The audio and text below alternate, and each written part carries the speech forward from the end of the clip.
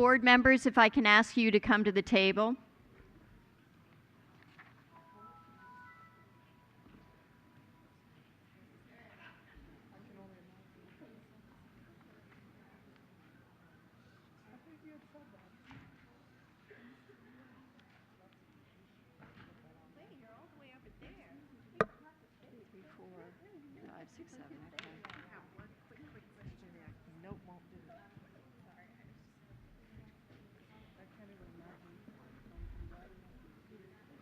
Audience members, we'll be starting momentarily. We were just running a few minutes late in our forum discussion, so I apologize for the delay.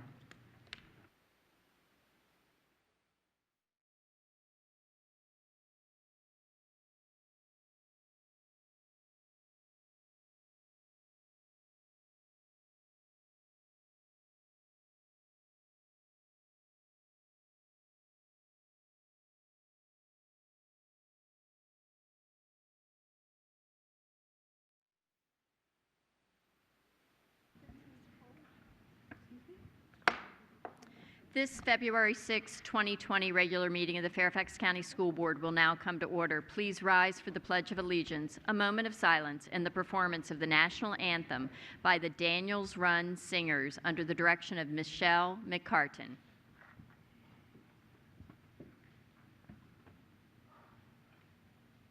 I pledge allegiance to the flag of the United States of America and to the republic for which it stands, one nation, under God, indivisible, with liberty and justice for all.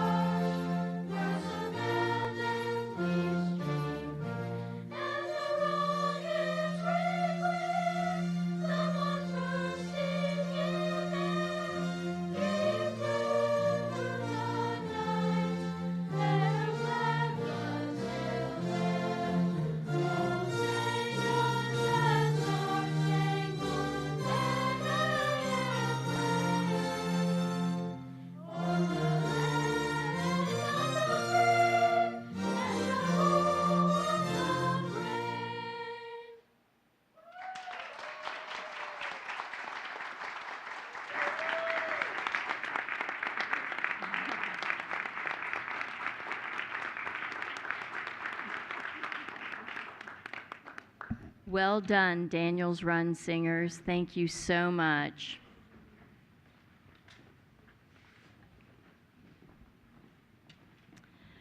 The board held a closed meeting earlier this evening and certified compliance immediately upon reconvening in public at the forum work session, which preceded tonight's regular meeting. A few other announcements before we begin tonight's meeting. Laura Jane Cohen is absent this evening. If you would like to review a copy of the agenda and any agenda item that is being discussed tonight, that information is on the table by the auditorium entrance.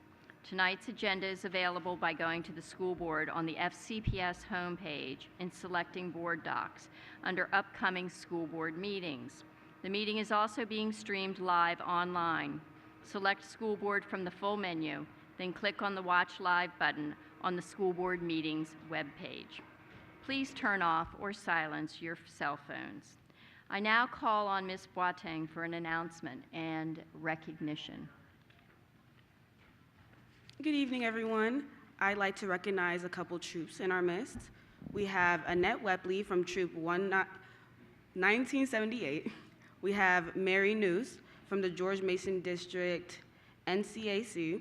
We have Saswat Kakorel from Troop 152, Andrew Taylor from Troop 152, Daniel Monzon from Troop 152, Sarah Noel Monzon from Troop 152, Charlie Sun Diaz from Troop 152, and Mike Sun Diaz from Troop 152. If I just called your name, could you please stand?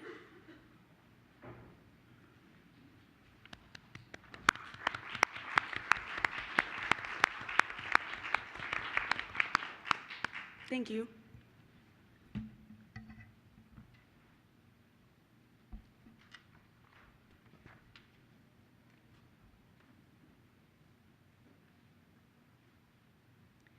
Ms. Boateng, are you going to do the Crossing Guard Appreciation Day?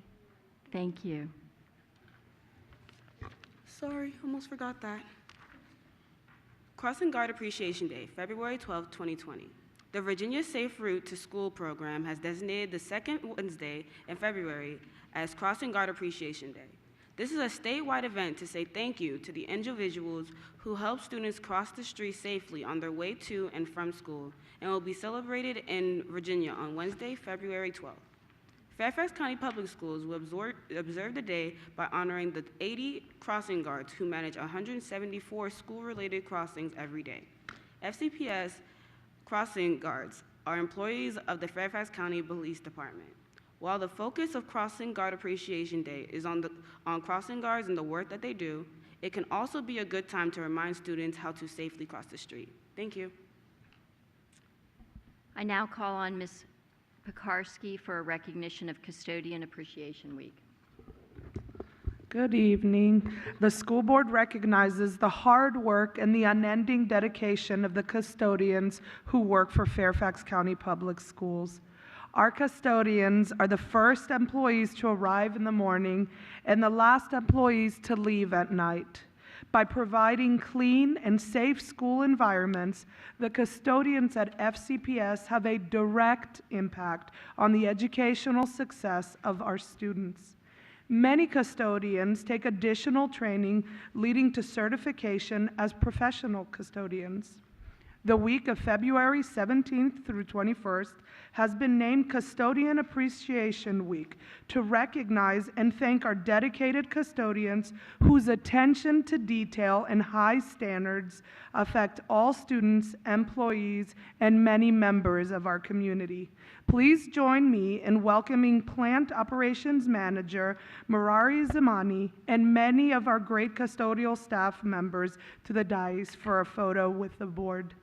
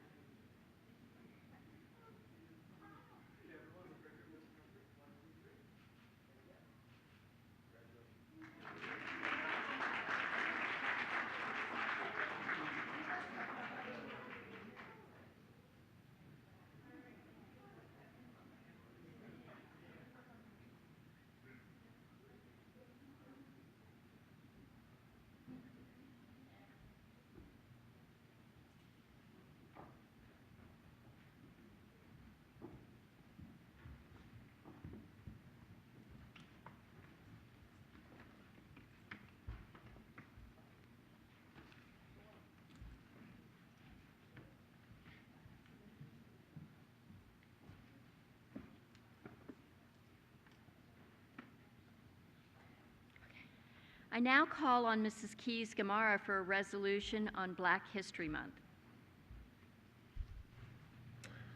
Thank you.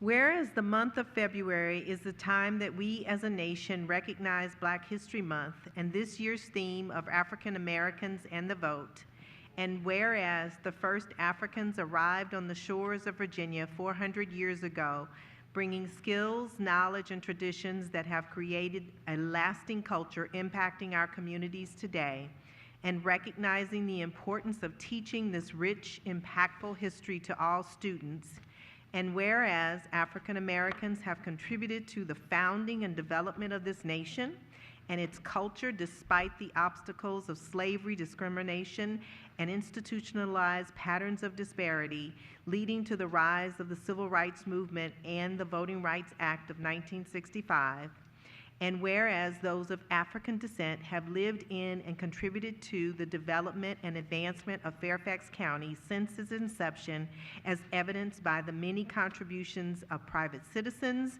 businesses, and African American organizations, as well as the establishment of various communities and organizations that have enhanced the rich and vibrant culture of Fairfax County and work to preserve African American culture and the rights of all its residents to create an inclusive, equitable county for all.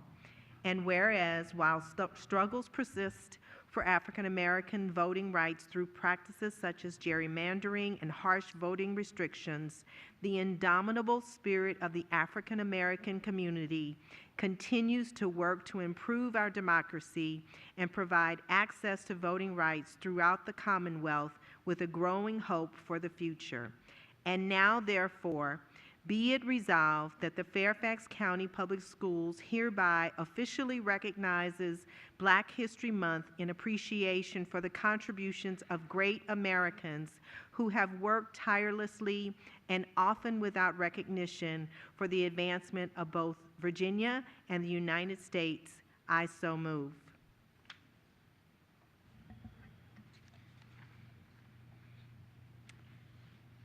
Is there a second? Seconded by Dr. Anderson. Ms. Keys-Gamarra, would you like to speak to your motion? I would, and I am going to ask for indulgence in advance because this history is so important. And I'm grateful that we are focusing today on not only Black History Month, but the history of how African Americans came to obtain the right to vote in the United States. It has not been an easy journey. After the Civil War, there were attempts adding constitutional amendments to secure the rights of citizenships for African American men mostly at that time, and there were Black elected officials who joined the federal, state, and local levels of government. But with this newfound status came opposition that sought to turn back the clock. There was the development of Black codes and the Jim Crow laws that embodied a legalized form of intimidation and threats to the lives and livelihoods of those who dared to simply act like citizens. As an example, I give you the Wilmington Massacre of 1899, which occurred in North Carolina. This was a well-orchestrated action by white supremacists who felt that people of color should not have the rights of citizens. And they used misinformation by telling the community that they needed to take up arms to protect white women. And they did this attack right before the election of that year. They marched into the offices of an African American newspaper and burned it down. They walked into City Hall and they began to intimidate people, and by the time they were done, nearly 100 African Americans were dead. It was these types of acts that did, in fact, turn back the clock. The reign of terror lasted for more than half a century, until the Voting Rights Act of 1964. Virginia has a special place in this history. I'm getting a different hand up there. I did 1965. I have a lawyer in the audience. In 1966, there was a United States Supreme Court ruling on the case called Harper versus Virginia Board of Elections that ruled that the poll taxes that were outlawed by the 24th Amendment were also illegal in local elections. It wasn't until 1968, after the Reconstruction period, that a Dr. Ferguson Reed from Richmond actually worked to register voters and won the first delegate seat by an African American since Reconstruction. Think about that, 1968. Recently, we have looked at our Voting Rights Act, our Supreme Court, and it has decided that certain provisions are no longer necessary. And with that decision, we have seen states put in more restrictions on voting. But I'm proud to say that the Virginia Senate voted just a few days ago to repeal its own photo ID requirements. So with this history, I believe that we not only celebrate the determination of proud and accomplished Americans, we are also reminded to stay vigilant and to protect the right to vote. Thank you.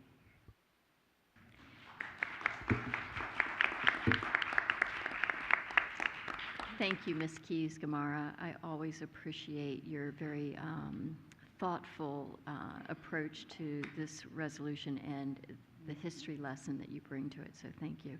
Dr. Anderson, would you like to speak to your second? Yes, thank you, and thank you, Ms. Keys-Gamarra. As we discuss Black History Month, we very often focus on taking our students and through understanding many of our leaders. And very often we find that we discuss the same few leaders and contributors. So I wanted to take the opportunity tonight to highlight someone who we may not be aware of. And keeping with some of the parts of the resolutions that Ms. Keys-Gamarra talked about, I would like to bring to you someone of African descent who contributed significantly to this nation. I would like to highlight today Alex Pasquet. He was a WW2 World War II pilot who died in 1958. He was also a member of the Tuskegee Airmen. Mr. Pasquet was a soccer star and a political revolutionary. What is unknown to most is that in 1942, the president of Haiti, that's my country, implemented an aviation program and chose 3 men to receive training in Tuskegee, Alabama. Alex Pasquet was a law graduate of the School of the Military of Haiti and an officer in the Haitian Army. And in 1943, Mr. Pasquet, along with Raymond and Philippe Celestin, they were part of the famed Tuskegee Airmen, who we all know are renowned in their unmatched record of more than 200 combat missions. So we have another person whom we can engage our students and our children in learning more about, Alex Pasquet. Thank you.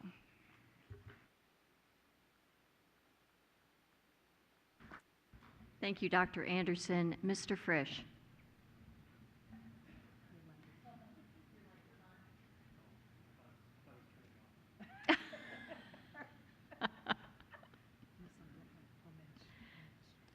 Ms. Omesh. Thank you so much, and thank you both for recognizing this month and calling us all to reflect. I just wanted to make a couple points. The first being that, of course, history is always, we always say that the victor gets to write the story, and it's critical for us to take these moments to reflect and to think not only about how our country came to be and where we are today, but to acknowledge and to face both, the ugly for us to move forward into the better.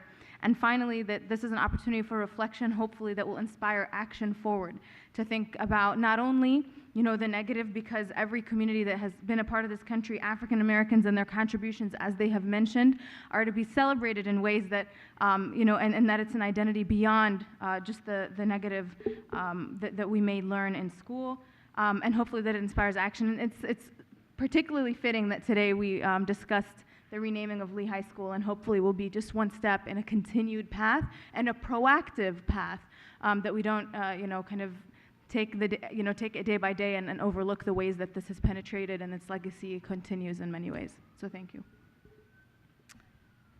Thank you, Ms. Omesh. Ms. Boateng. Thank you, Ms. Corbett-Sanders. Briefly, I would like to personally say Happy Black History Month. And if you all look around, there are many examples of what we like to call Black excellence. And I'd like us all to remember that there was a time, unfortunately not too long ago, where there were very loud masses who didn't want to see us where we are now. And I'm glad we are now coming back and we're taking back lost time. And even though, like we always we're Black all year round, it's always nice to have a month where we recognize especially the contributions made by Black individuals. Thank you.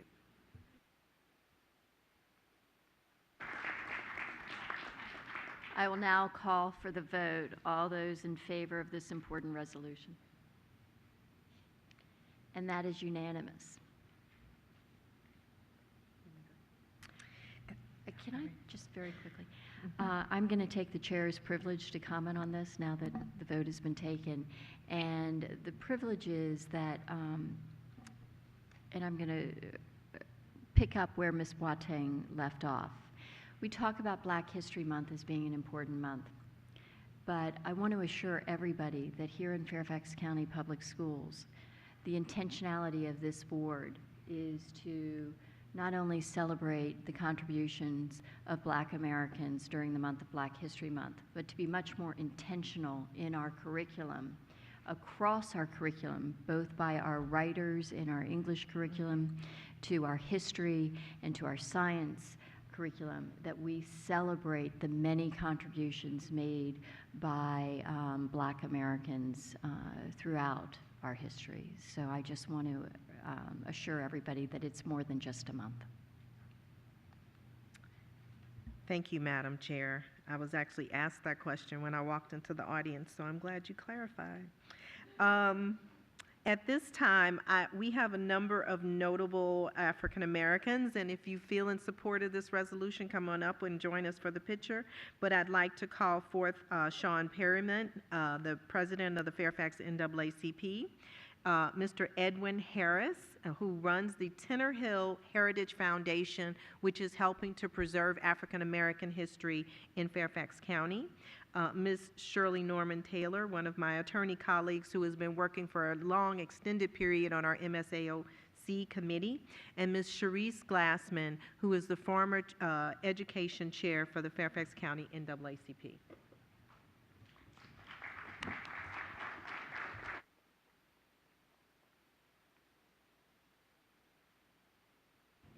And any other members of the audience who would like to join us in celebration of this month?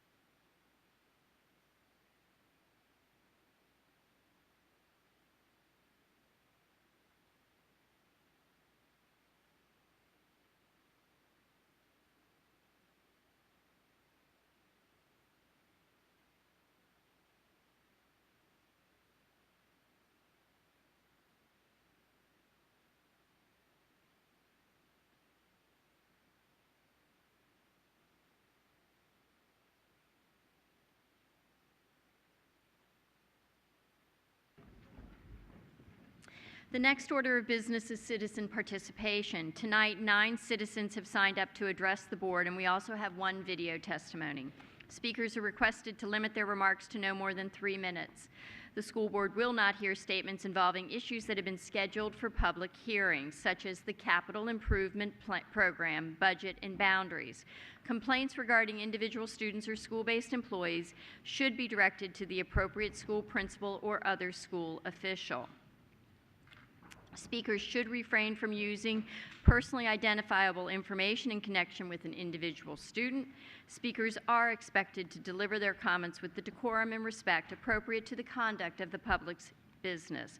Please be mindful that there are often young children in attendance at these meetings or watching at home, so language should be appropriate for all age levels. Thank you for your cooperation, and thanks to those who have come to speak to us tonight. Our first speaker is Kate Phillips, followed by Jennifer Benecki.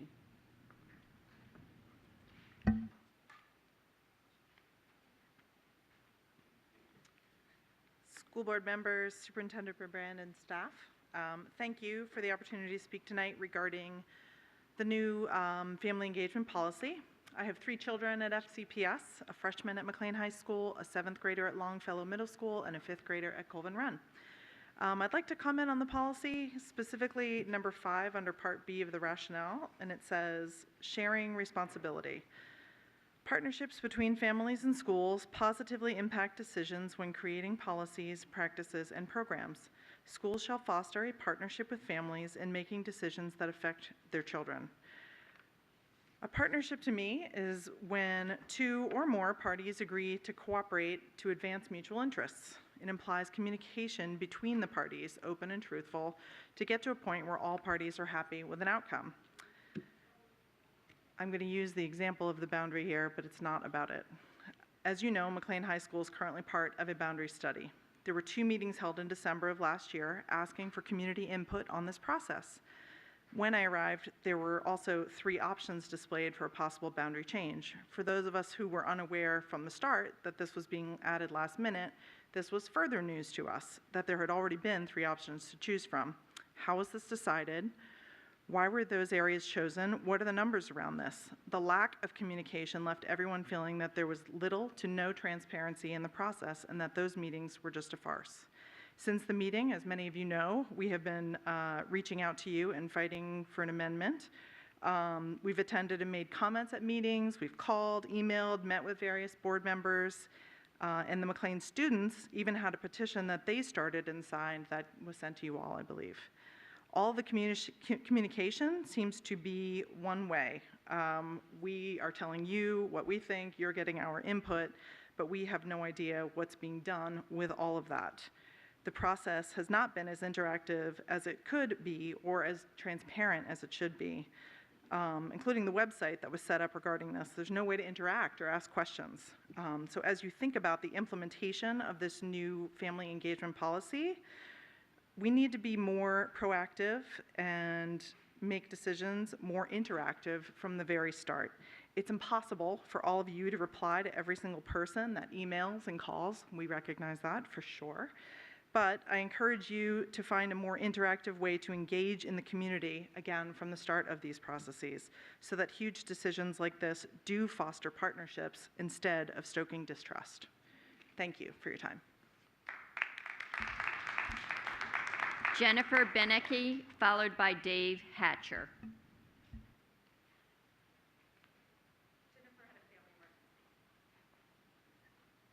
Dave Hatcher.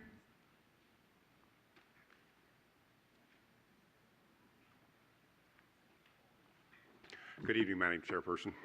Family engagement, an area where families in Fairfax are very apprehensive. Engagement, like the word equity, what's the exact definition and its relation to more equal outcomes or controlled choice or economic integration? Recent Cato Institute analysis says when the Supreme Court restricted the use of a student's race or for school assignments in 2007, school boards had little choice but to adopt the economic integration model in which student poverty replaces race. However, in case studies of some of the region's largest school systems, 2 in North Carolina, 1 in Kentucky around Louisville, and 3 in Florida. The findings turned up, you got it, unexpected consequences. And this school board should reflect seriously on those case studies and findings. Families have the greatest vested interest here. It's no surprise, no outside stakeholder. School boards, teachers, superintendents, even Sunday school teachers share the same perspective or passion. Parents innately know the difference in perspectives. This Cato analysis says, inter alia, that this aspect of controlled choice renders those plans more like race-based mandatory busing. More on this later. Other findings. Most affected large school districts, like Fairfax, have witnessed or are witnessing demographic changes, translation, redrawing school boundaries, and busing, and related private property trends, like those discovered during race-based busing. Translation, the loss or flight of white and middle-class families. Policy may be contributing to growing racial and economic isolation among such large school districts. And the policy hasn't been successful at reaching one of its major goals, closing achievement gaps. In other words, controlled choice or equity or engagement, pick your buzzword, can bring much pain and controversy for little or no educational gains, at least as measured by test scores. The author closes, in my opinion, integration cannot succeed where diversity is imposed from top down, rather than being embraced by the very participants who are needed to make it work. Right next door, Vice President Whitney Kernagel of Black Parents in Arlington County said it best. All agree that busing is not the solution. Quote, "We oppose busing kids of color to make whites feel better." End quote. Ouch. Think long and hard, board members. Think long and hard. Laura Baker, followed by Colin Verbicar.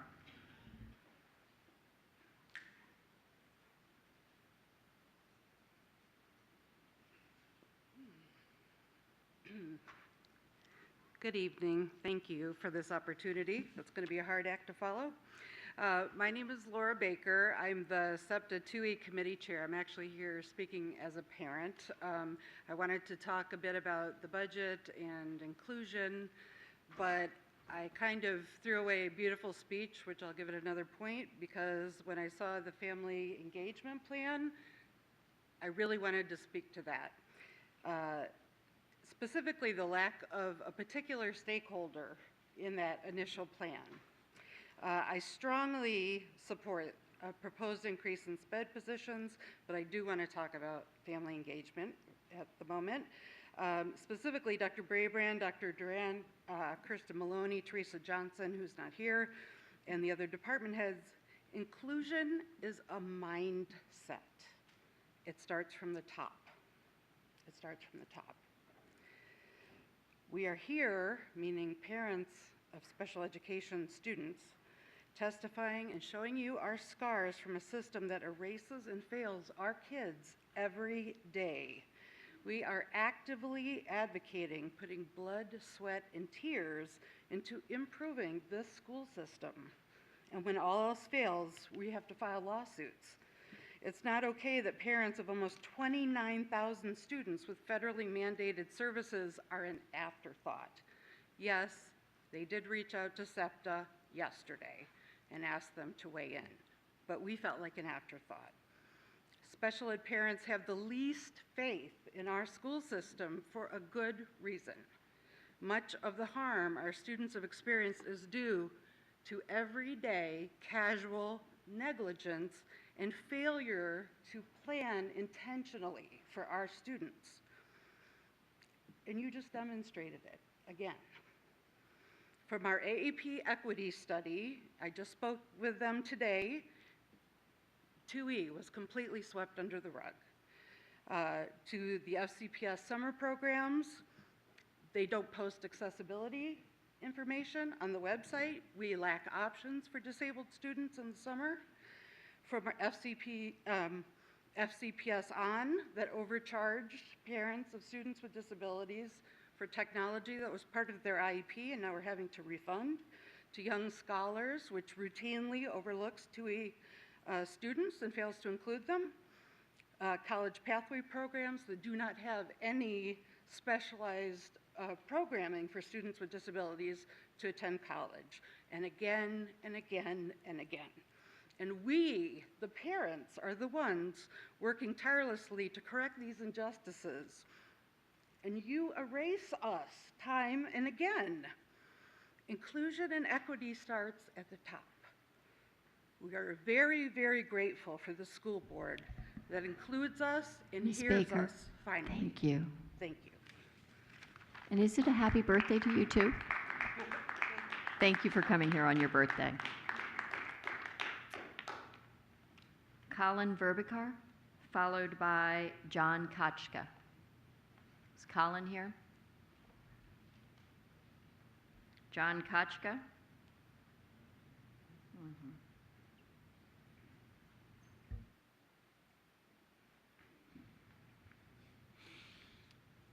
Community engagement will lessen the performance gap if it stresses fatherhood, faith, and discipline. Academic underperformance of African American students is a contentious debate. The dominant narrative holds that African Americans are held back by racism.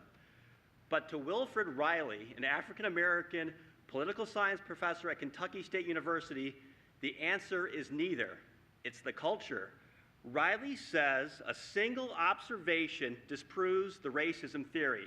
He states, and I'm quoting now, "Black immigrants from Africa and the Caribbean islands in the United States are prospering. All of these brothers from Africa and the islands do as well as whites.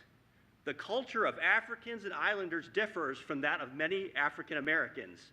One of the biggest predictors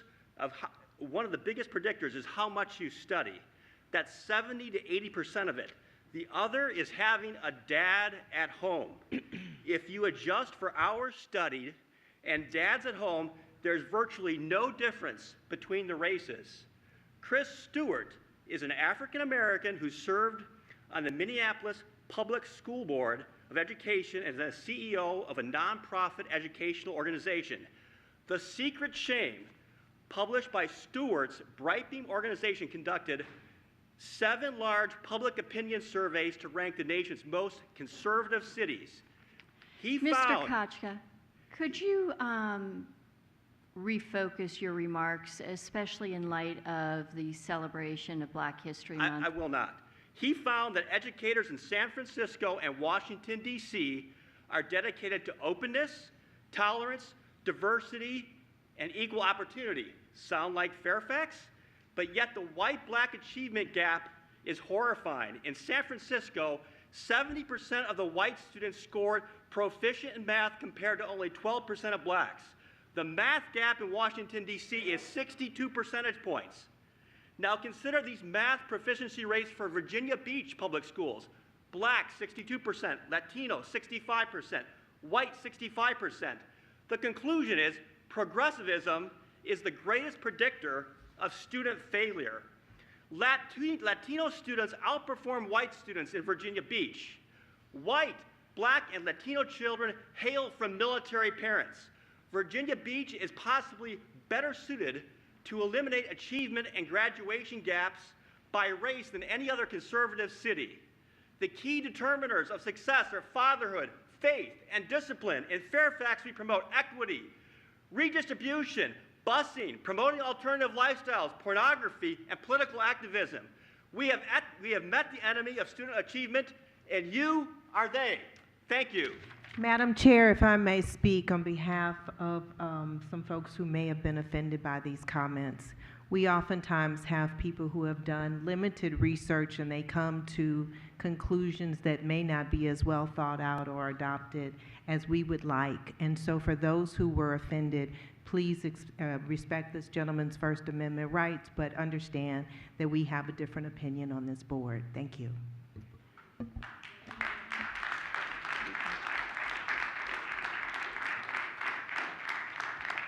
Sharice Espy Glassman,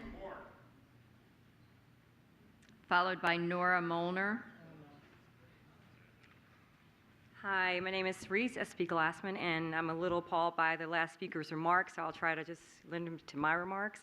I'm honored today to come before you, a very proud African American. My father was the first African American mayor of a small town, and my uncle was the first African American congressman from Mississippi, so I stand proud. And excuse the gentleman's remarks. I just want to say that celebrating Black History Month is very important to me, and it's very important to you, and I come today in celebration of that. But I also come today to talk about something that's deeply important, that is the budget. And the budget is a moral document, and we must look at it, and we must look at it as such. At the First Baptist Church of Vienna, we are particularly concerned about the marginalized and wish to partner with the school system to make sure that all communities are served equally. We have our own tutoring program there, serving students weekly to support their educational efforts. We recognize the importance of education and developing the lives of young people. That's why we believe goals like the ones that you have set and identified to address closing the achievement gap and the needs of English language learners to address dropout prevention, especially education, and the life of those so very important to the balance the needs of our own community. And I see you attempting to do that, and I'm so proud. And that you make equity of every pupil initiative to help schools with field trips and extracurricular activities and after-school activities. Affluence and loud voices should not rule out this process, but deliberative and considerable reasoning. I contend to say, as I closing remarks, we have a very rich history of African Americans, and I would urge you to adopt some of the rules. Thank you. Thank you, Ms. S.B. Glassman. Nora Molnar, followed by Nicole Pertel.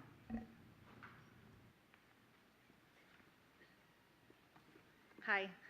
I am here tonight as a concerned Fairfax citizen to address 3 issues that are of concern to the school board tonight. One of my concerns is the potential misuse of $20 million of taxpayer money. I've been asking why the price tag of the West Potomac High School addition has increased from $16 million last year to $36 million this year, and I haven't gotten an answer yet. This morning you were all copied on an email saying that the staff is still writing the answer. But I just checked my phone before I got up here and we still don't have the answer. So if we're sitting here tonight and we don't know why that price tag went up from $16 million to $36 million, how can you reasonably and responsibly vote yes on this CIP and budget? My second concern is whether there's a legally supportable reason to expand West Potomac to 3,000 students, exceeding your ed spec that says the optimal size is 2,500, with a policy that says you don't exceed that absent extraordinary circumstances. You were all copied on an email today saying that the staff is also still writing up the answer to that. Again, we don't have that answer yet. So if you're sitting here tonight and you don't know what the legally supportable basis is for taking that school to 3,000 students, then how can you reasonably and responsibly vote yes on this CIP and this budget? My third concern is the proper use of cash proffer money. And I brought another exhibit with me tonight. I gave a copy to the clerk. This is a response to a FOIA request that I submitted that says that almost $1 million is going to be used to fund this second turf field at Westfield High School. But the CIP says that Westfield High School is only at 92% capacity. Cash proffer money is a very specific process. If this high-rise is going to create an overcapacity problem at that high school, then the developer pays a per-head price for that. If there is no overcapacity problem at Westfield, then how do we have $1 million in proffer money for a second turf field when many high schools, including my children's own high school, only has 1 turf field? So those are my 3 concerns. Thank you. Nicole Pertel.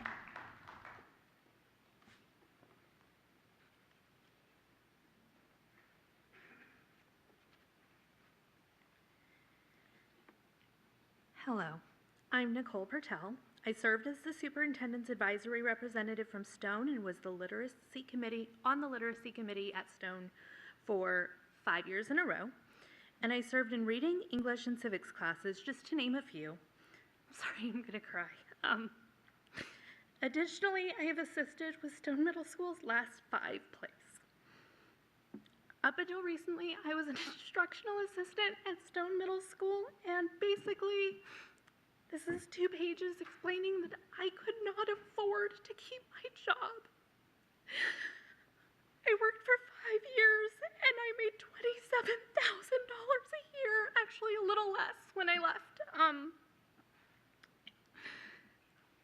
After taking out my health insurance and trying to contribute to my retirement, I was taking home less than $1,000 a month, 10 months a year. The 11th month, I made almost $2,000 though, so that was kind of cool. I loved my job, and I loved those kids, and I really hated having to leave because I couldn't afford it. I couldn't afford to work at that job that I loved. I took every training possible for my position and showed up at several more where I sat in the back. I am certified in pretty much every reading program that our school offers, and a few that we no longer offer, but I think we should. I worked my tail off at that job, and I love those kids. My son goes to the high school where my students go to, and they still come up and give me hugs and call me mom. I just feel really embarrassed that I'm crying right now, but I'm not the only one who has to leave. I'm not the only one who can't afford to have this job. My friend Ashley didn't want to come and speak because she is embarrassed, but she works 3 jobs because she loves being an instructional assistant and she loves working in special ed. And I know that this is kind of technically a budget issue, but this is a moral issue. And this definitely ties into your engagement. This ties in when you have teachers, because we do, we're there all 7 periods and Panther Block, every class, we're there. And we have to be there when some of us are working other jobs in the evening. It's hard to stay engaged. It's a hard job. It's hard on your body. It's hard on your soul. But I loved it, and my friend who works several jobs Ms. loves Pertel, it. thank you so, so much for Thank coming you. and speaking to us, and more importantly, for all that you have done in support of our kids. Can I just add one last detail?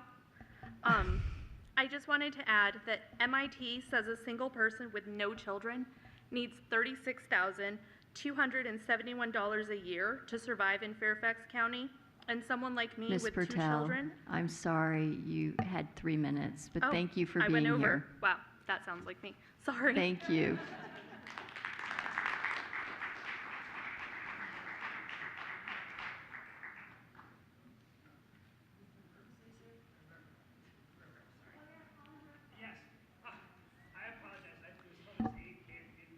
Do you want to come forward? Assuming he doesn't cry. Mr. Verbacar taught my oldest son, Jimmy, at Mr. Frost Middle School. That It's is great to true. see you, Mr. Verbacar. So, Good to see you, too. so Mr. Verbacar, he's why we're here. Well, she's why we're here, and yes, but yes, he's a useful prop. So please go ahead. Yes, I don't want to take up too much time. So hello, my name is Colin Verbacar. As she said, I've worked at Frost Middle School for the past 12 years. I couldn't be happier to work at Frost in an FCPS.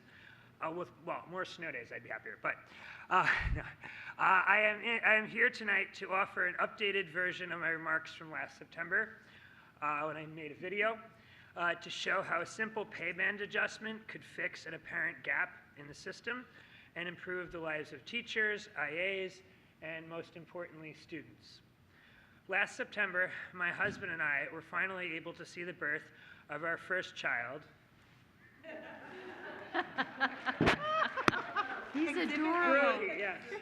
You can't see him. Oh yeah, he's adorable. Okay. Once he was born, I used sick days. I built up to spend the first month at home with him. During that time, I wanted to ensure there was a single strong sub to fill in for me, given the importance of continuity for my Cat B, LD, and CSS students. At that time, however, there was a random new sub each day, if any sub was available, to support them. In my case, I was lucky enough to find an amazing staff member, Regina Prince, who took a pay cut as a daily IA that month. I'm grateful to Representatives Cohen, Frisch, Anderson, Marin, and former member McElveen, who have already reached out to help. As of today, though, the gap still exists. I apologize for looking up, but I don't want to go over time. It would affect an IA. It would affect an IA about. Excuse me. It would affect an IA about having a child, and as colleagues recently pointed out, one who had a family member with an urgent or medical need. To be clear what the situation is, a classroom with special ed students can be supported by a long-term teaching sub, but they cannot be supported by a long-term IA sub. The way current subcodes are written means long-term IA subs cannot exist. After spending 9 years as an English teacher, as she said, and the past 3 years in anticipation of our child, as a special ed IA, I have seen the immense value in both positions. What I cannot see is a reason staff should have to choose between caring for their newborn or their students, to leave either without the consistent help they need. Considering how committed and professional my administrators, teachers, and IAs are, I have no doubt they will do the best they can, and they did the best they can when I was on leave. They will likely do what they can by pulling existing staff from existing assignments, leaving students unnecessarily vulnerable. Fortunately, there seems to be a simple solution. Add a pay band for long-term IA subs. This should provide sufficient motivation for someone looking for a long-term sub position to consider a long-term IA one. The current hourly sub rate is approximately $13 for a one-day IA, $14 for a one-day teacher, and $20 for a long-term teacher. Thus, $18 would seem to make sense for a long-term IA. On the other hand, I could see $17 since long-term teacher subs have extra planning and assignments to do at home. On the other hand, teachers generally have 2 planning periods, whereas, as the woman said today, IAs are on every period, so maybe not. Regardless, a long-term IA payment could help. Oh, yeah, and I will, there's only one paragraph left, but I'll just email you that remarks, and yeah, so, and if you have any update, feel free to let me know. So, thank you for your time. We appreciate you and your son coming. Thank you. He didn't cry at all, so thank you.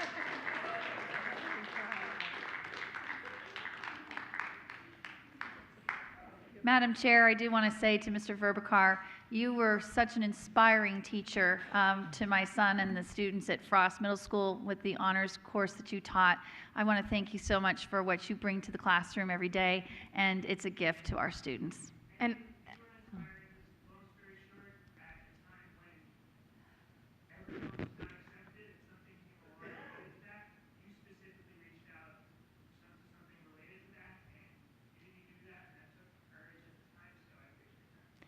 Thank you.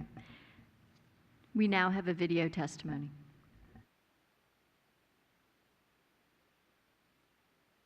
Good evening. I'd like to start by welcoming all of you, new and returning school board members.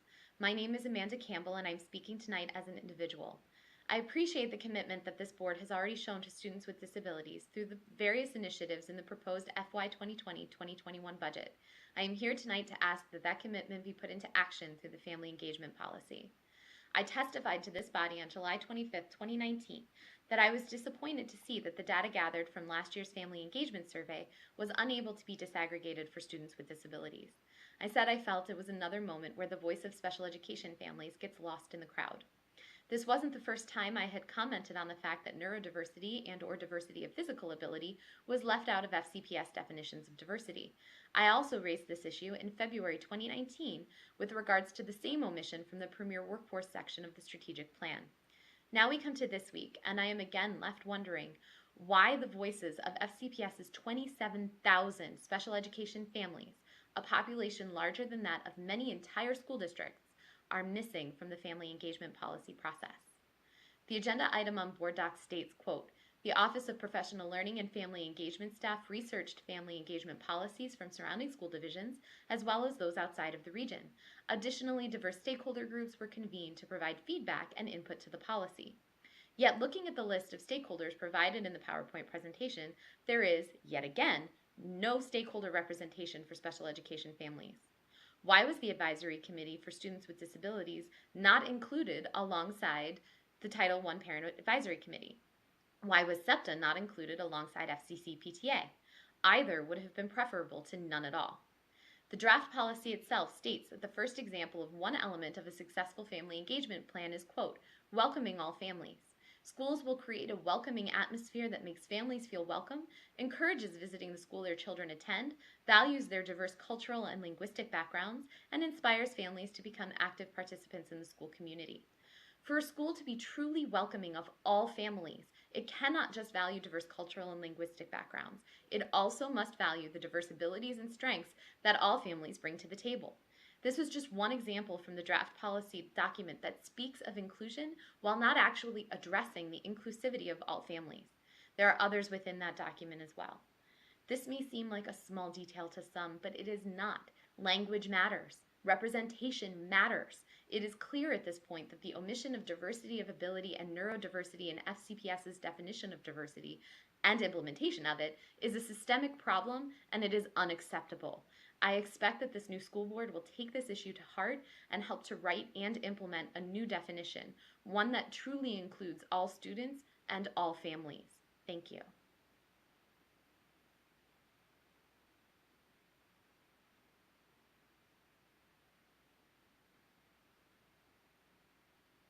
Prior to calling on Ms. Boateng for student representative matters, I would like to call on Dr. Brabrand for a school board appreciation recognition that I somehow skipped over.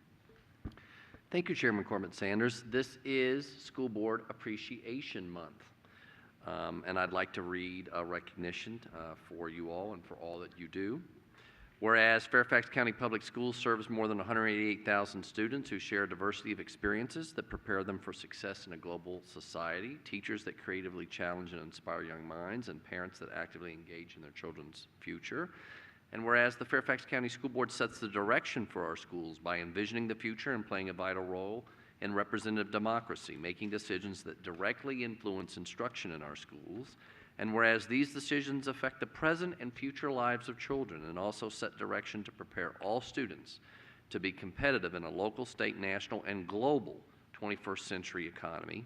And whereas Fairfax County School Board members work with parents, businesses, educational professionals, and other community members to create the educational vision we want for our students.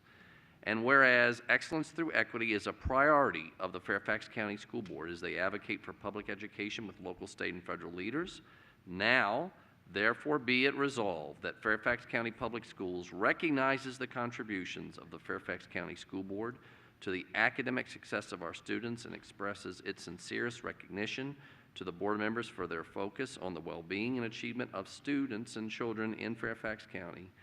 And be it finally resolved that Fairfax County Public Schools declares February 2020 as School Board Member Appreciation Month and encourages students, parents, staff, and community members to appropriately recognize our dedicated school board members.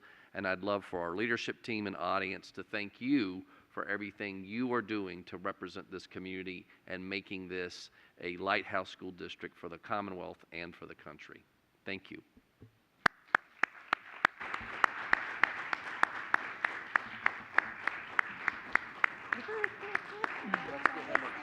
We got a lot of work to do. We got a lot of work to do. Thank you. If you haven't got it already this evening, you will be getting an envelope as a small token of appreciation from our leadership team. And you don't have to, there's not money in the envelope. I have to just be honest with the community here, but it's a small token of our appreciation, and thank you again for everything you do for Fairfax County Public Schools. Thank you, Dr. Brabrand. I now call on Ms. Boateng for student representative matters. Good evening, everybody. even I had plans of having a less fruitful speech, but I guess not. So I'll just start off. Today I met with Mr. Stefan Maskell, who is one of the restorative justice specialists in our county, and he gave me very incredible information on restorative justice, the history, terms I may not understand because as much as I'd like to think, there's certain administrative things that I just don't know. And the use of restorative justice in our schools is still relatively new. I first heard of it as a pilot program when I was in middle school, and now it's in our SR&R books, which is wonderful to see. And I'm excited because with continued review of our disciplinary consequences and new research, I'm very excited to see what's to come. Very soon, I will be meeting with Miss Leona Smith. Is she still here? Hello. I met her at a Student Advisory Council meeting when she presented to us. And let me find my notes, I got lost. Here we go. And we'll be talking in regards to student leadership and equity, which is, once again, super exciting. In between this past meeting, I was supposed to meet with Dr. Duran to discuss equity, but I got sick. But I will be in correspondence soon with Dr. Duran and the Office of Equity and Cultural Responsiveness, and hopefully I don't get sick, and to discuss the implicit bias and, of course, equity. I'm very pleased about the vote today and the forum topic about the process of renaming Lee High School, aka the school I very proudly attend, Go Lancers. And I'm very excited about the next steps and the opportunity to be a part of this. And we are now in third quarter. It's kind of interesting because when I first thought of we're in first quarter when I first got here, and now we're in third quarter. And yeah, we're in the thick of it, and I say this all the time, but we need to take care of ourselves. And like I said before, I also got sick suddenly. So it's okay to take care of ourselves, and also okay to ask for help. And self-care is not a fad, it's a must. We have to take care of ourselves. And kind of just to indirectly talk about some remarks that were made today, and just talk about our school system as a whole. And I'm proud to say that bigotry, prejudice, and outwardly racist ideologies are not and will not be tolerated in Fairfax County in the slightest. And as a Black and African individual with parents who immigrated from Ghana, and a Black adolescent female, and someone with a Black brother, it's kind of egregious it's like despicable to make such egregious claims about cultures that one is not a part of. The struggle, pain, sweat, and vigor that it takes to thrive in a system that was not exactly made for you to succeed or to benefit is something that some people will go their entire lives without knowing. And there is a certain respect that is required when addressing all students, and for the sake of Black History Month, specifically Black students. And wholeheartedly and without withholding, happy Black History Month. Thank you. Thank you, Ms. Boateng. Now I call on Dr. Brabrand for an introduction to the Family Engagement Policy and Plan. Thank you, Chairman Corbett Sanders. It's my pleasure to introduce to you Kathleen Waltz, our Executive Director of the Office of Professional Learning and Family Engagement, to talk about Family Engagement Policy and Plan. As you know, last year, for the first time ever, we did a division-wide survey of parents around this issue of family engagement, and we brought to you in the fall, the prior board, a draft policy. We've now got the completed policy in front of you, and we're going to briefly talk about that policy and plan. We know that there's a work session coming up on February 10th, and the board will be scheduled to vote on this.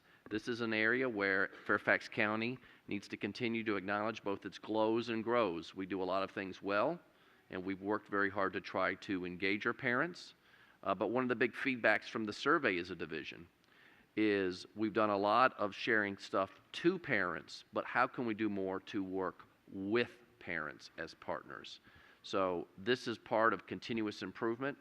We've had policies at the school level in our Title I schools, and what we saw from the family engagement survey is that our Title I schools' family engagement results were higher than the other schools in Fairfax County because the federal government has required for years a family engagement policy and plan for those schools.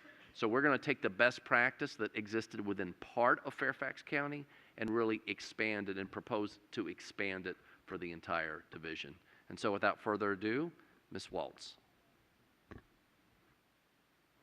Good evening. Thank you for the time tonight to share the draft family engagement policy. In addition to the presentation this evening, we look forward to an opportunity for greater dialogue at our work session on Monday. With me this evening are Leona Smith-Vance, the Director of Equity and Family Engagement, and Renee LaHuffman-Jackson, Coordinator of Family and School Partnerships. And I did hear you, Dr. Brabrand, briefly, not just once, but twice, so I will do my best. The dual capacity framework was developed by Dr. Karen Mapp, Harvard professor for the U.S. Department of Education, to shift family engagement from random acts of family involvement to a deeper level of partnerships between families and schools. The focus has been to move from involvement to engagement by building the capacity of families and educators to support student success. Family engagement is not an event, but relational and linked to learning and healthy development. Family engagement is a shared responsibility, continuous across a child's life, from birth to college and career, and reinforces learning in multiple settings. In this case, dual means two-way communication, collaboration, and creation. It is about authentic partnerships in which we are working together in a mutually beneficial way. We implemented the first family engagement survey in the spring of 2019, as Dr. Brabrand mentioned. The survey was developed by a project team of a variety of stakeholders from every office in consultation with parent advisory groups. The survey questions were based on the PTA's National Standards for Family and School Partnerships. All families with children in grades K through 12 were invited to participate. The survey included all of the PTA standards of welcoming all families, communicating effectively, supporting student success, speaking up for every child, sharing power, and collaborating with the community. These standards also inform the draft family engagement policy. The results from the family engagement survey were used to develop next steps for Fairfax County Public Schools. We held multiple feedback sessions to review the data and identify strengths and areas for improvement that you will hear about. First, the creation of a family engagement draft policy, followed by the division-level family engagement action plan, which also is a proposal at this time. Several family engagement policies were reviewed by surrounding counties and districts that lead nationally with this work. Surrounding counties that have division-wide family engagement policies include Montgomery County, Prince William County, Alexandria City, and DC Public Schools. National plans reviewed were Boston Public Schools and Clark County Schools in Nevada. These policies were reviewed during the development process of a draft FCPS family engagement policy and based off of research for high-impact family engagement best practices. Additionally, research from Epstein's model for parental involvement, the National Standards for Family and School Partnerships, and the U.S. Department of Education Dual Capacity Framework were considered in the development of the draft policy. We have sought input and feedback on our draft policy and plan from a variety of groups. We will continue to have opportunities for public comment, and we want to be sure to consider the different perspectives of families across the division. We have meetings scheduled coming up with groups over the next few weeks to include the Equity Stakeholders Group, teacher associations, ACSD, SEPTA, and the Fairfax County Council of PTAs to ensure that we are considering their needs and that they are part of this ongoing conversation.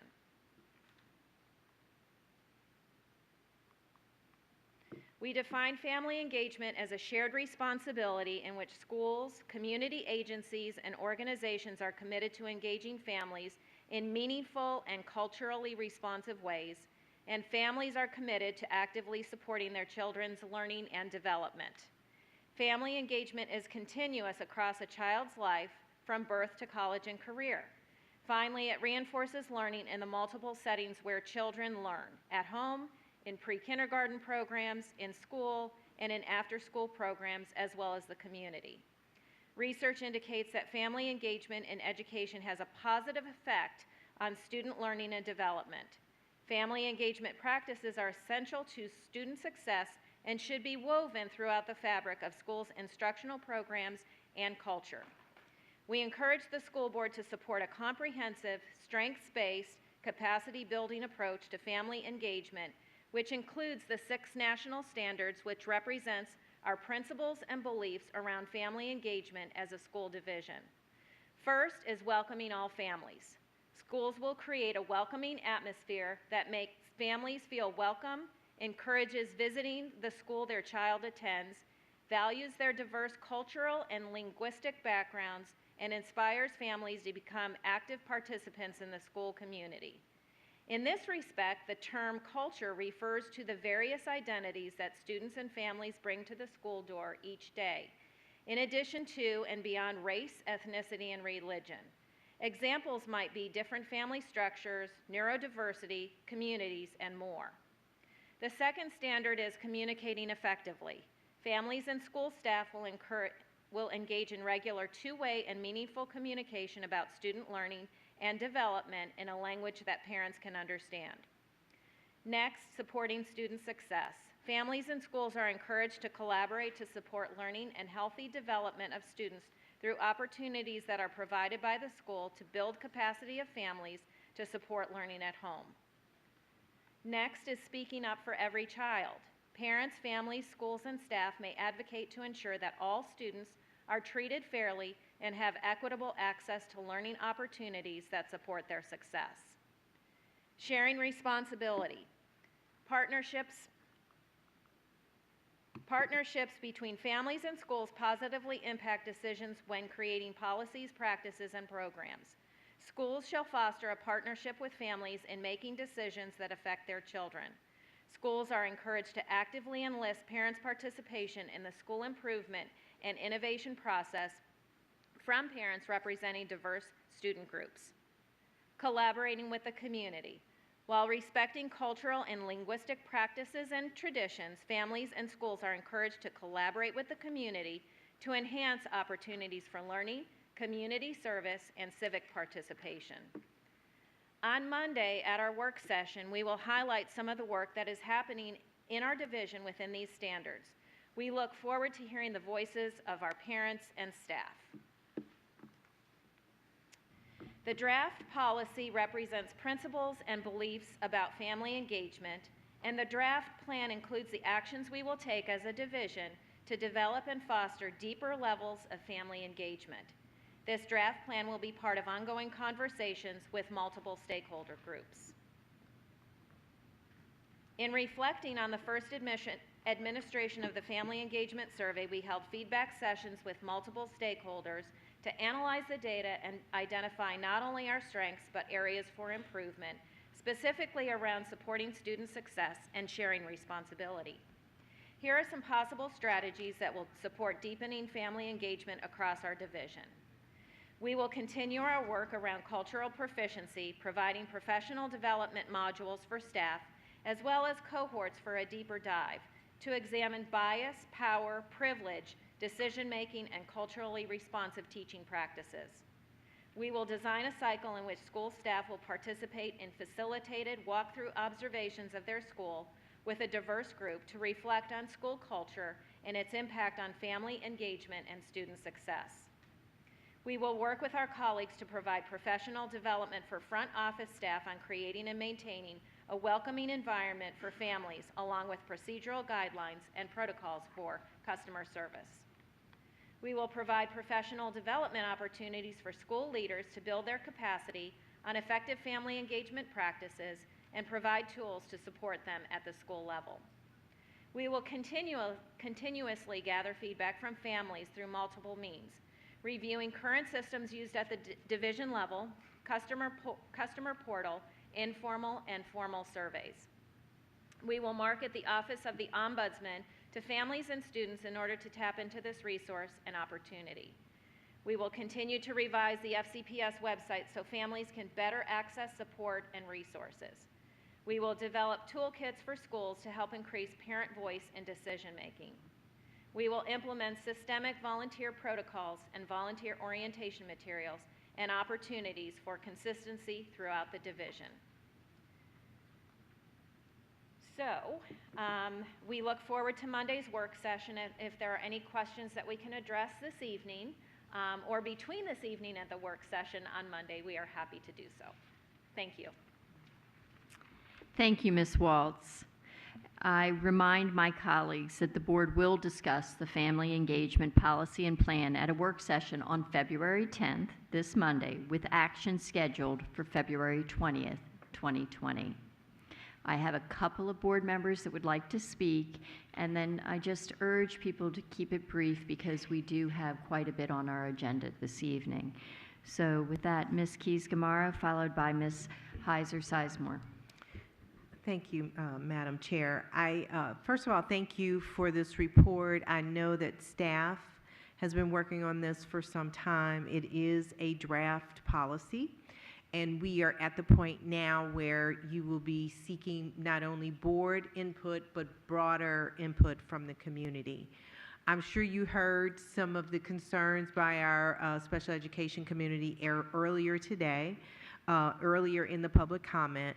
And I wanted to give you an opportunity, because I know we had an opportunity to prepare for Monday's work session, to talk a little bit more about the decisions that have been made with respect to the definitions included in your presentation with respect to diversity and culture, some of the guidance that you may have received, that I believe you received from experts guiding your work, and then how you plan to proceed to make sure that we are inclusive of all communities. Yes, thank you. And we have used the research in our definitions, not only from the National PTA, but other resources as well.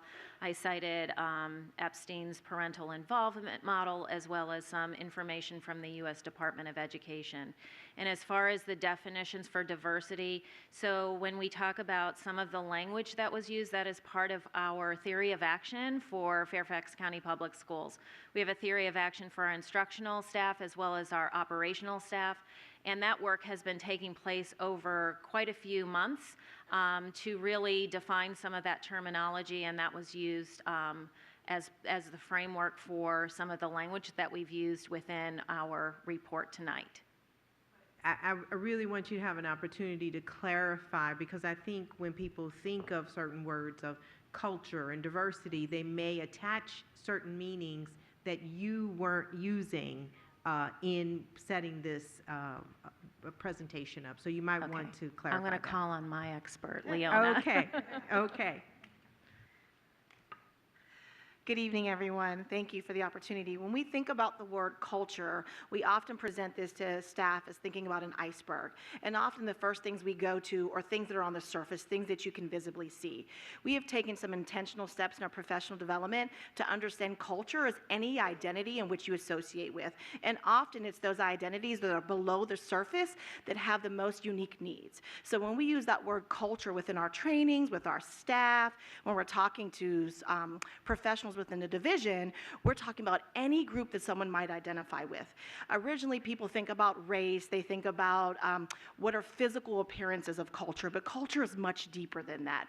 Culture can be family structure, culture can be groups that you identify with. Culture can be a club or a sport that you belong to that has its own culture. So we've taken some additional steps in our professional development, and we are happy to think about how we can also educate our community and define this word culture together. But from our perspective, culture is that deep dive, who you are as a person and what needs you have that need to be met. Just to provide final clarification, because I know some questions are going to come. you stated that you specifically were not specific. Correct. Can you explain why? And I swear I'm going to stop talking after that. Absolutely. So again, when we think about the research around inclusivity and cultural responsiveness and thinking about culture responsive teaching, often when we coach schools and we talk about practices, we ask ourselves a simple question.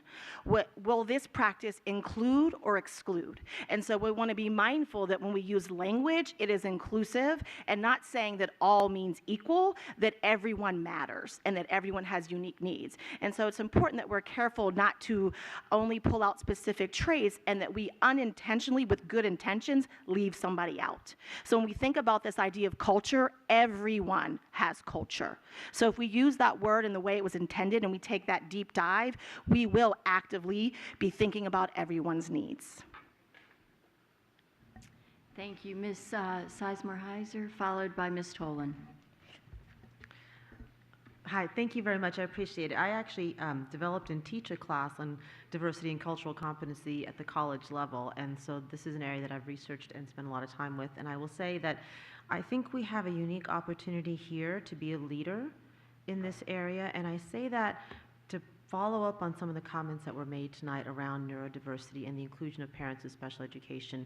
I understand we're still ongoing with including community groups, but I will say that I wish in the initial process that those are some of the stakeholders that had been included in the voice that had been heard. And I hear what you're saying about intentionally being not deliberate, but I will say from what I have seen and the research that I did, and even when I developed my own class, neurodiversity was often left out when in the research around engagement around cultural competency. And I looked at the workplace, but it's an emerging area. And so I think having some intentionality about including it as a part of what we're looking at is important because it hasn't intentionally been included. And I think when something hasn't intentionally been included, it's important to ensure, because when we talk about culture and ways of people being, we're talking about diversity. And often disability has not been talked about as diversity. And so we don't want to make presumptions that when we're talking about the different ways people are, that people are going to take disability into that realm. And so I think there's an intentionality there. And I'll talk more about this at the work session. I just wanted to reiterate that I think it's really, really important to be intentional on areas that we haven't previously included when we talk about cultural competency. The only other thing I'm going to say is that I think it's really important to including our special education parents, because often our special ed kids are not at their base school, which means they're not already in a school that's in their community, and so they're already prone to feeling more isolated. And so it's more important to include their voices here. And I just wanted to make those points really. So I will say that I was a little surprised that the initial list of stakeholders didn't include ACSD and SEPTA, and I'm pleased to hear that the ongoing ones will, but it's really important to be intentional in this area. Thank you. Thank you. Thank you, Ms. Sizemore-Heiser. Ms. Tolan. Thank you. I just wanted to briefly point out, we talked a little bit about the fact that our, and people may be surprised at this, that actually our Title I schools are required to have very robust family school communication plans. So I think we have some best practices that we can learn from those schools and incorporate into the plan, and I think you've already talked a little bit about that. I want to, thank you for, starting to work on this. I want the public to just know that we just have a draft policy at this point, and that we have a long way to go in developing, this whole process, and we'll be encouraging, public interaction and comment along the way. The policy is draft. We'll be working on that further, at our work session. Then we've got the regulations, and then the actual, action plan, how this will happen.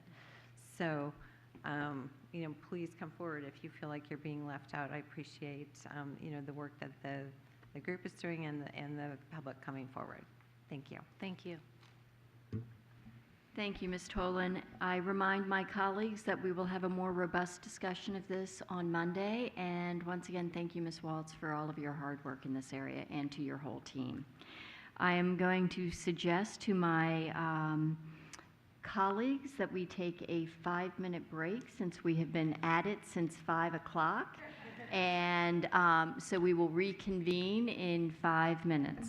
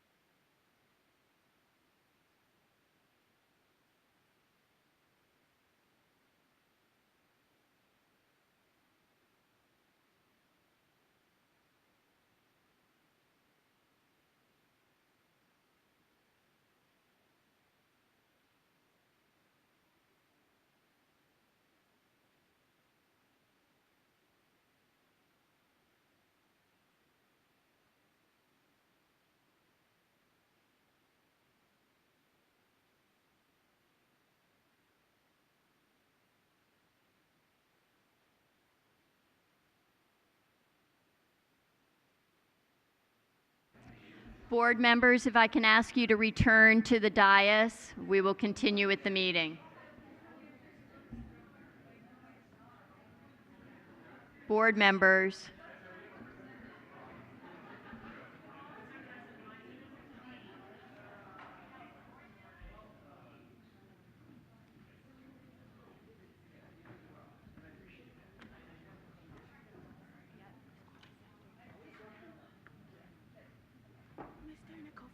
Do you know where I should put this before I leave? Here, I'll take it. Thank you, ma'am.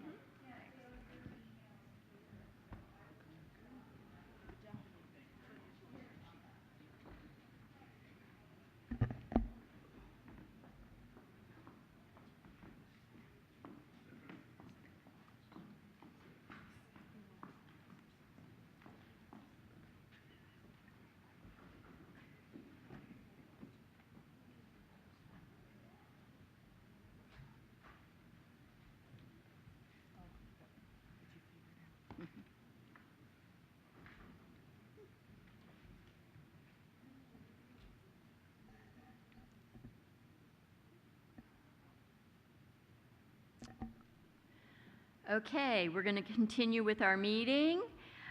And at this point, this portion of the meeting is where the board will confirm any action regarding issues that were discussed in the closed meeting. These issues may include action taken regarding student disciplinary matters. Board members have discussed each individual case, and at this time we'll make a motion to confirm the recommended action. I call on Ms. Daranack-Koufax for a motion. I move to deny the school reassignment appeal of a student who assaulted another student at school and to confirm the disciplinary decision of the division superintendent. Second? I second. Seconded by Ms. Sizemore-Heiser. All those in favor? And that motion is unanimous with Ms. Marin away from the table. The motion carries. I now call on Ms. Daranack-Koufax for a motion on the capital improvement program. I move that the school board approve the FY 2021 to 25 capital improvement program. Do I have a second? I second. Seconded by Ms. Sizemore-Heiser. Ms. Koufax, would you like to speak to your motion? Just briefly, each year at this time we review and discuss the capital improvement program as it must be incorporated into the county's CIP. This document reflects our best thinking at the time of this publication. But as Jeff Plattenberg, our Assistant Superintendent of Facilities and Transportation, likes to say, shift happens. So this document is formally reviewed by our board each year. At Monday's retreat with the Board of Supervisors, there were conversations about such shift and the real need to better communicate about plan development and the real capacity issues that have and will occur within our schools if such a comprehensive look is not established as a priority. I appreciate all of my colleagues' hard work on this topic and thorough analysis via several work sessions and many conversations to get us where we are here tonight. I realize for the new board this was a difficult sometimes because it was so much information, but you've all worked so hard, and I really appreciate you for working so hard. And thanks to Jeff Plattenberg and Jessica Gillis and your entire facilities team for putting together one of the most comprehensive CIPs we in FCPS have ever seen. I look forward to hearing from my colleagues about your follow-on matters and to us approving the 21-25 CIP tonight. Ms. Sizemore-Heiser, would you like to speak to your second? Yes, just briefly, I just wanted to say, as a new member and as an at-large member, it is my understanding that we want to make sure that we have equitable and excellent education across our county, and this CIP is our best effort at the time of trying to get to that goal. And I don't want the perfect to be the enemy of the good. And in that vein, I want to second this motion, and I look forward to hearing what my colleagues have to say. I appreciate the team for the work they put and the data they put, and I'm very excited, as Ms. Daranack-Koufax said, of the possibility of working more closely with our Board of Supervisors and other community leaders as we look to improve our CIP process and plan. But this is something that I can second from where we are here and say, let us do the work we need to do now, and let us do it in a way with fidelity. I appreciate the hard work of the staff, so thank you.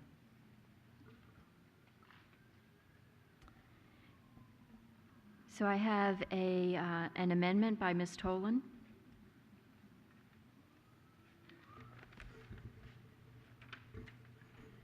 So I move to amend the main motion to add Kent Gardens Elementary School to the new Table 8 on page 40 of the CIP. Kent Gardens is our most crowded elementary school, and I think that is worthy of adding them to Table 8, which is our new sort of watch list of schools to pay attention to as we move forward, and really track what's happening there, and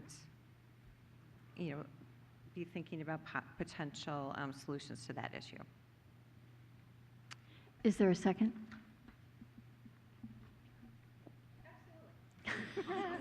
Seconded by Ms. McLaughlin. Would you like to speak to your second, Ms. McLaughlin? Since Ms. Tolan has already spoken to hers. Oh, did she get to speak to her other one as well? We're doing one amendment at a time, Ms. Oh, that's fine. No, I just want to say that I very much appreciate Ms. Tolan.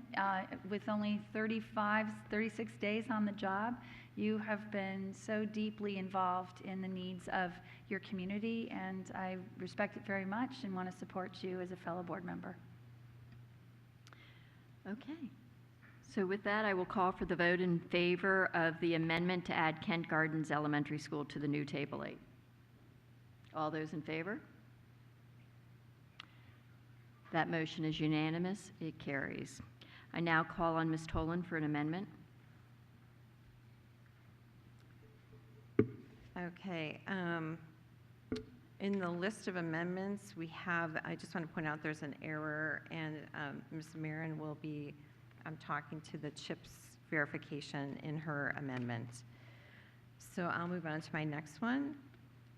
I move to amend the main motion by revising page 36 of the CIP to begin the process of creating and improving the renovation queue by 2022, a year earlier than currently anticipated in this CIP. Is there a second for your? I'll second it. Seconded by Ms. Sizemore-Heiser. Ms. Tolan, would you like to speak to your amendment? Of course. So the renovation queue is supposed to be reviewed by 2023, but I think because of the capacity issues that we have across our entire county and varying degrees of issues that our buildings are having, and with the new collaborations that we're looking at doing with the CIP, with our Board of Supervisors and the school board, I think it would be prudent to take a look at that renovation queue, perhaps based upon some priority criteria that joint body would come up with. And in discussions with facility staff, I think that we are able to do this in a year less time than what the current CIP states. Ms. Sizemore-Heiser, would you like to speak to your second? Just briefly, first, I want to also echo what Ms. McLaughlin said. I really respect the level of knowledge and work that you've done, Ms. Tolan, on the CIP in particular, on everything, but on the CIP in particular, and the depth you've gone to and the thoughtfulness you've put into it. So I'm happy to support you from that aspect. But I also, again, as an at-large member, I think it's important that we take a holistic view and look again at all of our schools and their needs and their issues and our renovation queue to make sure that we're addressing the needs as best we can and addressing the needs that are important and looking at our order at what we're looking at. So I think it's really important to speed up this process if we can in collaboration with the Board of Supervisors. So I just wanted to support you on that motion. So with that, I will call for the vote. All those in favor of Ms. Tolan's amendment to revise page 36 of the CIP to begin the process of creating and approving the renovation queue by 2022, 1 year earlier than currently anticipated in the CIP. And that is unanimous. The motion carries. I will now read the main motion.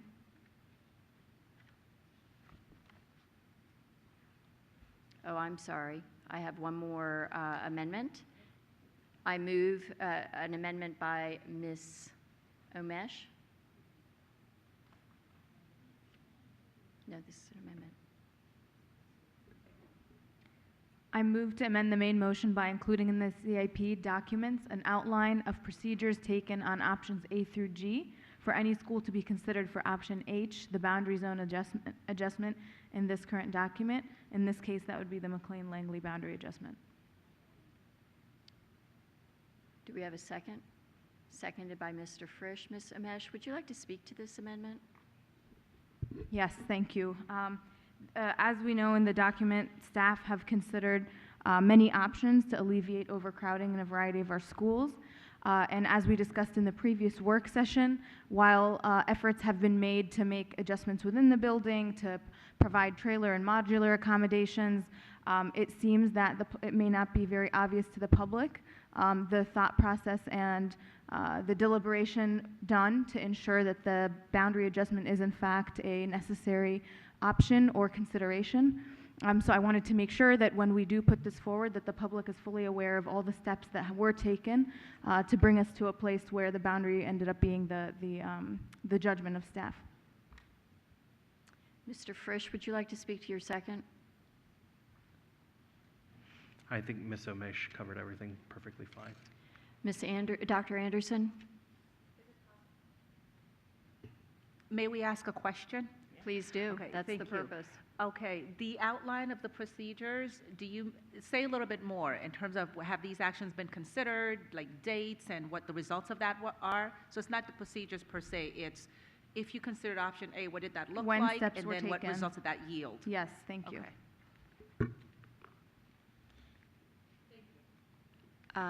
Ms. Sizemore-Heiser? Just briefly, I'm assuming the part that's in italics, in this case, the McLean-Langley boundary, was just as an explanation and not part of the amendment that you're looking to offer? Yes, thank Okay, you. just wanted to make sure. Dr. Anderson, are you asking to speak again? No, I am not. Okay.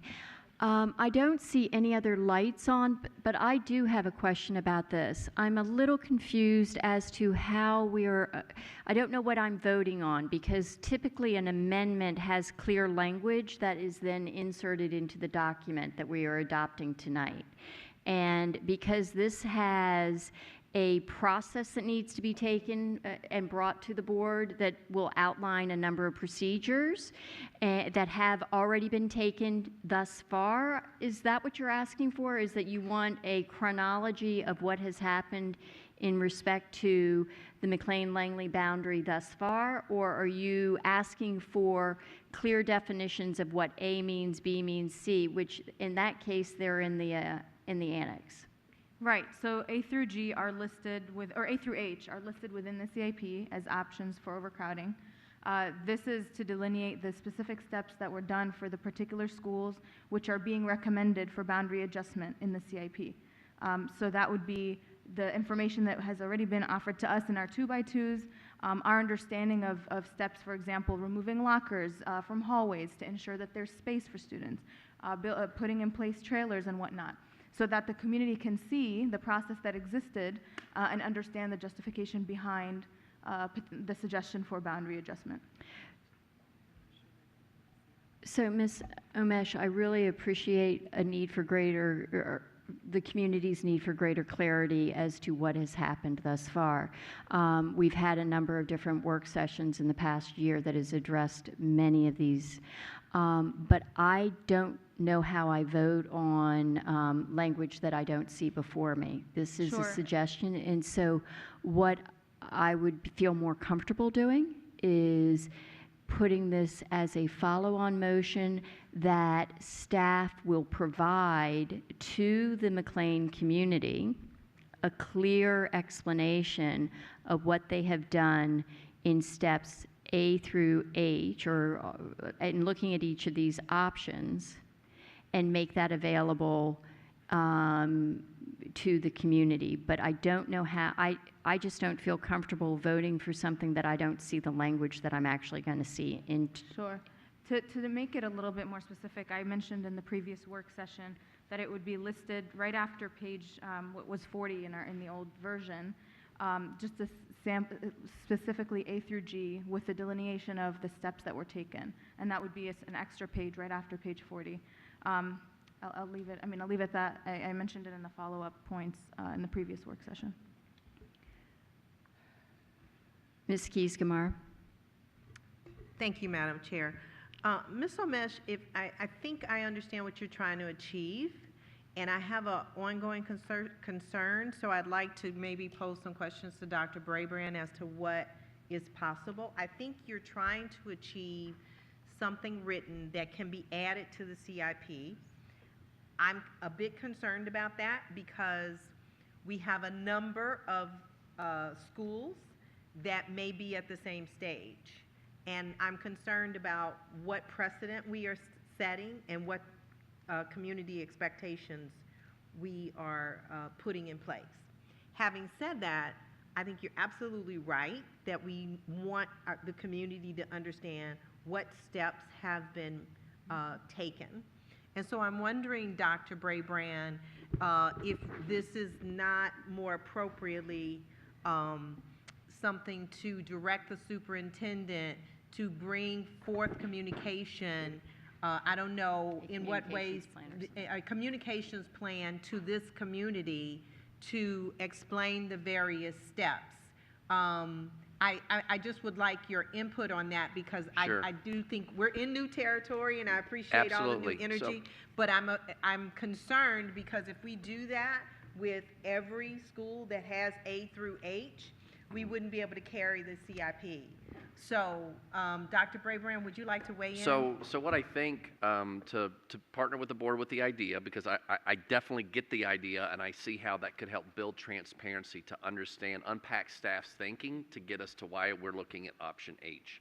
I like the follow-on motion that Chairman Corbett Sanders, I think that approach moving from amendment because it's not in the document, but follow-on means we can follow up with the McLean-Langley community with that information and consideration of how that could be incorporated in the future CIP documents that we provide you in the future, not the one you would vote on tonight, because we don't have that information for 200 schools or for the other schools, but we could look at how we could incorporate that in for schools that we would designate to look at for option H. So I think of just this language to a follow-on, and I think staff could absolutely support and work with you on that.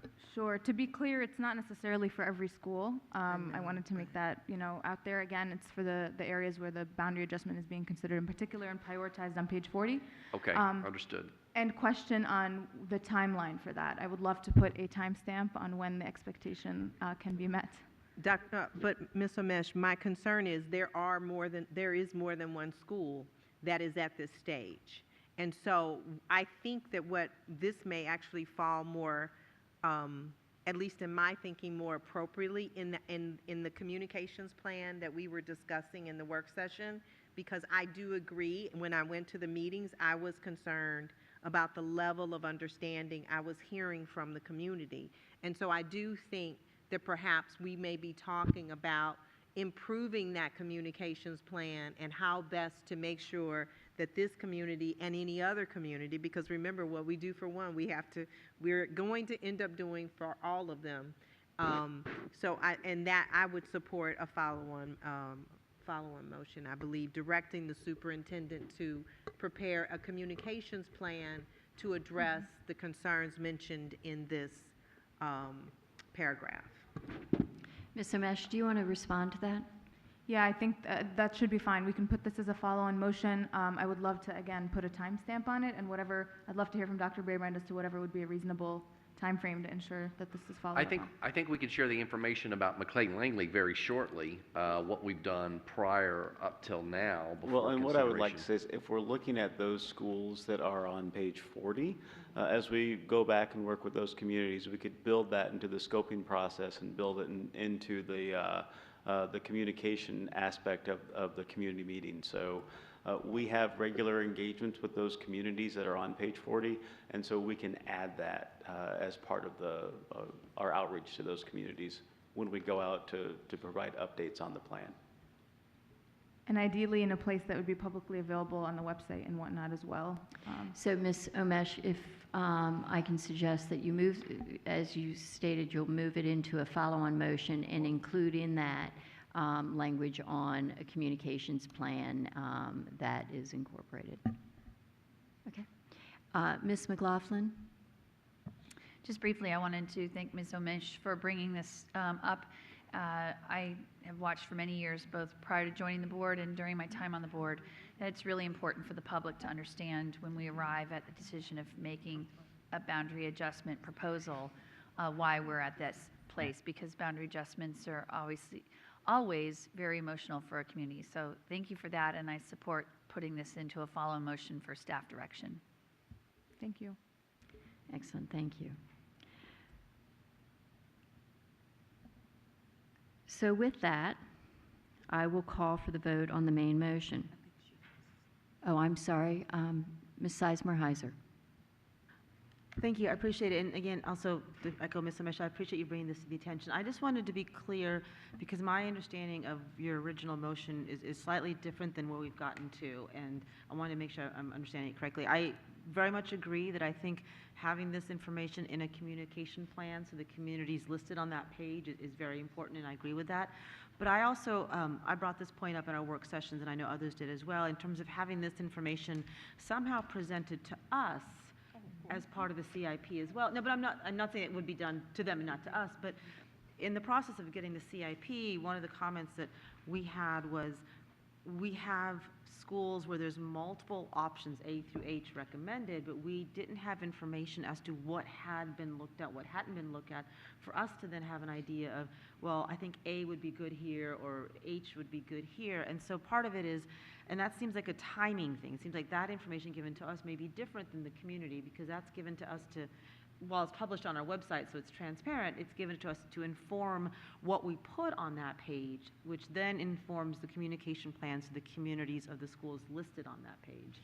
So it would be on our board docs and everything for everyone to look at, but it's two pieces, you know, so it would be when the CIP is developed and presented to us, information on when staff recommends, here's the schools we think you should look at with these options, what have we been doing? And then once the community is identified, part of the communication piece out to the communities as they're meeting with them. So that's, my understanding was it was the first piece as well as the second piece. I'm not, if I'm being clear or not on that. I think you're clear that there is a general recognition across the board that there needs to be clearer communication up front about what various approaches have been used with each individual school. And so perhaps as Ms. Omish is working on the follow-on motion regarding this, that she could, yeah, or so we can always do that, not necessarily tonight, but you can always come forward with a recommendation to the board, and the board can take action on that later. Okay. So now we have another amendment by Ms. Omish.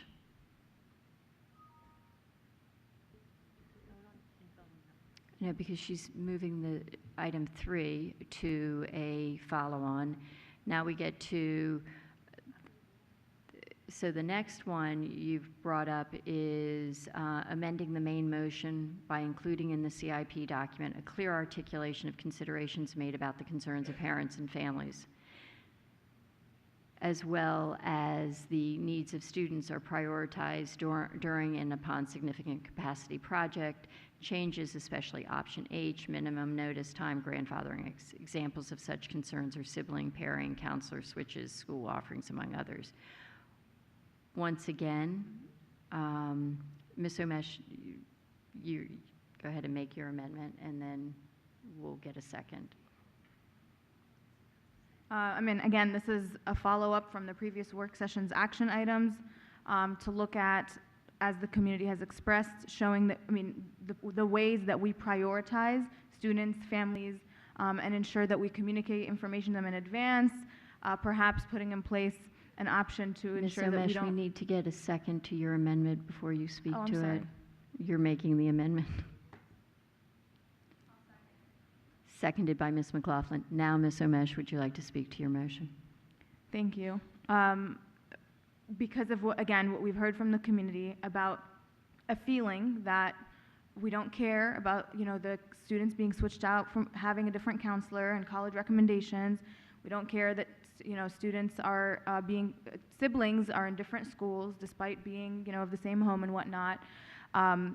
Those concerns from the community, wanting to delineate how we, in fact, consider these important things and what our transition plan is and what limitations we put upon ourselves, for example, minimum notice time and grandfathering and whatnot as options for families. So I'm looking that this may end up being a follow-on motion here for us to follow up, but I really would like to see in a future capital improvement plan those priorities. In the same way that in the beginning of this book, we outline our priorities and why we consider certain changes and what priorities we have in making those decisions. I'd love to see a centering of families and students delineated as well. Ms. McLaughlin, would you like to speak to your second? I would, and I'd first like to ask Mr. Plattenberg a question. So, Mr. Plattenberg, with respect to Ms. Omesh's amendment for the current CIP, I'm supportive of the direction she's asking, which is we know people read the CIP and that there's a lot of comprehensive information in there. One of the things we try to do as a board and as a school division is to try and put information collectively in one spot. So when someone's reading the CIP and there's reference to potential boundary changes to their community school, having in that document something that, even it's in the appendix, that talks about what are our policies or regulations and procedures on how we handle things, as she's describing, grandfathering and information like that. Do we have anything right now that speaks at a macro level to these topics within the CIP? Well, clearly put, Ms. McLaughlin and Ms. Omesh, these are excellent ideas, and really it's part of that continuation and the continuous improvement of the CIP. I mean, the first motion that was submitted that had to do with communication, clearly we all heard that in the feedback in the public meetings, and Mr. Smith had mentioned how we can easily accommodate that by incorporating that at the beginning of our communication with communities, as to in the case of Langley McLean A through D had been done, but we didn't talk to that before, so the community had no idea of what we had done. And again, keeping with your question, we do have things in there that speak to the policy, and the board policy talks to what grandfathering can be done. However, it does not go into that level of granularity about what, given the circumstances, the framework of the conversation as to what can be done and different concerns that are taken into account, which I think is a further articulation and improvement of the transparency of the document. Yeah. Absolutely. I think what's going through my mind is that a lot of times the public isn't aware that school board policy is usually very high level. It does not go into detail. The superintendent and his team then create regulations. Those regulations are how they take on the work of the board's direction from the policy. So in this case, the superintendent having regulations surrounding things like grandfathering, unless someone knows to go search and look for it, or we can reference it in the CIP, but it's not really in layperson language to say, what can I expect if a boundary change happens and there's siblings? So I guess I would say, Ms. Omesh, it would be my ideal hope that depending on when we pass this evening, and then it has to be sent over to the Board of Supervisors and goes to the printer and has those deadlines, if the superintendent and staff can look at ways to even just begin giving more clarity around this number 3, that to me would be a good direction. But I support this as being an amendment in the sense that it really is something that we should be including and improving upon, as Mr. Plattenberg said, the actual CIP document. So I think it can go either way as an amendment or as a follow-on direction for next year's CIP. So I guess the question I would say, Mr. Plattenberg, is, and not putting you on the spot, but in terms, and being honest, and maybe actually, we'll it's your boss end up answering for you. Is this better to have as a follow-on motion for a year from now? And my only caveat to that, Dr. Brabrand, before you answer is, it means the public has a whole nother year before we do better. May I, Chairman? Dr. Corbett-Sanders? Brabrand. I think the distinction we can make here, we can do a communication plan, we can do that soon. But amending the CIP and changing the document, we need to vote on the CIP tonight and get that to the Board of Supervisors so that we can get their work done and have the whole package ready for all the bond referendum work that we need to do. But I think a follow-on motion about what can we do now in the communications plan to share these elements and consider how we incorporate that into our future CIP document. Our CIP document, frankly, honestly, has come a long way in the last few years. I'm really proud of what Marty and Jeff have done to really make that more user-friendly with data.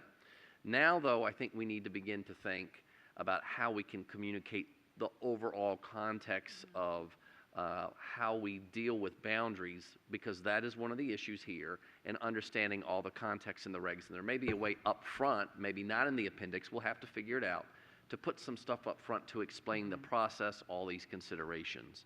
But for communications, in terms of, I know you'd already mentioned time sensitive, I think a follow-on that directs the superintendent to provide a communications now for any schools that are impacted around option H to include these considerations, and for future look about how we can revise future CIP documents to include that just as part of the document itself. Ms. Keys-Gamarra. I actually think Dr. Brabrand was going in the direction I was going, and I do appreciate Ms. Omesh bringing this forward. This was discussed in our work session, and we all talked about the need to improve our communications. I can see greater clarity in the introduction of our CIP, and I think that's where we're going. I understand that we cannot possibly, it may be very extremely difficult, let me say it that way, to put it in this CIP. And I'm not sure that it will address, because I do think you're trying to get to some specific explanations for specific communities that have been at our podium, perhaps, but as an example of where some frustrations have been. But I would support that those corrections, in perhaps instructing the superintendent to address these concerns in the near future. If you could give us a date certain, or I think Ms. Omesh is going to want a date certain. But in any case, as long as we are understanding that this particular document can't be addressed to include these changes. Thank you, Ms. Keys-Gamarra. Ms. Derenak-Kofax. Yes, I think as Ms. Keys-Gamarra and Dr. Brabrand had already stated, Ms. Omesh, I think the best way to do this is add this to a follow-on motion. And I have to remind my colleagues, we do have a boundary, a consultant working to give us more direct ideas on how boundary changes should occur.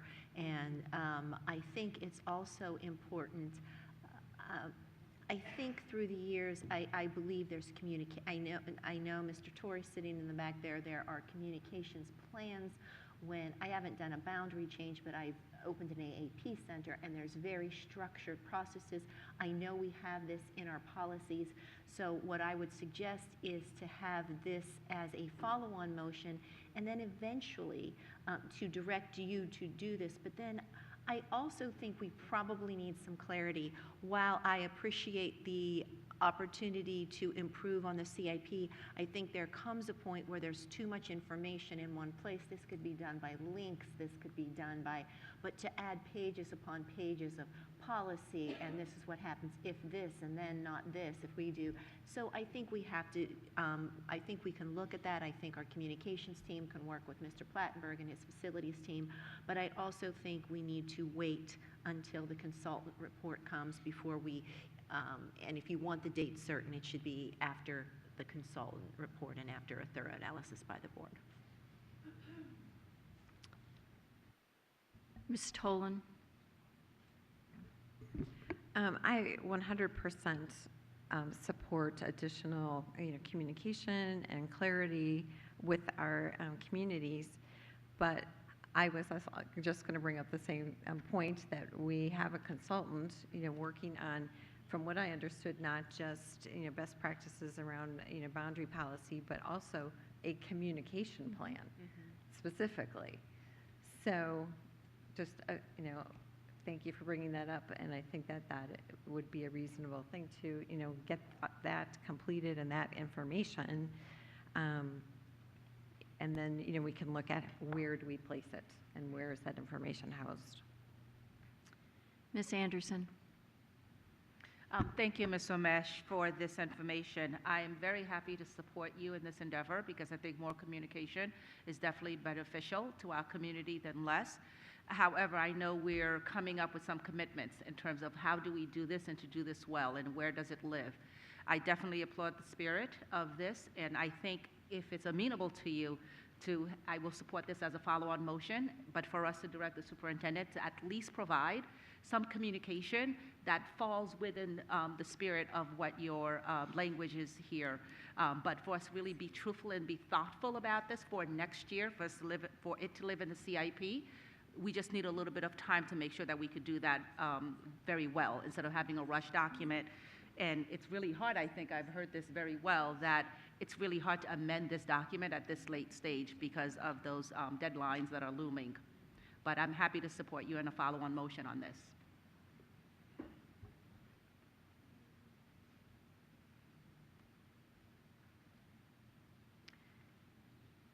Ms. Sizemore-Heiser. Thank you. I agree with everything my colleagues have said, so I'm not going to reiterate those points. I just wanted to add that I think this would be something great if we do it as a follow-on motion to build towards next year's CIP for the Public Engagement Committee, perhaps to work with the superintendent and maybe even have it be something that we study in how do we have better public engagement around not just the CIP, but very specific things that the budget and other areas the board is working on, that we can have more robust and more proactive community engagement around those things. So I think this is, again, I very much support these as follow-on motions, but I think these are part of the broader topic of public engagement and communication to the public, and perhaps that's something we could take to the Public Engagement Committee as well.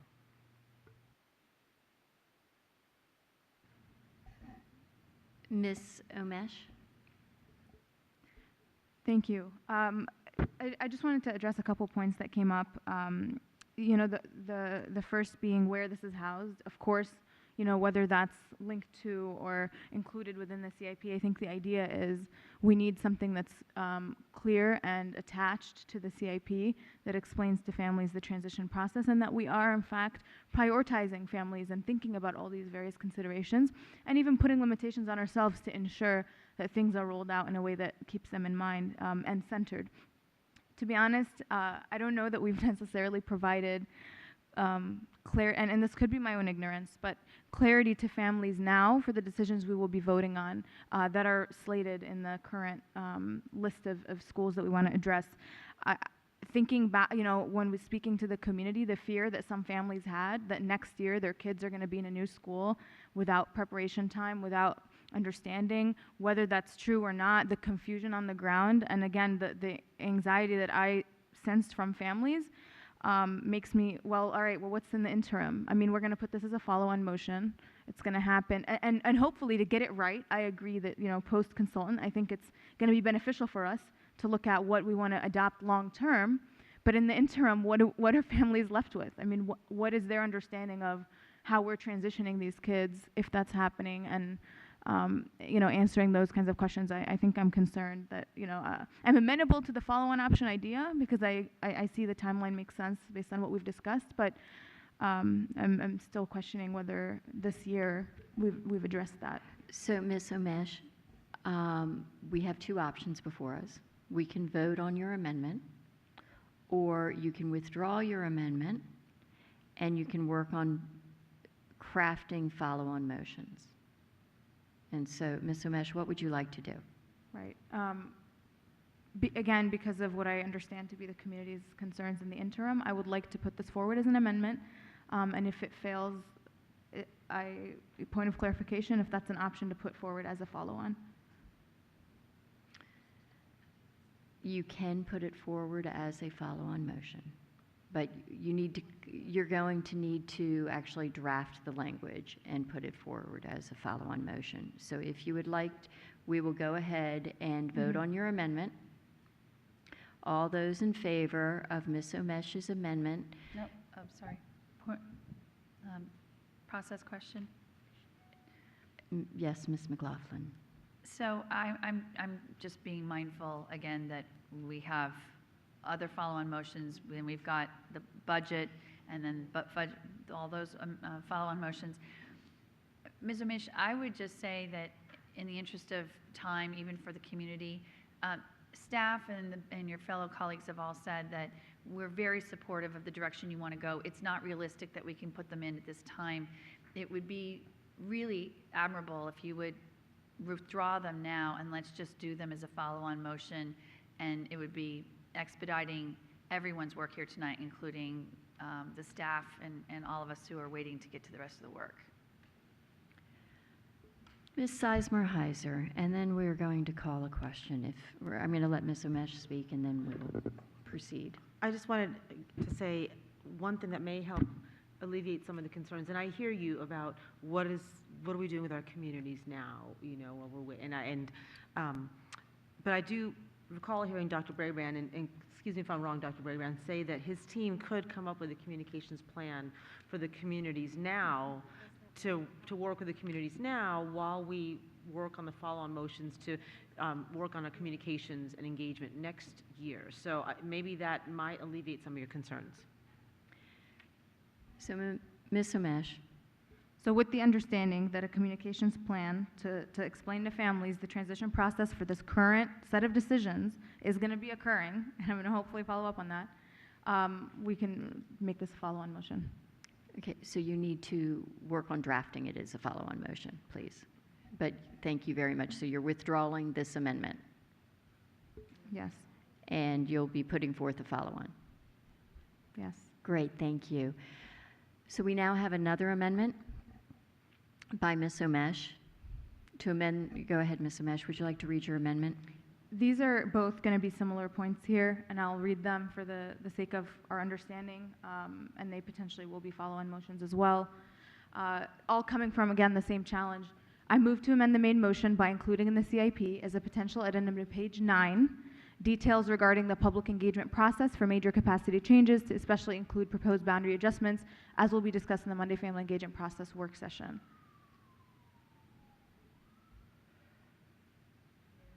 Do we have a second? So we can move this to be a follow-on motion. Okay, so you're going to withdraw your amendment. Thank you. And the next one, Ms. Omesh? I move to amend the main motion by adding in a format comparable to the essential planning documents on page 17, a delineation of actors and players in capacity decision-making in a way that clearly establishes their roles.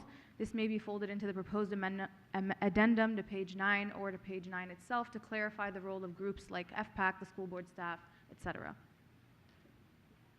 Do we have a second? Ms. McLaughlin seconds. Ms. Omesh, would you like to speak to your amendment? Again, as a result of what I've heard from the community about the confusion in the process, I'd like them to know who they can seek out. One of the most alarming pieces to me was hearing that folks didn't even know FPAC existed in terms of boundary policy, right? And there's a clear distinction there as to what we're talking about. But it would be helpful on page 9 where we put in place the months and the process to have as the players involved so that the community knows who to go to. If there's a frustration about something, who is that? Is that FPAC? Is that the superintendent? Is that the school board? Is that Jeff Plattenberg? I'd like to just delineate that for clarity and for the community's sake. Ms. McLaughlin, would you like to speak to your second? I would. This particular amendment seems that it's pretty straightforward, not very complicated. It's simply just adding to the document, people understanding who are the different decision makers and the different staff that play a role in this work. So I was just looking to see what page 9 looks like, and I don't know if it's just that it's changed because mine has the CIP process and cycle on page 9. That's what it is. So, so I would say Mr. Plattenberg and either Dr. Brabrand. Or Again, to follow 17, I'm sorry. What's that? Or to follow page 17. It's either option. It's staff discretion. Oh, right. So, yes, I see on page 17, 18 in the section called Essential Planning Documents, it's the following key documents or articulate the mission and vision of FCPS. I believe what Ms. Amish is saying is that there is space on that page, even if there was just an asterisk that says, these are the following individuals who play a role in this work, and then you can lay out that it literally a bullet point, what the FPAC does, what the school board does, what even CPDC. It would be maybe 1 or 2 sentences, but I can see again where this is just letting people understand. Here's all the different documents, but then who are the actual different people that play a role in this work? I don't know how. Just to say to my colleagues, I know that this is a little unusual. However, at what point is it the board that, if it's not to amend and revise this document before it goes over the board of supervisors, then this whole vote tonight almost seems perfunctory. Because if everybody's saying to us, it can't change a period from what's sitting here tonight, then I think this amendment in particular is pretty straightforward. Just list the people who all play a role in making these decisions so people know and understand who they are. I don't understand how that's any different than some of the other revisions we're supposed to make to this document before it goes to the public. And I'll reiterate, we're not doing this work again for another year. So the idea that you could put something in really simple and improves the document, I'm very supportive of doing that. Thank you. I think in general, I'm in favor of most of the things that you've proposed tonight, but I think what I struggle is the fact that I'm just seeing this for the first time right now. I haven't had a chance to even find the pages and to be thoughtful in terms of what does this mean.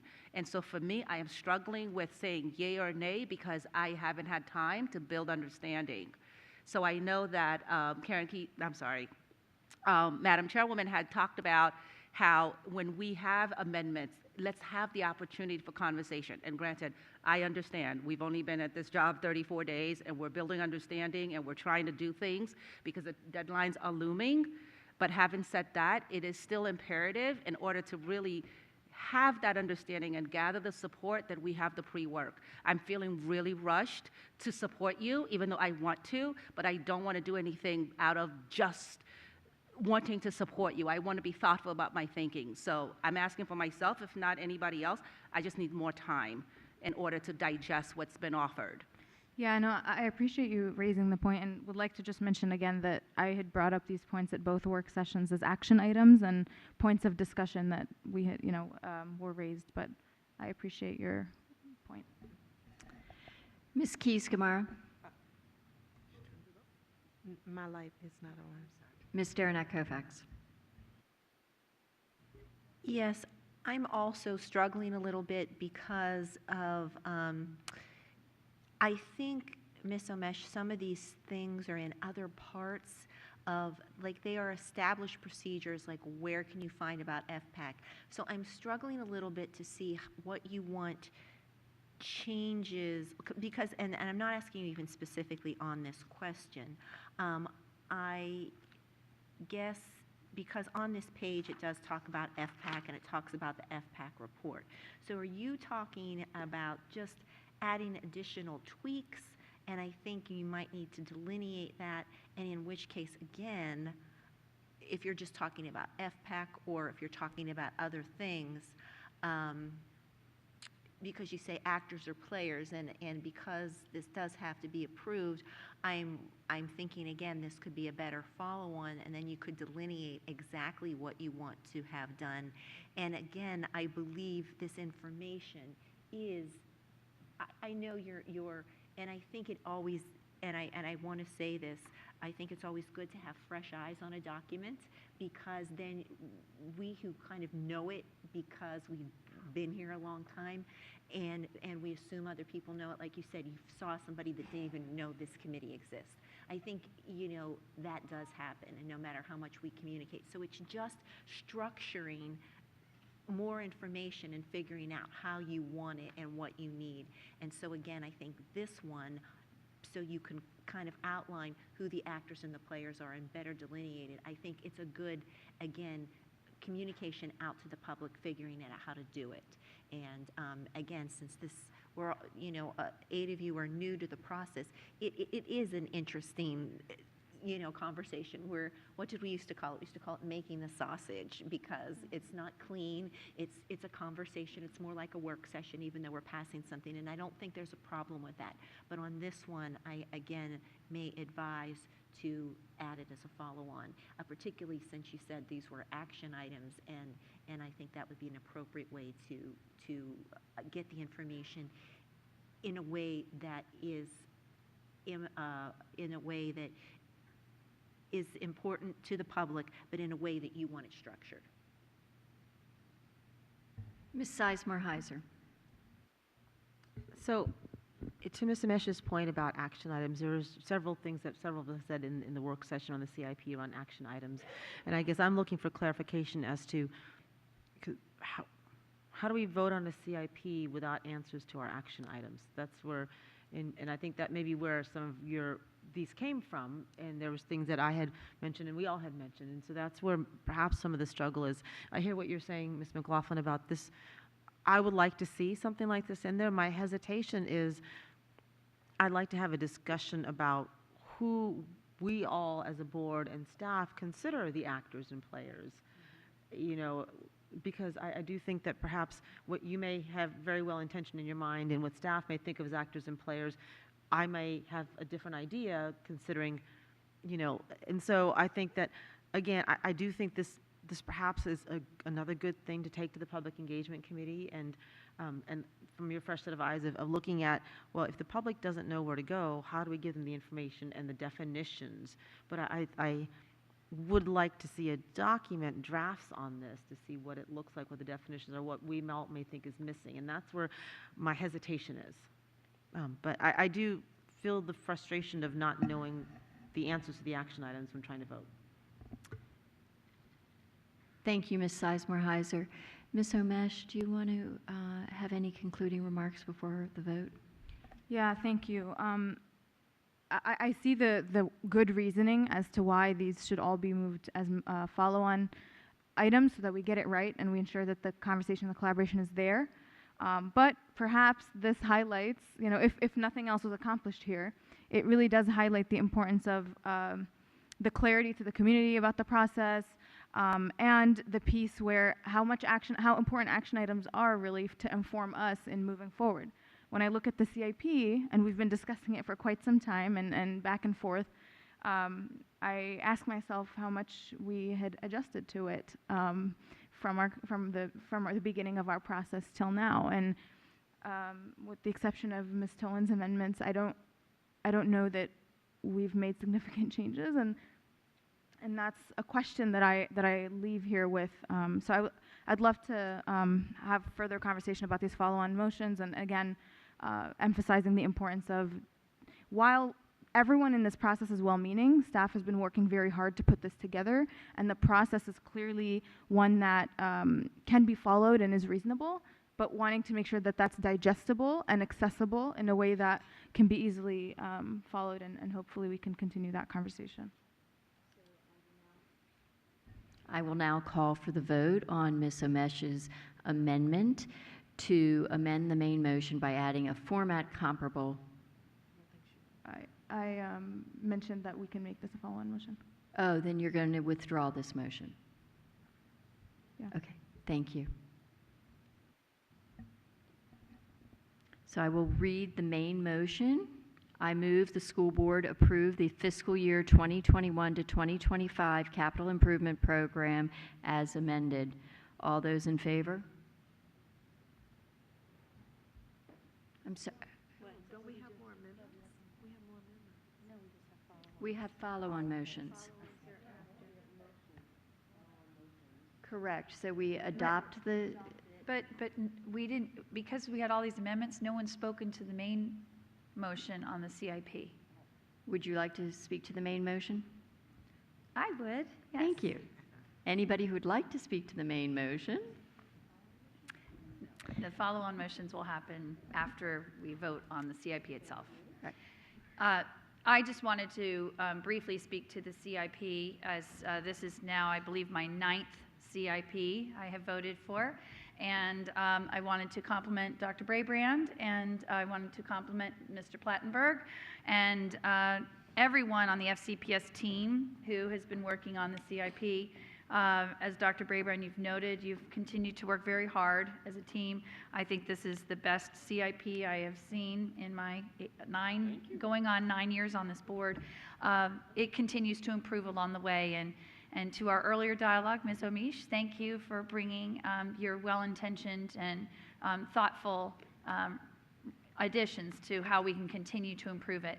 I did want to just say to the community that this is hard when you have 200 school buildings, and being one of the 10th largest school system in the country, that updating and revising our capital improvement program to then send over to the Board of Supervisors every single year, and then hopefully communicate as effectively as we can to the public. I simply want to say that it is so helpful when our community does come out and speak to us about what's on their minds and what matters to them. And even for those of us board members who may not represent your districts, all of us own this document. So it is helpful when we do hear from all of you. So with that, I look forward to the follow-on motions, how we'll continue to improve these things, and just appreciate that we continue to get better with the information given to the public. Thank you. Mr. Frisch? Thank you. I'll keep it quick. I am very grateful to see Shrevewood again included in Table 7 for priority boundary adjustments. I think the community at Shrevewood would be very happy to see that, and that we have a new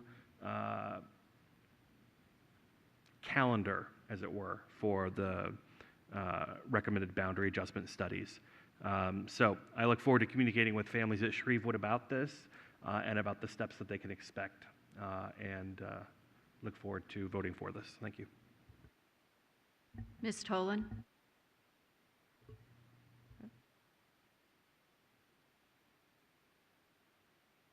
There we go. Sorry. Yes, I wanted to just thank the staff for also making the changes to Table 7 and adding Table 8 as we discussed at our work session. I'm very happy to see those added in there to give the community additional information. Particularly happy to see that Table 7 has been expanded. McLean High School and the Langley High School boundary change are listed, our scoping are listed on there, but it also now includes the fact that the solution to the overcrowding at McLean High School is a multi-pronged approach, and that we need to, on top of look at boundary scoping, we can also look at the need for a modular and potentially down the road addition. Those are all listed in there in Table 7. I just want to make a comment that I just got one of those memos from the Department of Planning and Development from the county. And I know that there have been many of those memos over the last year. And one sentence that really caught my eye in that memo was, well, this one is looking at a potential for 200 new students. Yeah, it's 57 of them at the high school level. And the statement that schools in the McLean and Tysons area will be receiving students for several other significant developments that are under construction, approved to be built, or pending for approval. So given that, I'm excited again to see that we're looking at multiple options in Table 7. And I want to assure the community, Mr. Frisch and I are meeting with staff next week, and we have asked for development and proffer information for the past year for Drainsville and Providence so that we can analyze that data with staff.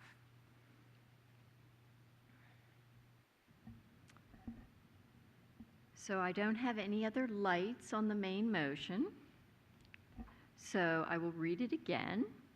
I move that the school board approve the fiscal year 2021 to 2025 capital improvement program as amended. All those in favor? That is unanimous. The motion carries.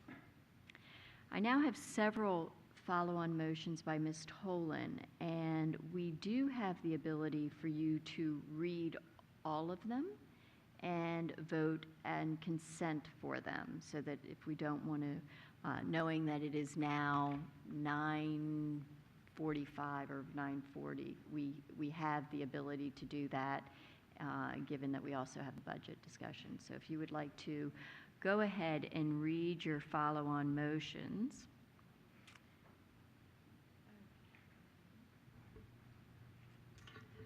I move to direct the superintendent to review the condition of bathroom facilities at those schools that do not have near-term plans for overall renovations, and in those bathroom facilities that are not providing privacy for all students.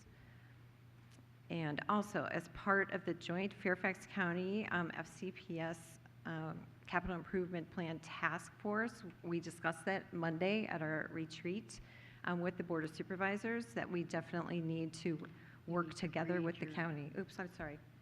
I'm speaking to it. Go ahead and finish reading. I move to direct the superintendent to convene a working group of county and school staff to develop a consistent method for projecting student enrollment. And do we have a second for your motions, Ms. Tolan? Seconded by Ms. Sizemore-Heiser. You can speak to them if you like, or we can go ahead and vote with consent. What would you like to do? Let's go ahead and vote, I guess. Okay. All those who consent to Ms. Tolan's follow. Oh, okay. Okay, Ms. Sorry. Dernak-Kofax. I just have a question on your, and I guess, have you talked to facilities? I'm very curious. I appreciate your question, but either Dr. Brabrand or Mr. Plattenberg, do we have an estimate of how many bathroom facilities this could be? I don't know of any bathroom facilities that provide privacy for all students currently. I mean, you're talking full privacy. I guess that's what I have a question on that. What is your advocacy, and is this a complete look at every one of our facilities? Ms. Tolan, would you like to respond? So the initial intent of the motion was that, particularly for the overcapacity schools in Drainsville that I'm hearing from, the strain on the plumbing and the facilities with the number of students that we have, it's causing issues, and students are having trouble using the facilities when they need them. And students were, in addition, complaining about lack of privacy in those facilities that were put in the 50s and 60s. So I understand that is probably an issue for other areas around the county as well, where we have facilities that haven't been renovated for some time and that are not up for any kind of renovation anytime soon.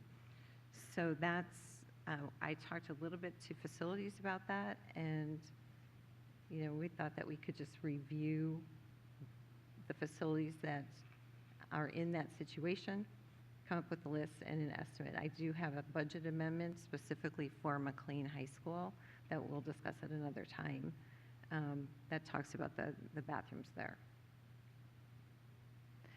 And you talked to Mr. Plattenberg about this? You two have talked, and okay. Yes, All right. I have a clear understanding of what Ms. Tolan's intent is by this. There are some issues dealing with partition privacy in some of the older design facilities, and then taking a review and looking at all of the condition of them certainly would be something that would be coming back with a plan if it's extensive. but it would definitely be something that we could look at.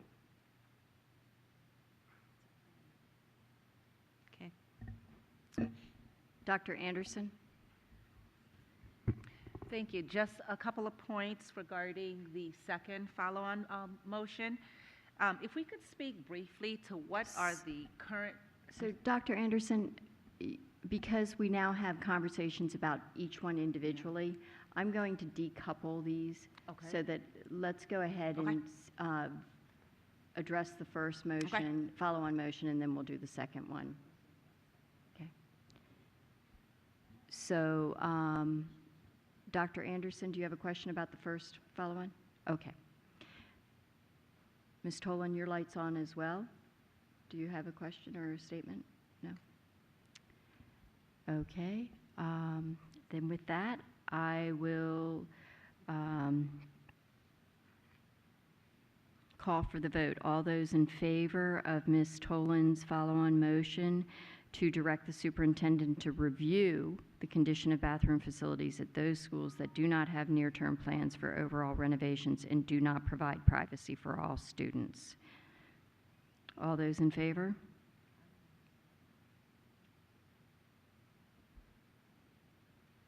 That motion is unanimous, so it carries. I now call on Ms. Tolan for your second motion. Follow-on motion, go ahead.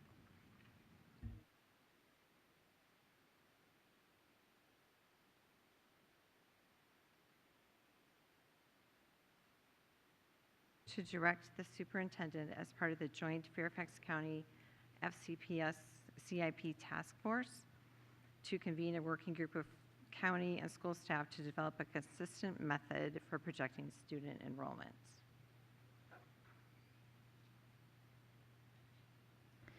Seconded by Mr. Frisch. Ms. Tolan, would you like to speak to your motion? Sure. So this is something we've had the opportunity to discuss with the Board of Supervisors at our retreat on Monday, and it's something that also was presented in a couple of our work sessions that particularly with the amount of development that we're seeing along the Silver Line and in other parts of the county, we really need to work with the Department of Planning, the Planning Commission, et cetera, the zoning departments, the permitting department, to make sure that we're really capturing all of the data that's held at the county and that we're analyzing that data appropriately so that we have accurate projections for student enrollment and to hopefully make some sound decisions about how to deal with some of the capacity issues that we have across the county.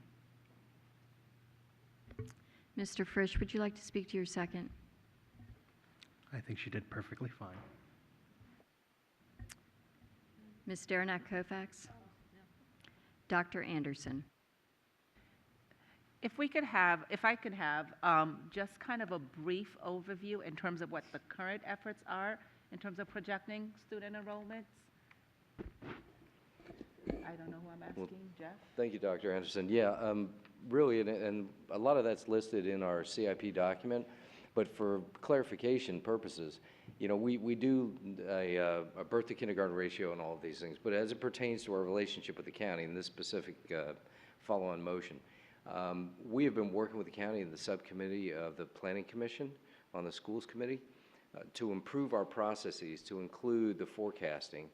As a part of that work, we identified some opportunities with what was referenced earlier about the zoning, the DZP memorandums that come out that show the countywide average that we'd agreed upon versus what we use for planning purposes. And it's a legacy formulaic approach. And the intent, I believe, of this is not only to further define a better way where we are all speaking the same language across the county using some of their systems. In fact, the planning folks over there said they're getting a new software system that will help aid in our forecasting in the future. So it's really just working further together to make sure that their protocols and our protocols are matching their intended purposes, but then also matching our intended purposes as well. Because there's a few disconnects. Now, their staff have been amazing. They've been really good collaborators with us, but it's really just continuing that effort.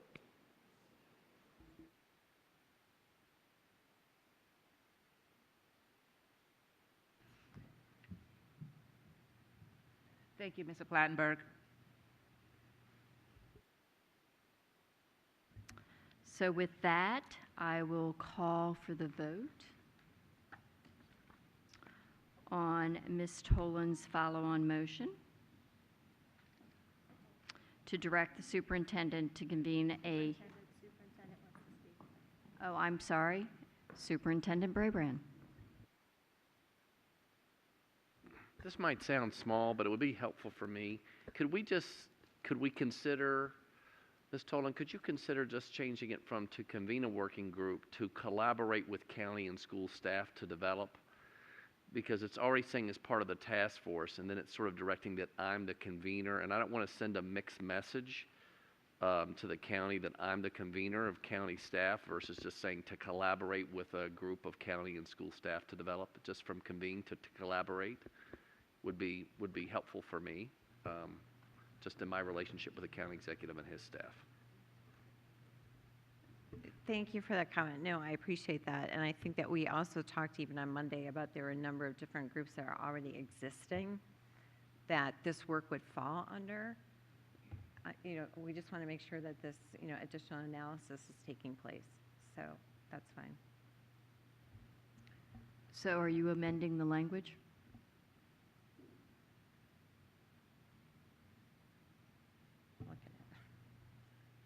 I'm just Yes. suggesting from to convene to collaborate with. Okay. Okay, so I am amending the language to direct the superintendent to collaborate with county and school staff to develop a consistent method for projected student enrollment.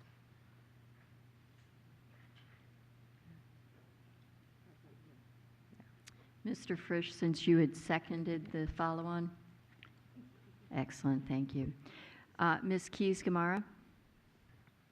I just wanted to clarify. I appreciate this being memorialized, but as we had discussions with Supervisor McKay, and I believe the chair has already been having these discussions for several months, probably about a year. How long has it been? I don't know. But at any rate, for several months at least.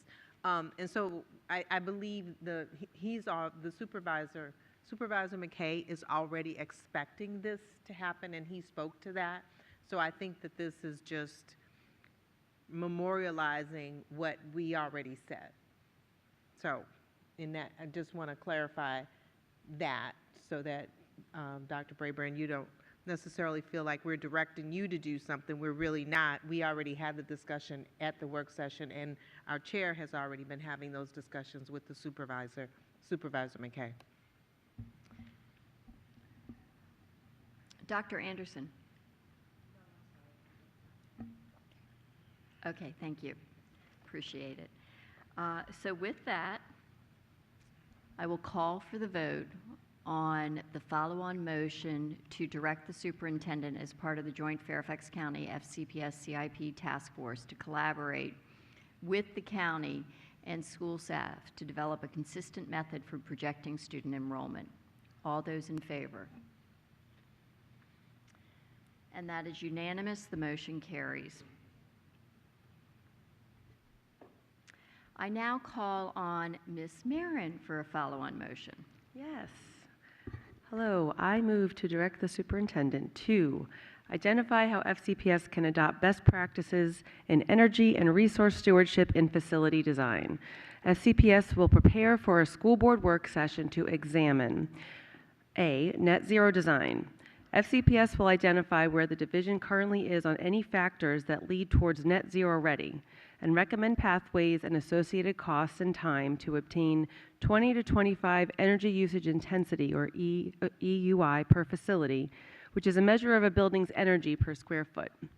Net zero design and building specifications will provide a superior energy efficiency building, resulting in lower operating costs over the life of the school compared to the existing specifications.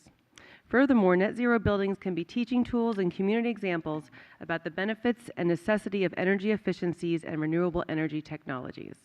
B, electrification planning. Present an approach for how FCPS can incorporate the principle of electrification, moving away from fossil fueled components like heating and cooling, to prepare for the future availability of such technology.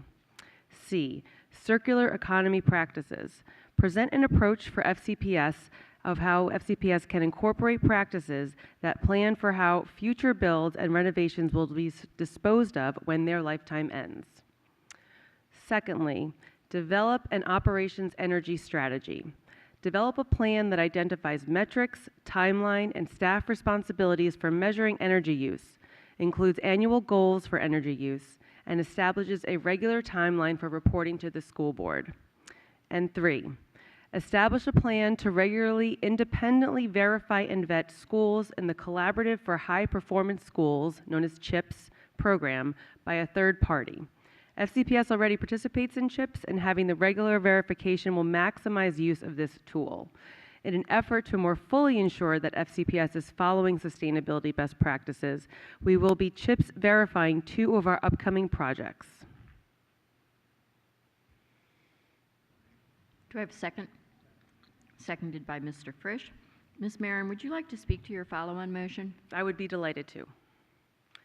So these follow-on motions are the culmination of reflecting and listening to extensive advocacy, not only during the CIP period, but years in the making.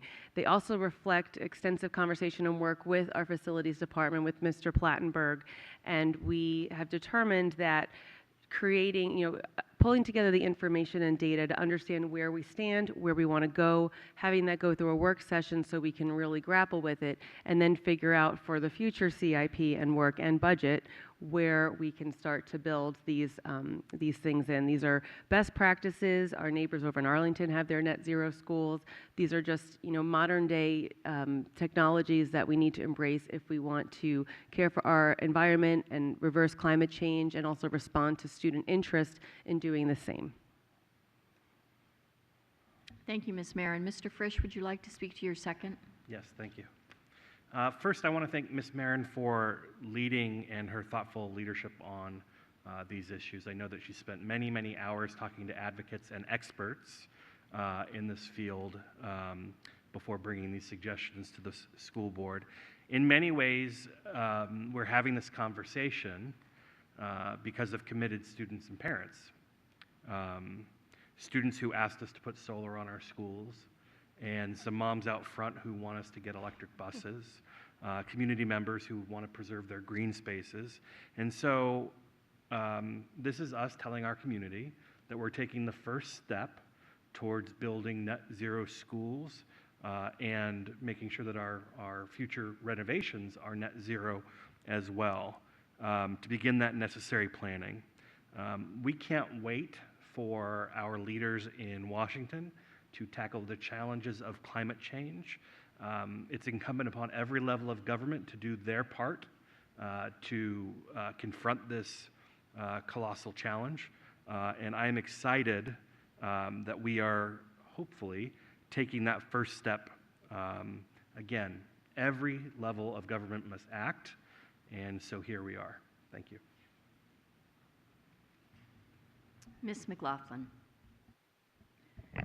Just briefly, as I've shared with the public in the past, growing up in Northern California in the 1970s, we were talking about and seeing our neighbors with solar panels and how we were going to take golf carts and have electric cars from that same technology. And here we are, 40, 50 years later, and still not where we could have been. So I'm very excited about the direction that the 10th largest school system can lead and hopefully inspire other school divisions, not only in the Commonwealth of Virginia, but at a national level as well.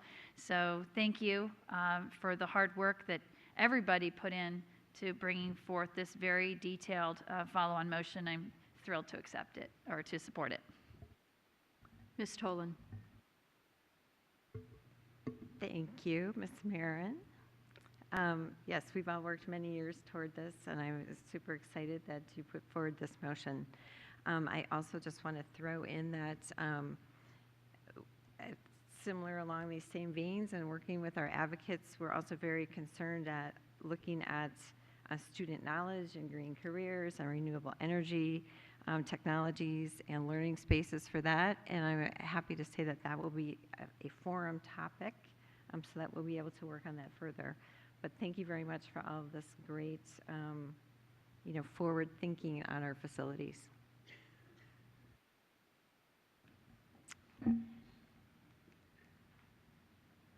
And with that, I will call for the vote. All those in favor of Ms. Marin's follow-on motion? That is unanimous. The motion carries. I now call on Ms. McLaughlin for a follow-on motion. Chairwoman, I had one more follow-on motion that was on a different subject. Thank you. I move to direct the superintendent to consider how and if space for early childhood learning spaces can be included in the design of each construction and renovation project, and identify costs for the design and maintenance of these spaces in an effort to create needed community space for early learning. Do I have a second? I'll second. Seconded by Ms. Derenak-Kofax. Ms. Marin, would you like to speak to your motion? Sure.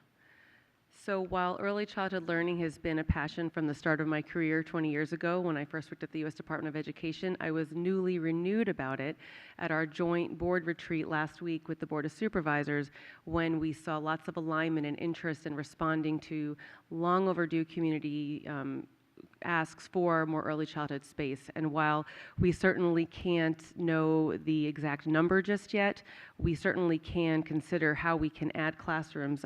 Just visiting this week, I've been to a few schools that have 2 classrooms, and it's a lovely way to incorporate our youngest students in spaces into the school experience. So in talking with, again, Mr. Plattenberg, we felt that this was a reasonable way to approach exploring this new area.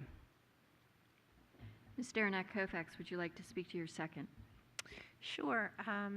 Ms. Marin, we have similar passions in this area, and I know Mr. Plattenberg has done this in many of our schools already. I know when there's renovations, particularly in the elementary schools, and there's space allotted for our pre-K programming, but this makes more intentionality for it and a process. So I would be happy to support you with this. Ms. McLaughlin. Just briefly, since Ms. Pekarsky and I were just at the skipped Successful Children Youth Policy Team executive meeting, and the issue again came up about early childhood education in Fairfax County, where we are, where progress has not yet been made where we would like it to be. And it was shared by county staff, not just schools, but county staff, that one of our biggest challenges is space, that even if we wanted to commit the funding to early childhood education, is finding physical space. So I really am excited to see this follow-on motion.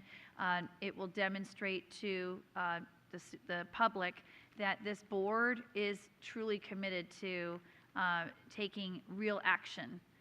And I appreciate, again, Ms. Marin, you working with Mr. Plattenberg and identifying language on what staff says is sort of a best approach. That type of collaboration with the superintendent's team is, I think, how we can really move the ball forward. And I want a special shout out to Ms. Derenak-Kofax. You have been a champion and a leading voice, not just the 8 years we've served together, but prior to that, serving on advisory committees. So I really appreciate that you have continued, along with Pat Hines, Ms. Marin's predecessor, to really push this county toward intentionality with early childhood education. Ms. Tolan. I just also wanted to support this amendment. I had the fortune of attending the Herndon Neighborhood School Readiness Team meeting about a week ago, and also heard, throughout that meeting how we need space. We have lots of needs, but space is a big one, and how we need to really be creative with our county counterparts, in, Park Authority, Board of Supervisors, the health care places, et cetera, and our schools to hopefully, provide these spaces. So thank you. Dr. Anderson? I'm also very excited to support this follow-on because, as we know, early intervention is worth its weight in gold in terms of future remediation. So having the opportunity to have early learning spaces for our youngest, I think, benefits us exponentially and in so many ways. So kudos to you, and I'm in full support of it. Ms. Sizemore-Heiser? Thank you. I echo what everyone said in terms of the importance of early childhood learning and having spaces in our schools. I would just like to sort of add to this that it'd be good to have some intentionality of working with the Board of Supervisors and identifying spaces, not just in our development in our new buildings, but and in planning perhaps to have some of our buildings near where county facilities are. But what I'd like to say for this particular motion is it would be good as we're planning this to try to focus on looking at the areas of greatest need in our building for early childhood education and access as well for parents to be able to access getting their kids there. Because I think that's one of the issues is that even if we have the space, can our parents access? So I think all of these are important things to consider. I just wanted to say that I really do support this motion and I'm really excited about it. Thank you, Ms. Marin, for bringing it forward. Ms. Derenak-Kovacs?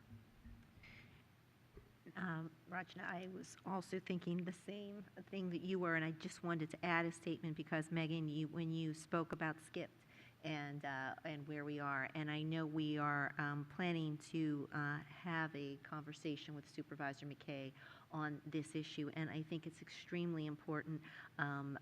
I know there were some, when I first got on the board, there was a library renovation, but they didn't feel like the space was right. But I think we need to look at that with intentionality. If we're going to look at this, we need their help as well to look at libraries.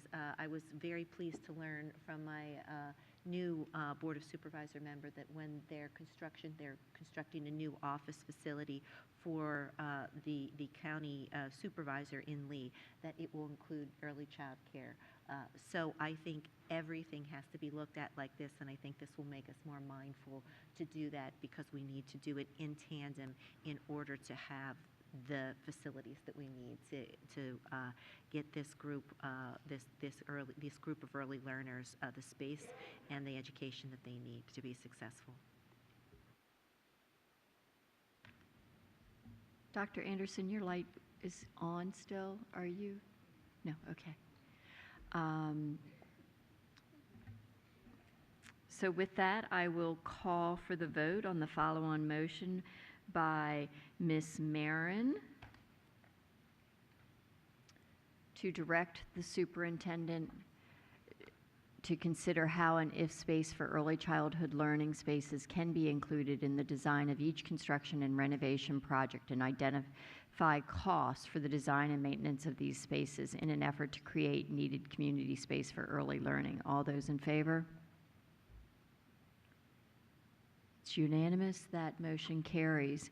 Before we go on to the next motion, I do want to comment on that motion and the commitment that was made by the two boards last Monday to make sure that we do this together on not only early childhood and identifying those spaces, but also with the CIP work. And so there is that commitment. I think that this is good that we are memorializing it and making the commitment from our own side. I now call on Ms. McLaughlin for a follow-on motion. Thank you, Chairman Corbett-Sanders. I move to direct the superintendent to work with the county in examining the economic and equity impact related to the remaining 15 high school stadiums that do not have permanent bathroom facilities, as well as devising a financial plan to address this. The superintendent is to report back to the board prior to the completion of the year-end budget review process. Thank you, Ms. McLaughlin. Is there a second?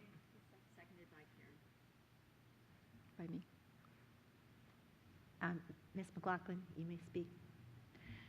Yes, briefly, I'm very excited to sponsor this with Ms. Corbett-Sanders because she and I were actually both working on this with our communities and with FCPS staff. As some members of the board may not be aware, we have about 15 high schools that currently do not have permanent bathroom facilities in our stadiums. Why that matters is not just for our families and students when they compete for high school events, but also when we are hosting youth sports, adult leagues, residents who are living in one of the wealthiest counties in the country, and yet right now for 15 out of the 25 stadiums, they're going to use porta potties. But there's an economic component, not just an equity component. The economic component being that I've had the opportunity to serve on the Sports Tourism Task Force that has been shepherded by Supervisor Pat Harity, looking at the ways that we can continue to add revenue sources for Fairfax County. And there is a lot of revenue opportunity in sports competitions. Most recently, Fairfax County hosted the Police and Fire World Games.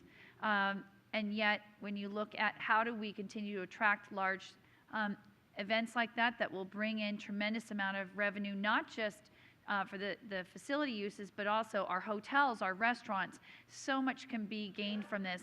On the Tourism Task Force, we also have the Economic Development Authority.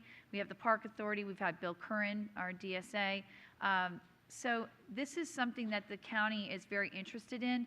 We were very successful with our model of using year-end funds, both on the school side and the county government side, to build toward the financing and getting this done with intentionality.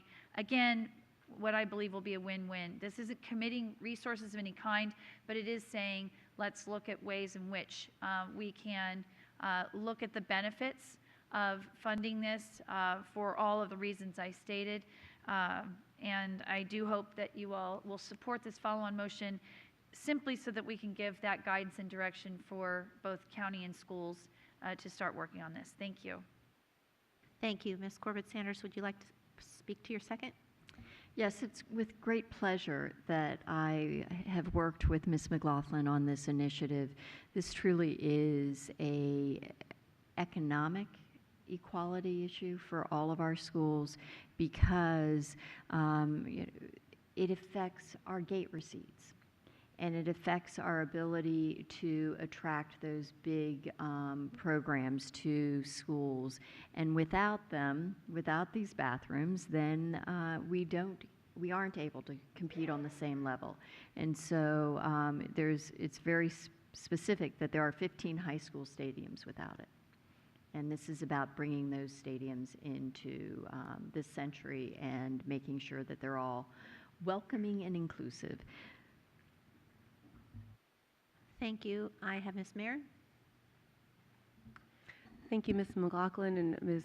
Corbett-Sanders. I fully support this. And, as a matter of access, I think, we absolutely have to take care of people's basic needs. And I've certainly heard from CUNY members over at South Lakes High School that they have been needing this for a while. So I'm very pleased to support this. I'm also so glad you mentioned the tourism component and certainly eager to have support and partnership from our Board of Supervisors partners. So thank you very much. I don't see anyone else to speak, and so with that, we'll take the vote. All those in favor? And that is unanimous. Thank you. I now call on Ms. Derenak Kofax for a follow-on motion. I move to direct the superintendent to ensure that instructional services and facilities begin to work together to evaluate potential magnet programming options, including performing arts programming for the bonded elementary school site in Lee District. I request the potential options be included in the next CIP. Is there a second? Seconded by Ms. Sizemore-Heiser. Ms. Derenak Kofax, would you like to speak to your motion? Yes, there is a bonded elementary school slated on the Lee District side of Route 1, and it's coming on board possibly in 22-23 school year. And so at this point in time, what I want to do is where this school is located and where children attend school in the surrounding area, there are no programs like the Bailey's Magnet program, those that focus on a holistic artistic approach, and it's pretty much next to impossible. Even if you get into the magnet program, it's impossible to get over to that area, or the other one is in Reston, which is just too far away. So we've been talking about adding magnet programming to a school in this area, and this seems like the right time when we have a new school coming online.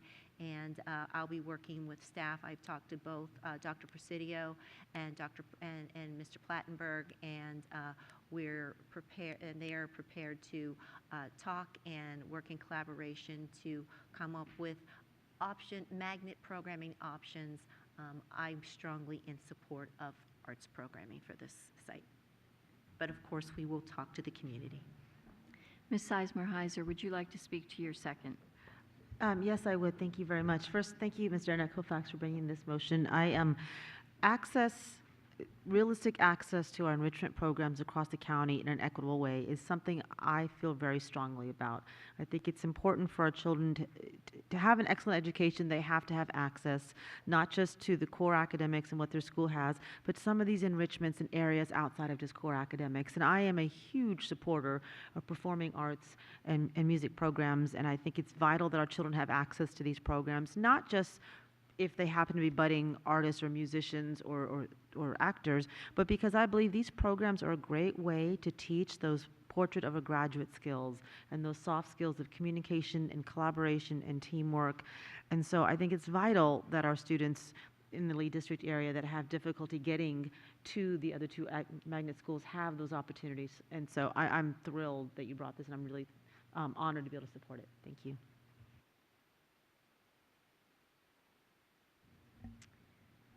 Seeing no other lights, I will call for the vote. All those in favor of Ms. Derenak-Kofax's follow-on motion?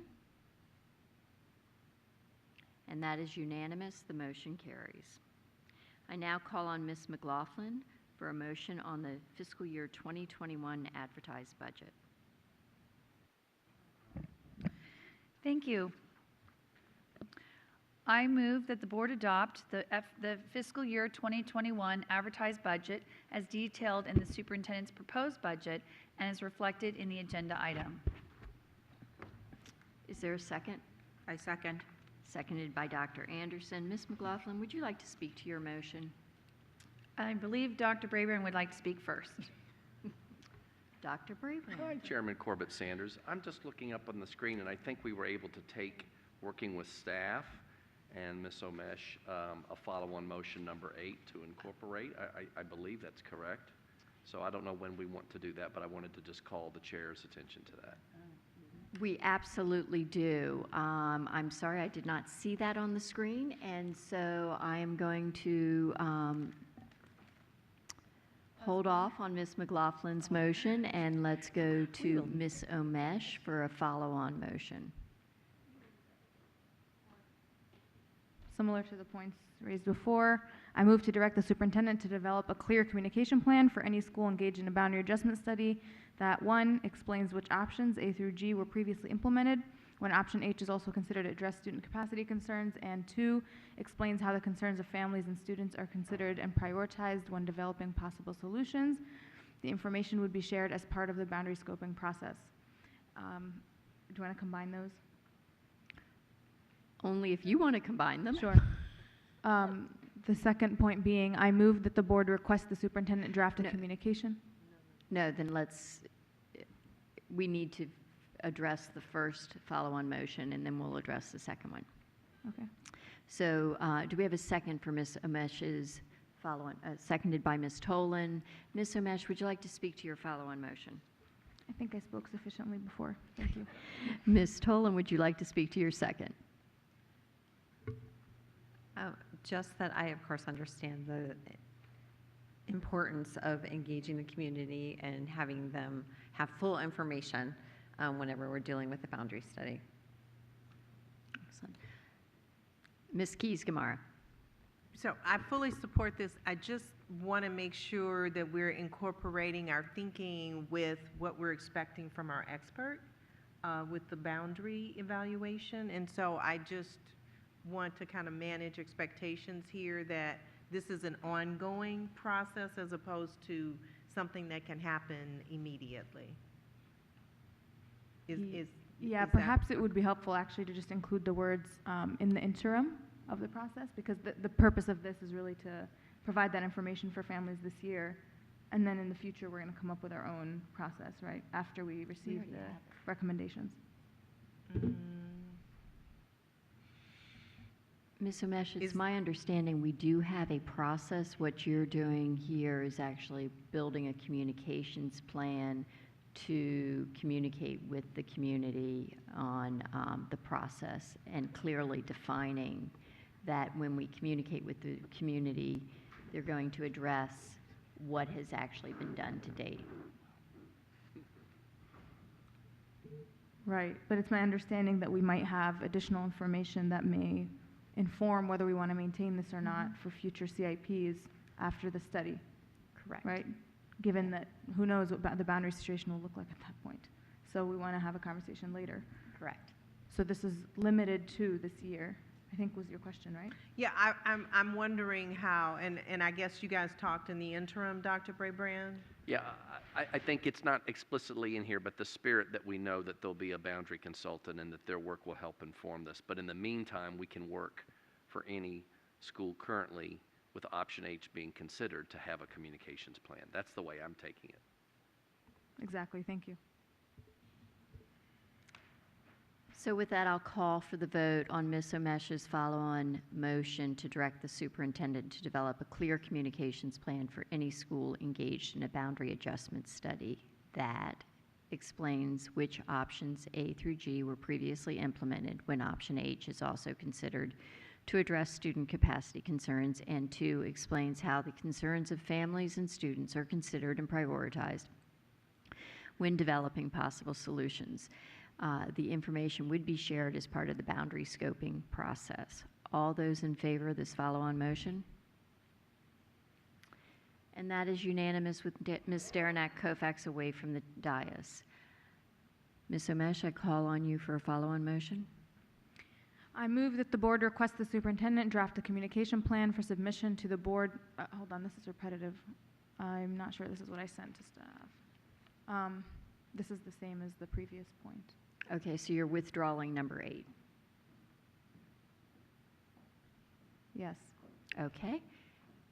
And is there something on the next page? No. Excellent.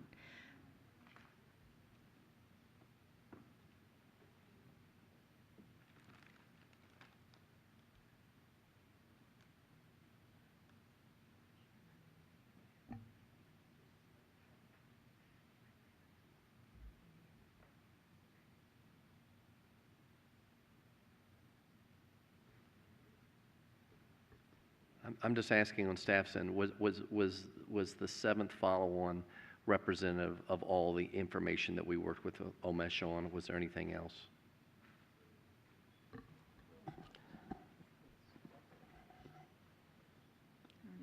So the 7th follow-on was a combination of previous amendments 3 and 4. And so Ms. Omesh has also asked for some support for another follow-on, and so that information is being crafted now.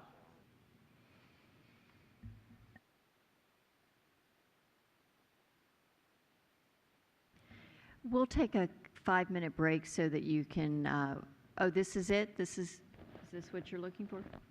So Ms. Omesh, would you like to make your follow-on motion? I move that the boundary study review, the communications plan, okay, I think there's a wording issue, but the communications plan be modified to include a delineation of decision makers involved in this process, and that future CIPs include this information.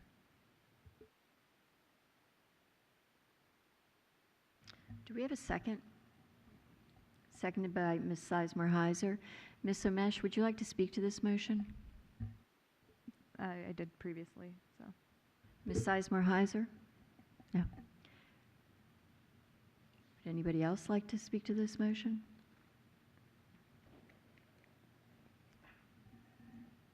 All those. Ms. Tolan, do you have a question, please? So I'm just trying to read this and make sure I understand. So I think when we were originally talking about this, we were talking about adding a page to the CIP where we talk about that page 9, the CIP process, having a page that would list the Yeah, this key doesn't capture it, yeah. people or departments involved and what their capacity is through the CIP process. Yes. Is that correct? Yeah, that's exactly right. So this doesn't quite capture that. We can.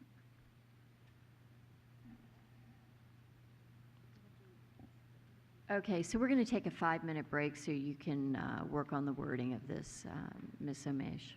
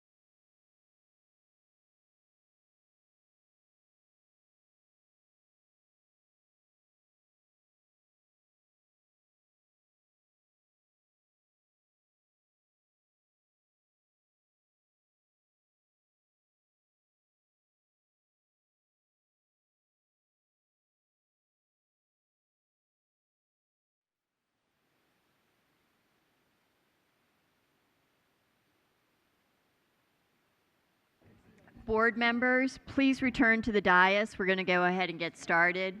At this point, we are very late.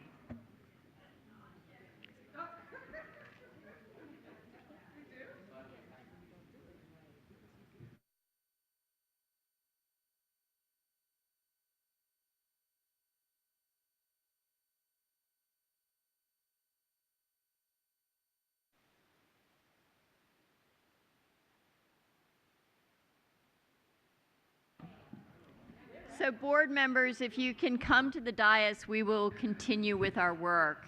And the first thing I will do is call on Ms. Omesh. Are we still on this? Thank you. I'm going to withdraw this follow-on motion with the understanding that the previous one starts the conversation about the public engagement process and making sure that information is clearly available to everyone. Thank you, Ms. Omesh. I now call on Ms. McLaughlin for the motion on the fiscal year 2021 advertised budget. It's us. Showtime. If anybody speaks, I will... Chairman Corbett Sanders, I would like to go ahead and just reread the motion since we're restarting. That's what I was asking you to do, please. I move that the board adopt the fiscal year 2021 advertised budget as detailed in the superintendent's proposed budget and as reflected in the agenda item. Is there a second? I second. Seconded by Dr. Anderson. Ms. McLaughlin, would you like to speak to your motion? I would, thank you. I'm very pleased with the budget development process for the fiscal year 21 to date. This budget represents the superintendent and his team's best thinking, and this budget will put us on a good path forward. As our colleagues are aware, we received full funding from the county for the last 2 years, both fiscal year 19 and fiscal year 20. I am hopeful that the Board of Supervisors will consider full funding for this fiscal year 21 budget as well. I also want to mention what great progress our two organizations have made in terms of our partnership with the county. Dr. Brabrand has developed a wonderful relationship with our county executive, Brian Hill, as well as the two staffs working together. The school board's willingness to work with the County Board of Supervisors is also evident by our recent retreat on Monday. I'm confident that this great partnership will continue, especially as we celebrate and recognize the importance of One Fairfax. I also want to emphasize that without question, the budget before us is a needs-based budget. Later on, we will be discussing the amendments that so many of the board members have brought, and it simply reflects the fact that there are tremendous needs that have still not been able to be funded due to the recent recession, and as a result, I hope that the Board of Supervisors will recognize that while the advertised budget gives them and the public an idea of where we believe our priorities are, we will be talking about these amendments shortly and how we hope to enhance and strengthen the budget proposal before May 21st when we adopt the final budget. Dr. Anderson, would you like to speak to your second? Thank you. It's been exciting being part of these proceedings, and I'm very grateful for all of the work that's been put forth, both by staff and by our colleagues, particularly the 8 of us who are new to this process. It's been quite a learning process, but everybody's really well-intentioned in terms of being thoughtful as much as we can be given the time frame and the scope of this task. I do want to reiterate that our budget reflects our values, and I'm really looking forward to having those conversations that speak to our priorities, and so we can make the best decisions possible, because all of it is important. It's just a matter of how do we balance our needs with our finite resources. Thank you, Dr. Anderson. I now call on Ms. McLaughlin for a motion. Thank you, Madam Chair. I move to defer consideration of all budget amendments to the April 30th, May 14th, 2020 work sessions, as well as additional meeting dates as they become available before the board takes its final action on the budget for May 21st, 2020. Is there a second? I second. Ms. McLaughlin, would you like to speak to your amendment? Yes, Madam Chair. After having several discussions over the past few weeks with our school board leadership, Dr. Brabrand and the leadership team, Dr. Anderson and I are putting forth this Motion to defer consideration of the proposed amendments until the final approved budget vote takes place on May 21st. As many in the public and the Fairfax County family know, this board was recently seated together just a little over 30 days ago. And when you are looking at a $3.2 billion budget and a board of 12 that are so deeply dedicated to ensuring that this budget spends the money in the most effective and efficient manner possible to meet the needs of each and every child and also honor our hardworking employees, it will take more time for this board to review over the next several months what are the various areas of funding priorities that different board members would like to propose. Therefore, we do want to ensure every board member has ample opportunity to carefully consider any and all changes to the budget. In practical terms, the motion to defer to consideration means this. The board will be adding additional work sessions between now and the 2 existing work session dates. In addition, the board will be able to revise and change any portion of tonight's advertised budget before the final vote on May 21st. It is not restricted simply to the $6 million line item for staffing initiatives. Instead, board members can continue to propose budget questions and additional amendments beyond those submitted tonight. Currently, we have 23 proposed amendments that have been posted to board docs and categorized by subject matter. At this time, I would just like to express my personal appreciation as board chair to all of my colleagues. You've worked so hard in this past 30 days. We've met individually to get your input, but I know you've spent countless hours looking through this incredibly complex budget to try and determine, again, how do we honor our students and employees in the best manner possible.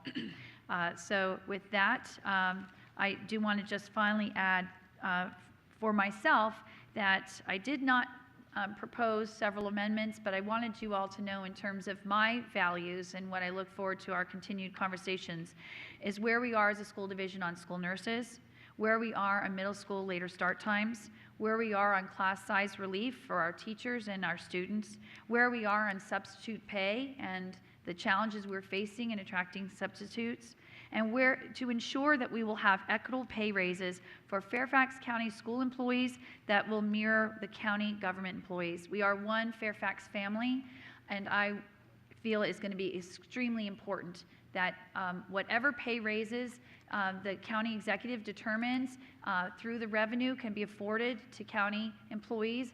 I hope they will recognize and honor that same amount of funding needs to be identified and provided to the school system so we can honor our same hardworking employees. Dr. Anderson, would you like to speak to your second? Yes, please, briefly. Again, thank you for all of what you've shared, Ms. McLaughlin. I agree with so much of that. I also would want to add that as we continue to take a look at this budget and we talk about our priorities, I bring to this work the lens that I brought to my former work, which is how do we advance all of our groups? How do we balance, again, finite resources to advance every single stakeholder that we have, students, teachers, and all of the other groups that Ms. McLaughlin had stated. I'm also looking forward to having some conversations regarding equity. For me, that is the lens through which I take a look at this budget. How do we ensure that we are closing the gaps wherever they exist and on a number of levels? So I want to bring that conversation as we delve more deeply into these specific amendments, which is not going to be happening this evening, I hope, once we vote on this, but at the next, at the next opportunity. Thank you. Mr. Frisch. Just a question to clarify. I think, Megan, you said that in the future, when we add these work sessions, we'll be discussing proposed amendments. I think you said for the advertised budget, will we be able to do the same for the program budget as well? So, Ms. McLaughlin, would you like to answer that question? Well, as was shared by staff, the program budget is something that's created at the end of the budget process. So currently what we have available is the fiscal year 2020 program budget, which reflects what we are doing currently this year. Certainly as we prepare for the final adopted budget on May 21st, we absolutely welcome the review of the current program budget as part of the board's ability to better understand how the changes in the fiscal year 21 budget will impact that, and if any changes coming through that analysis may help us to refine the 21 budget. So thank you for bringing that distinction. And Mr. Frisch, I will remind you and the rest of our board members that we will be having a retreat on March 9th in which the strategic plan and individual programs will be reviewed with the board so that we can take a deeper dive on how we are actually, how each of the individual programs contribute towards the strategic objectives and provide you with the opportunity to influence that going forward. It's my birthday. I can't wait to influence it. Now, that's February 21st, sir. And how did I know that? Okay. So, Ms. Sizemore-Heiser. Oh, okay. Vote, call question. So the motion before us is to defer consideration of all budget amendments to the April 30th and May 14th, 2020 work sessions or other available meeting dates prior to the scheduled school board action on the budget on May 21st, 2020. All those in favor? And that is unanimous. The motion carries. So I will now read the main motion again. Oh, sorry, Madam Chair. Because the way that we did the motion to defer passed, now board members may wish to speak to the main motion before we actually vote. Correct. But this is part of the process, that I read the main motion. We vote on the main motion. Thank you.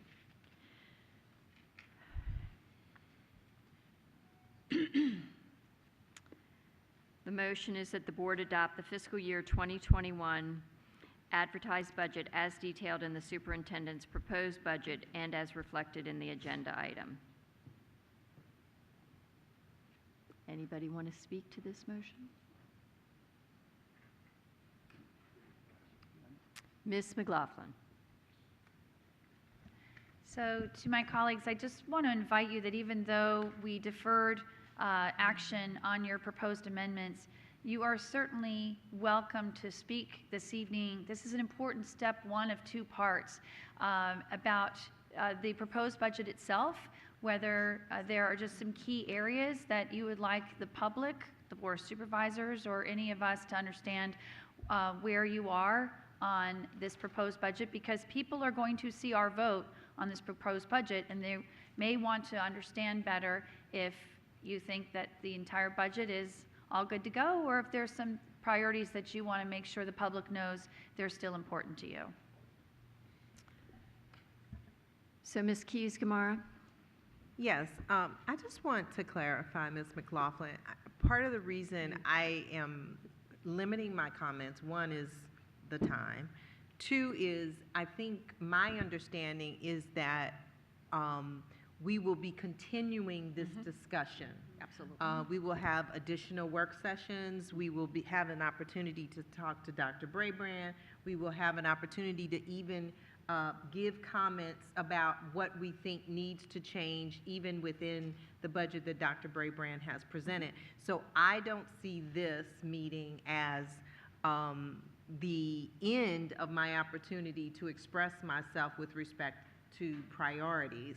And so for that reason, I am limiting my comments because I do think we reach a point of diminishing returns, and you know, staff members might appreciate that we recognize that this conversation will continue. Thank you. Thank you, Ms. Keys-Gamarra. I have Mr. Frisch, followed by Ms. Tolan. Ms. Tolan. Oh, Ms. Tolan's turned her light off. Ms. Sizemore-Heiser.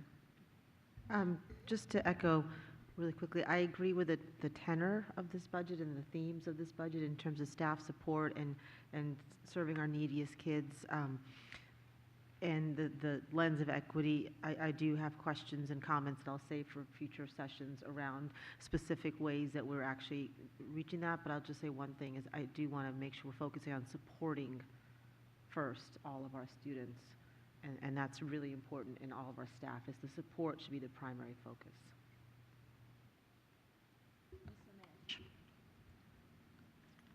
Ms. McLaughlin, your light's on. Yes. Would you like to speak? When everybody's done, I'll have a go back. And so, Ms. Amish, you turned off your light. Your light's back on? Good. Over the past several work sessions, I've highlighted my priorities and will be sending in amendments when we look at this again. I just want to put in another plug for, I think, the importance of identifying areas of savings and reapportionment of our funds to give us confidence in the budget that we are moving forward with.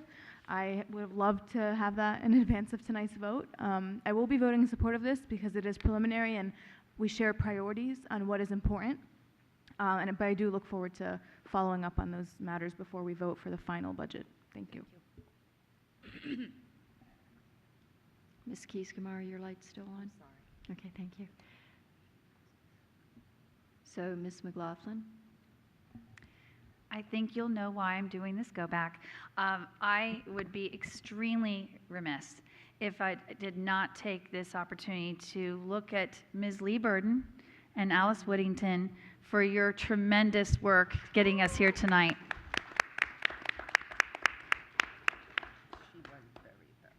I know there have been many, many weeks, long hours as you helped this brand new board look at this budget. You were in all of the 12 or the 11 of the 12 2x2s that we did to talk with board members extensively about their own individual perspectives on this budget. You worked tirelessly to provide information on all of the 23 amendments and keep myself and my amazing vice chair, Dr. Anderson, apprised of all of that work. So I didn't want to let this evening go without saying thank you so much. And to Mr. Smith, you too have worked very tirelessly along with Lee and Alice. It's greatly appreciated. And finally, Dr. Brabrand, I just want to say thank you for continuing to create such a culture of collaboration. I really sense and appreciate the respect you show all of us here on the board, our desire to work with you in enhancing the budget. Thank you. And now I'm done.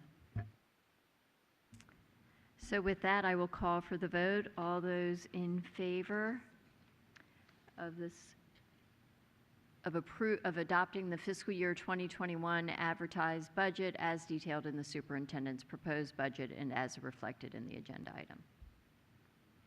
And that is unanimous. The motion carries. I now call on Ms. Pekarsky for a follow-on motion. Thank you. Thanks for sticking it out this late. I move approval of a follow-on motion to direct the superintendent to develop and present to the board a comprehensive and strategic plan of action for the large-scale FCPS on implementation in schools to include objectives, benchmarks, and metrics. This review should include best practices and impact for high school, middle, and elementary age students and address usage within demographic groups that require differentiation. The board is interested in addressing the following: curriculum integration, professional development, guidelines for proper ergonomics and eye safety, appropriateness of mixed media use for certain age groups, an examination of information developed by other districts who are also evaluating best practices and one-to-one programs. The results of this review should be reported by July 1st or a date certain. Do I have a second? Seconded by Ms. Keys-Gamarra. Ms. Pekarsky, would you like to speak to your motion? Thank you. Well, I don't think this will come as a surprise. I have been asking for this since day one when FCPS On was rolled out in the pilot programs. I think there is great work that has been done from where we were when we started in the Chantilly Pyramid to where we are with digital citizenship, with the integration into our curriculum, with PD. schools are doing amazing things, but I think when we have an investment of millions of dollars, the public deserves to see what our end goal is and how do we know we're going to get there. And that holds us accountable as well as a system. And when we talk about, fidelity of implementation of programs, this is one where if we don't get it right, it can hurt kids. And there is research that says so. So where we are, where we want to go, and how we're going to get there, that's really what I would like to see this. And I know a lot of this is done, has been done, but it has not been put into a document or a public, in a public way. And that leaves, that causes transparency issues. Parents do not understand. And I want us to move forward. And that's it. Ms. Keys-Gamarra, would you like to speak to your second? Yes, the first time I spoke on this, Dr. Brabrand, when you presented your budget, I said I was a little surprised to see that we were moving to the middle school so soon, because I felt that in our discussions of implementation last year, we were promised a full review and how we would go forward. I do believe that this motion answers the question of how we are fulfilling our fiduciary responsibility as a board. And that, I believe strongly, is our responsibility. I understand that we are a society where technology is part and parcel of how we do life. But we must always, I think, concentrate on building well. I've said all these things before, and so I'm going to not articulate as much because I think you guys have heard me. But I do believe that this is a way to be able to move forward, as the superintendent obviously does, but at the same time to send a message to the community that this board is holding up standards, and we expect standards to be met. We expect metrics.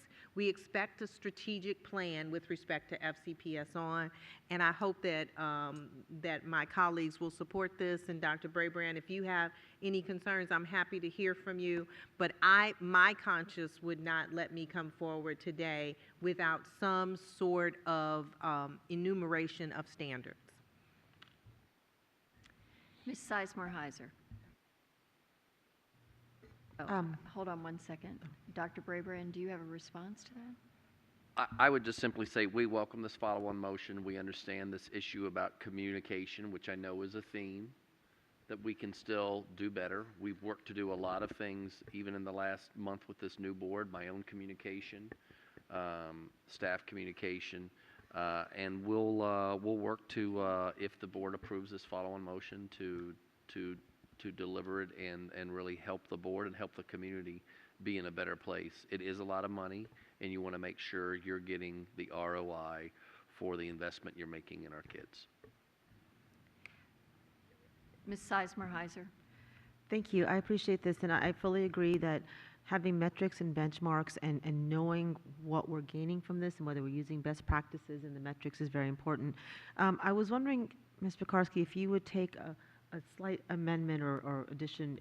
One thing that I'm concerned about is at-home usage and the family engagement, like PD to our families, and how we're helping our parents and guardians and other family members support our students' use of this. And I don't know if that's part of what this is. This seems to me more about usage within the school and development for our teachers, but I wanted to just say, is that including the professional development for our families in terms of outreach and how they are educated and supporting their students and monitoring and all of those pieces?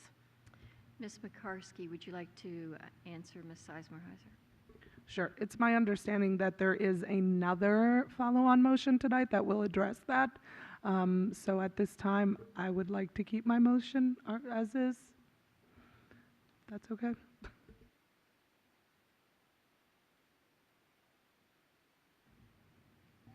Ms. McLaughlin. I just want to thank Ms. Pekarsky and Ms. Keys-Gamarra for this extremely important follow-on motion. And I also appreciate what Dr. Brabrand had to say. As a long-serving member of this board, where we first had the strategic plan, when the board talked about wanting to make sure our portrait of a graduate goals were met for students in 21st century technology, it wasn't necessarily that we meant suddenly we were going to put a laptop in every single student's hands and that it would be going home with them and what that would mean. And so I have been probably one of the more cautious members about FCPS on. But I want to emphasize something that many colleagues have brought up. We have extreme poverty in this county and deep pockets of poverty. And so to my colleagues in particular, where you know it intimately in your own districts, I do want you to know, especially with FCPS on, I'm very mindful and very appreciative that it has been very important to help close that digital divide. But I would just like for us to have a more holistic review of different options as we move to the next phase. Brain research shows that when students are learning, even adults learning, the actual writing of the pen to paper, then sending that information to the brain is far more effective in information retention than it is typing on a keyboard. And so I think those are the things that maybe your follow-on motion will help us get to for parents to understand. The fact that we just rolled out the high school countywide program, I have had reservations about leaping into another rollout where there hasn't been an opportunity to see a full academic year. So I do want the superintendent and staff who've worked really hard on this to know I really respect the work they've brought to date, but we do have not only a fiscal, but a governance oversight and responsibility to make sure that there's real clarity about what this program is going to achieve. So that's, again, my appreciation to all of you. Ms. Sternak, Fairfax. Thank you. I appreciate my colleagues who brought this forward and the need for metrics and benchmarks. I do have a question for the makers of the motion because I appreciate Ms. McLaughlin's comments. I think those of us who see the goal of FCPS on was access and closing the digital divide are concerned about moving this back when we have had extensive conversation that the middle school principals are ready, their teams are ready. So I have a question to the makers of the motion. Is it your intent, because then I will decide whether or not I will support this or not, is it your intent not to move forward on FCPS on in the middle schools until you get this information, because I see you have a July 1st deadline? I think I speak for both of us. That's not our intent. We both had a great deal of consternation we were really receiving anecdotal information with respect to what we've been able to accomplish in the high school. I personally was not comfortable with that information. So this is, I believe, our compromise to not try to shut this down. We do understand the concerns of equity and access, but at the same time, with such a large investment, I also think we need to have standards. So this is a way to address the concerns of my colleagues that I've heard, but at the same time, having done some research with respect to other school districts that have done this ahead of us, and now they're having to take some more introspective steps and try to come up with best practices. I just think that this is a way that we try to make sure that we build well as we go forward. I appreciate your answer. Thank you. Ms. Pekarsky. Yeah, I just wanted to speak to that too. It's not my intention to stop FCPS on middle school implementation. I've heard our educators, I've talked to teachers, administrators, they're ready. I think this is taking us one step further now from just access check to being more thoughtful with how this is going to impact students in a positive way, and just a structure for that, and what we can expect, and what teachers can expect as well. Dr. Anderson. thank you both for your work on this. As everybody knows, I've been in full support of FCPS on since the start because I know what it means to our community. Because we do have students without this support, there will be nothing else to close that gap because libraries are only open for so long and you may not have access to be able to get there. While having said that, instructionally, I also believe very deeply in the power of this tool because I have seen it work, and in my former job as a school principal, I have seen how it elevates opportunities for engagement. I have seen how it elevates opportunities for differentiation. And so this is why I've been in full support of that program since minute one. Having said that, I do not believe this is in competition with that. I want to be sure that I'm outlining that having a robust PD plan for teachers is not in competition with our plans to roll this out. So I can be in full support of both, and I will support your follow-on. Mr. Frisch. I want to thank both of you for this follow-on motion. I think the last few weeks are a good example of what having frank conversations about these things what we're capable of producing as a result. In addition to this, which I think is great, because yes, there are two things that we're trying to solve with FCPS on, right? We're trying to make sure that every child in this district has access to the technology they need, both at school and at home. But we also want to make sure that, especially with the students who face the digital divide, that they're getting the enrichment from the technology that they're being given. Just like anybody else is in Fairfax County. I've had over the last 2 weeks, I've had productive conversations with staff about the likelihood that we could see tracking software for screen time and application usage, and I'm encouraged by that. I'm encouraged by this amendment because it will finally put some meat on the bones as to what we're talking about when we say that we're learning, or the kids are getting access to these tools in the classroom that benefit them beyond just a piece of technology in their lap. Thank you. Thank you. Can I ask our board members to turn off their lights if they don't want to speak? Great. And with that, I will call for the vote on this motion. Oh, I'm sorry. Ms. Sizemore-Heiser? Thank you, and I'm mindful of the time. I'm trying not to be too long. I don't see the follow-up motion on the issue that I had mentioned. I looked on board docs. I apologize if I missed it, but I just wanted to. Well, I apologize if I misunderstood Ms. Pekarsky. I brought up the issue around making sure that we have parent training and support and this, and I maybe misunderstood, but I thought Ms. Pekarsky said there's another follow-on motion to address that. Yeah, I don't see it on board, so I just wanted to make sure that I'm not missing something here. So, and if there's not, I'm happy to. So, Ms. Sizemore-Heiser, you had recommended a friendly amendment to this follow-on motion. Where would you make that friendly amendment or suggest a friendly amendment? I would perhaps, under appropriateness of mixed media use for certain age groups, add another line that just says family engagement to support family support of students using technology at home.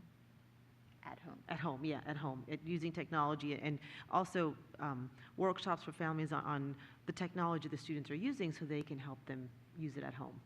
Okay. And that's probably too long, but family engagement to support students using technology at home. So, Ms. Pekarsky and Ms. Keys-Gamarra. Ms. Pekarsky, can you accept that? I think that's getting into what the objectives are, and I really want staff to tell me that, and the leadership team, and maybe that is a conversation when we see what they come up with. Well, I just want to, when you say the board is interested in addressing the following, I would like the staff to address it may not be family engagement, but what I see what you're doing is how you're asking the board to look at how this is being integrated with our curriculum, what's the professional development, and I do feel it's really important. I've heard from a lot of community members that I feel it's important to make sure that we're looking at what our metrics on what our family engagement is, how much training we're doing for them. So I don't personally see it as just getting into the weeds, I think it's a component of what I like to see some benchmarks and metrics on, and on what we're doing around that and what are our metrics and success in terms of reaching our families. Dr. Brabrand. While I ultimately defer to the board, if this friendly amendment is accepted, the staff can work to incorporate this idea into the final report. I'll accept it. Thanks. Thank you. So, taking into account the friendly amendment, I would like to call for the vote. Everybody, all who are in favor of Ms. Pekarsky's follow-on motion, and I'm not going to read the whole thing, Thank you. as amended. All those in favor? And that is unanimous. The motion passes or carries. I now call on Ms. Marin for a follow-on motion. I move approval of a follow-on motion to direct the superintendent to present by April 30th, 2020 to the school board a plan for installing vestibules in schools to provide secure visitor access space where none currently exists. Specifically, compile data about the frequency of schools having entry vestibules that serve as a security checkpoint before visitors gain access to areas with students, compared with schools that, due to design features, allow visitors to cross open space or hallways before checking into the main office. The plan will include the timeline and cost to outfit all schools with needed vestibules or improvements that will create visitor holding spaces before entering spaces where students are. Is there a second? I will second that. Second by Dr. Anderson. Ms. Marin, would you like to speak to your motion? Sure, just briefly, parents are concerned about the access with which visitors have to our children. Most recently, when I was at Alden Elementary, there was a long discussion about this, and some of our schools have spaces where visitors can stop and be checked in, verified via video, or verified in the office, but many of them don't. I've talked with Mr. Plattenberg, who already has data about what the status is, so this is about really, again, figuring out what a plan could be to start to put this into motion and cost this out to get these changes made so that our children are secure and safe while they're learning. Dr. Anderson, would you like to speak to your second?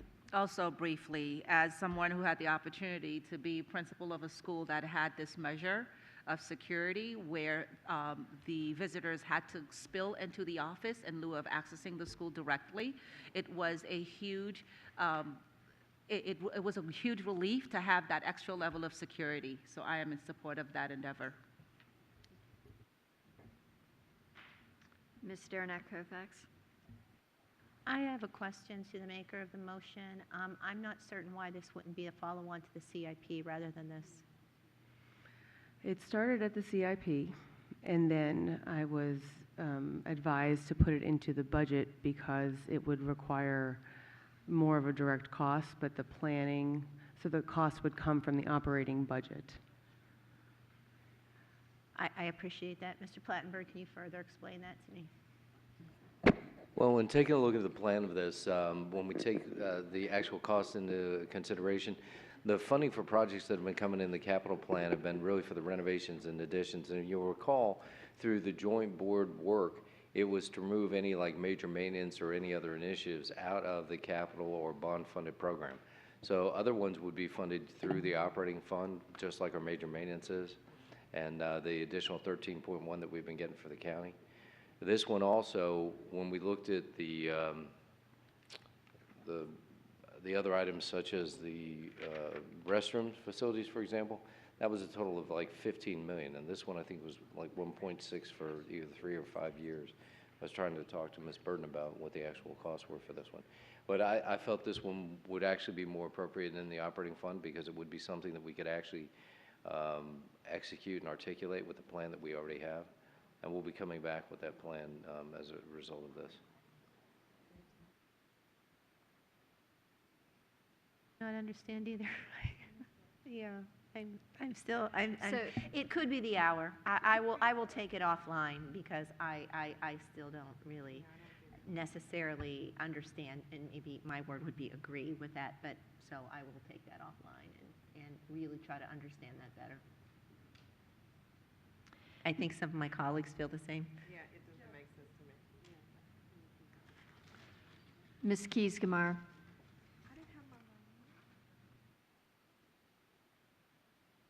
Okay, Ms. Pekarsky?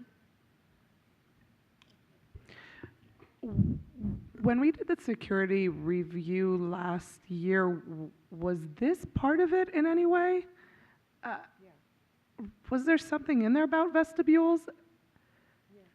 And if so, what was it? Remind me. Mr. Smith, do you want to address that?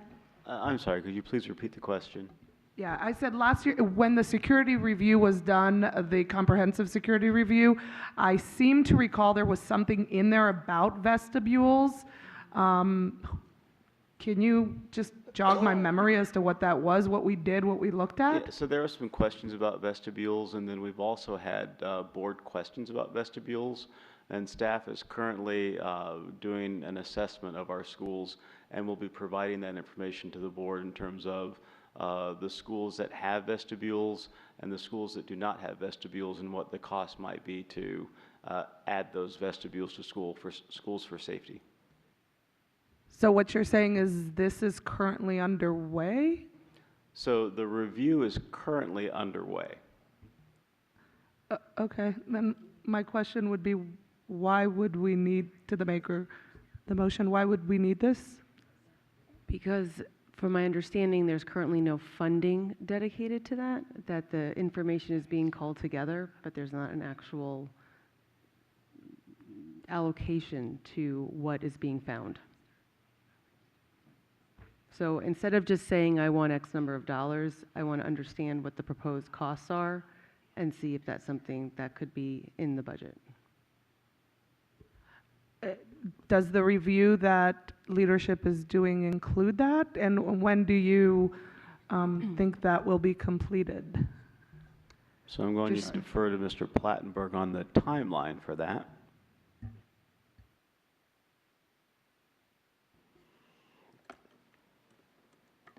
Yeah, we've gone, and it is the hour, by the way, because I'm definitely fading from 4 a.m. this morning. We did have, I believe it was on December 19th, that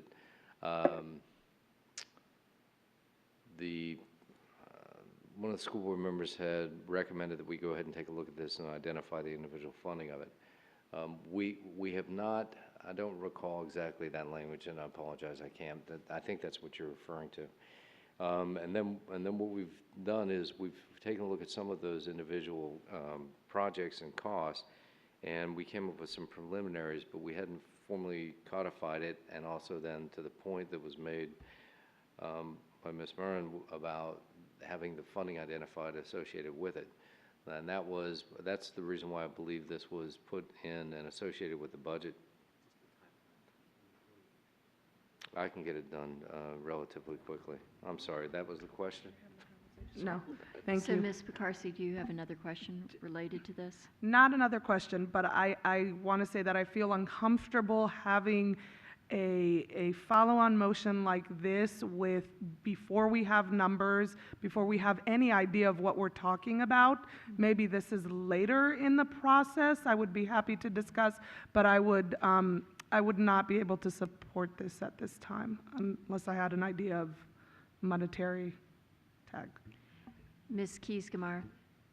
Just to follow up on that, I think some of the confusion, or at least some of the concern, is we had extensive, Mr. Plattenberg, if you could stay with us for a little bit longer, we had extensive conversation with our security review, and as I recall, these vestibules were part of that. And so I'm not understanding why we need this, particularly when it is not in this year's budget, and we don't even know how much money we're talking about. I would be much more comfortable with getting the rest of the report that we've already discussed with you as a part of the security review, and having those numbers brought to us so that the board can make a decision. But as far as I understand, this is already in process, so I guess I'm a little unclear as to why this is necessary at this juncture. Ms. Marin. So as you'll see, the language is to direct the superintendent to to plan to present a plan by April 30th on what it would take. So that includes how much money that would be.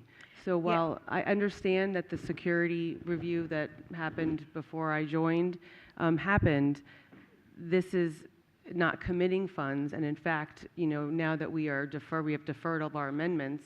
I mean, I could have offered it as an amendment, but then I would have had to attach dollars, not knowing where those dollars would come from, and I didn't feel comfortable or responsible doing that.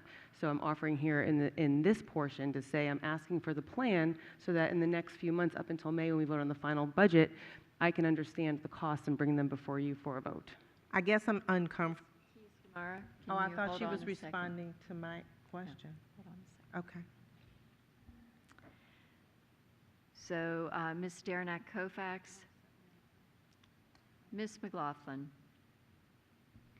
So I understand, Ms. Marin, exactly where you were going with this follow-on motion, and I actually do believe it's something that we can honor as a follow-on motion. It might just be a simple word where it says plan, as opposed to maybe it's that the superintendent is basically you're asking him to review the current facilities and bring forth potential recommendations to address it, including costs associated with it. Maybe for board members then, by not using the word plan, it just is more about you're wanting him to bring information to us so the board can have further consideration, because it will have a budgetary impact. But this way, perhaps it doesn't connote that we've greenlit a plan and now this is going to happen with dollars attached. Ms. Sizemore-Heiser. So this is just a question for staff in terms of, I know the board before I joined had the security review. Where are we in terms of implementing that review, in reviewing the review, in deciding what our priorities might be in terms of multiple recommendations from the review? What do we start with? Where do we start? I mean, it sounds like to me perhaps we need a work session on this, on a secure, and I apologize if I'm redoing work, but it sounds like there's more discussion on a holistic review of security to include vestibules to then sort of decide for next year's budget as we're working with our superintendent and our staff, where are our priorities, and perhaps preliminary funding numbers can come at a work session. I understand what Ms. McLaughlin is saying, and I very much respect Ms. Marin for bringing this to our attention. I've heard from the community as well about security concerns and safety concerns, so I think this is very important. I just don't know. I feel a little bit like I don't want to sort of pluck one area of safety to have here. I'd rather do a more holistic review of the safety review we had and figure out where we may want to start in looking at enhancements as needed.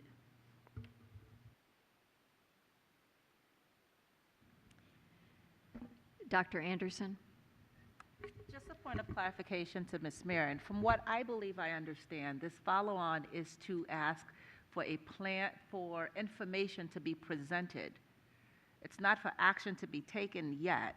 So I guess I'm a little unclear on maybe the process, why this is not an appropriate follow-on motion, because it mirrors some of the other follow-on motions that we've put forth. And I know the work is in progress, but maybe this will expedite that work. I'm a little confused. If somebody can help me determine why this is different from some of the others. Dr. Anderson, nobody's saying that it shouldn't be. I mean, Ms. Marin has the flexibility to bring any follow-on motion she likes. I think the consternation I am hearing at the board is that this is a work in progress, and it looks like it's new work being asked for. And so maybe if there's a way of capturing the work in progress, that's so that it doesn't give the impression we're starting anew, maybe that could get us to where we need to be with this motion.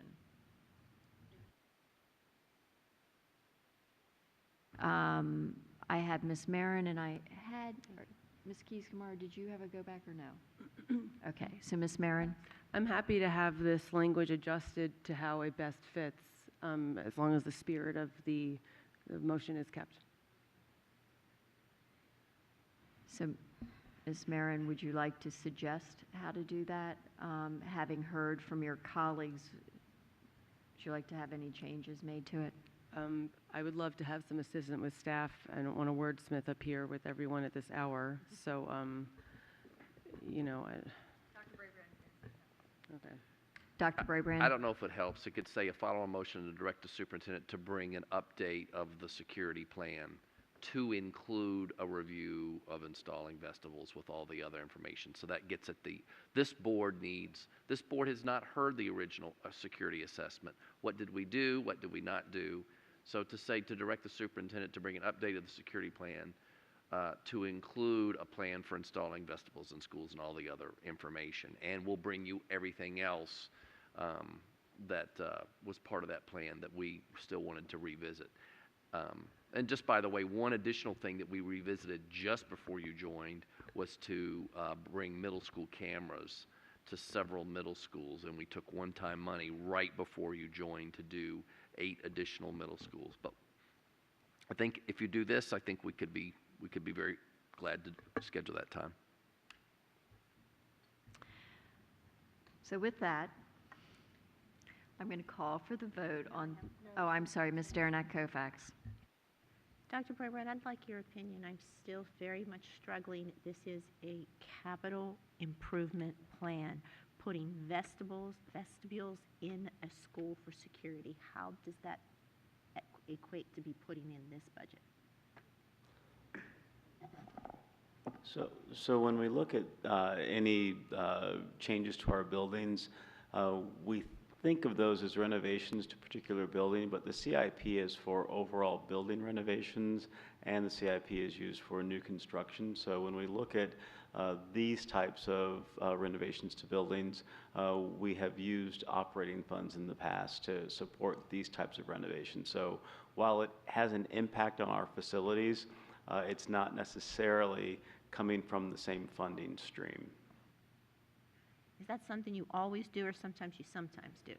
It is something that we always do. When you think about the actual minor improvement program, some of the costs that we had done, one individual school was $37,000 for a vestibule, but because we have over 100 schools that require them, the cost may, as a total, may be a lot. So what Mr. Smith was saying was exactly spot on. This is not something that I would recommend defer from our renovation that includes a holistic renovation of a facility. If we were to implement something like this, like we've done in the past of anything else, any renovation that would occur would include vestibules. In fact, that's what we do with our renovations that are going on. But if there's a determination or a desire to go ahead and capitalize on the schools that may be way out from that renovation process, that would not have been in the capital program or the bond program. The funding from this would defer all of that from those renovations, from those additions, from the new construction. This is a minor or a modification or a minor modification that would be, in my opinion, funded in a different venue. And I'd be happy to talk offline and show some examples of what we've done in the past. I remind my colleagues we're not committing funds here, we're asking for a plan. If I could draw your attention to the screen in front of you, I would like to have the support of the board to accept the amendments to Ms. Marin's follow-on motion before we vote on the follow-on motion. So do we have support for the amended language in the follow-on motion? Can I see a show of hands? That's you. No, that's Ms. McLaughlin, Dr. Anderson, Ms. Marin, Ms. Sizemore-Heiser, Ms. Tolan, Ms. Corbett-Sanders, Ms. Omesh, Mr. Frisch. Those opposed, Ms. Pekarsky.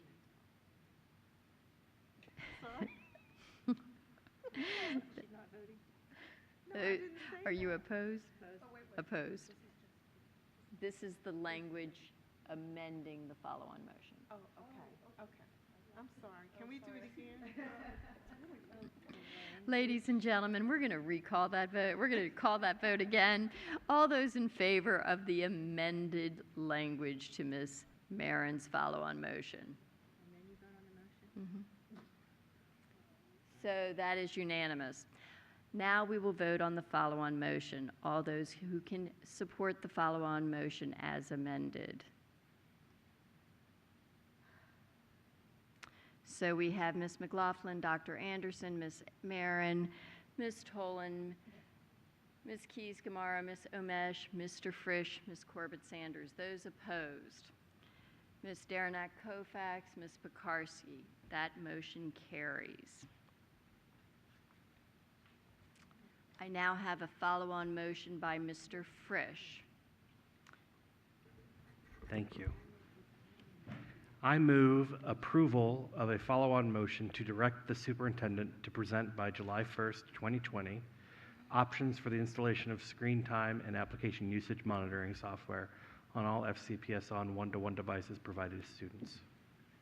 Do we have a second? Seconded by Ms. Marin. Mr. Frisch, would you like to speak to your motion? Sure. So I've had some extensive conversations with Assistant Superintendent Leftglass about the subject. There are options, and I think the options will get better over time, especially as we continue to have conversations around these things.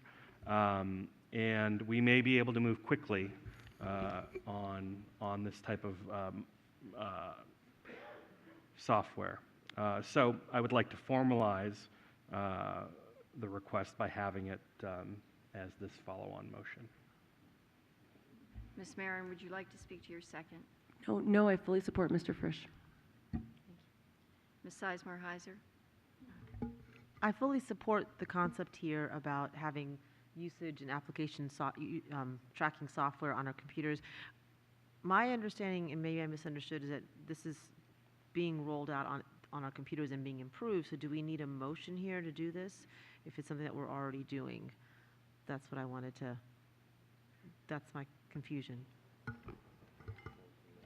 Ms. Leftglass, can you provide clarity on this? So we are, I've had a few conversations with you all. We are working on a tool that we believe will be available in the probably next month, and we're proposing piloting that. I've actually recruited a couple of board members and their staff to help be part of my pilot. And should that work, and we have confidence that it would work, for example, as an email to families like on Fridays, like you get with your progress reports. And it would give you usage information. So we're going to pilot it, and we are hoping that that will then work well enough to be rolled out to all of our high school one-to-one families. So yeah, and as Mr. Frisch said, these tools get better and better, but this is a first step towards that usage information. Ms. Derenak-Kofax? I have a question, Ms. Leftglass. Is there any concern on your part about installing tracking devices and privacy concerns of our students?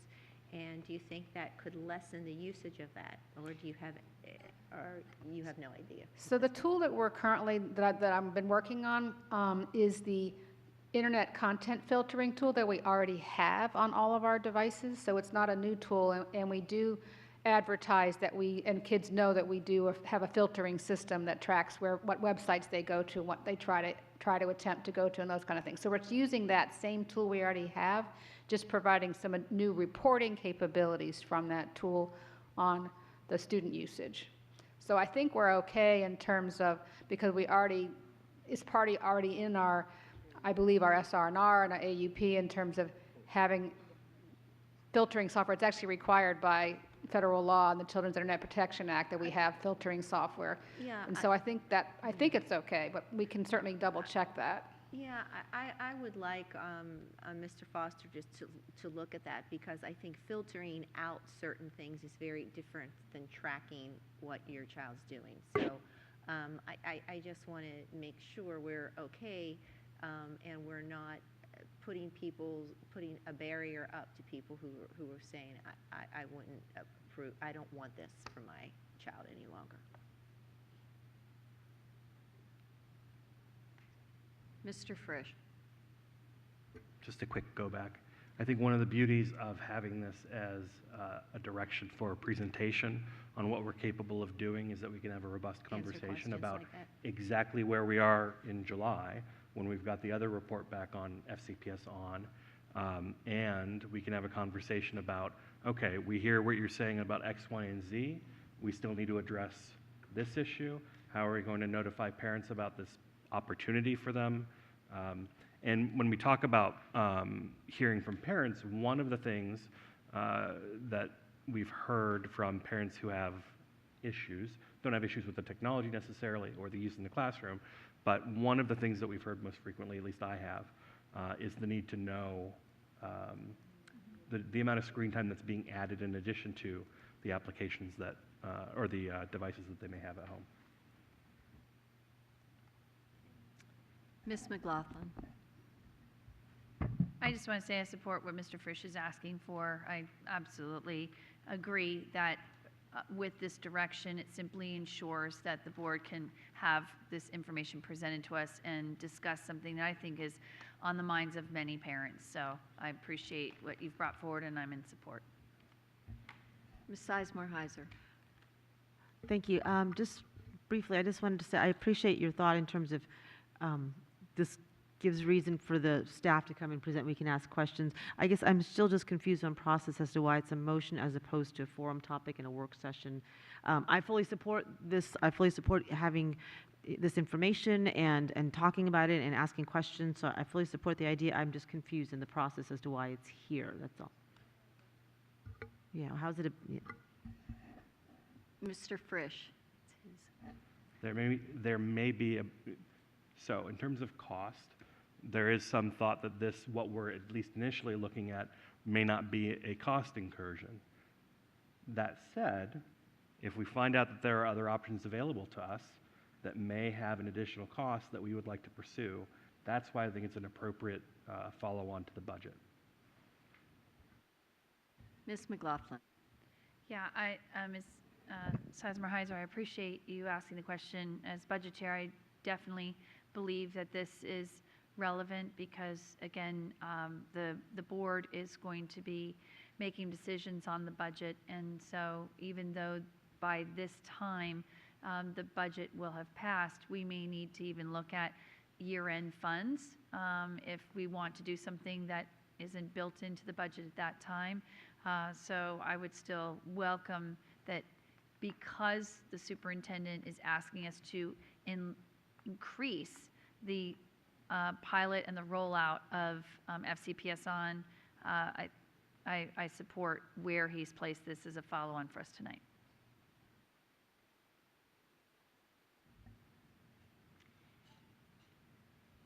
And with that, I will call for the vote. All those in favor of Mr. Frisch's follow-on motion? That's unanimous. The motion carries.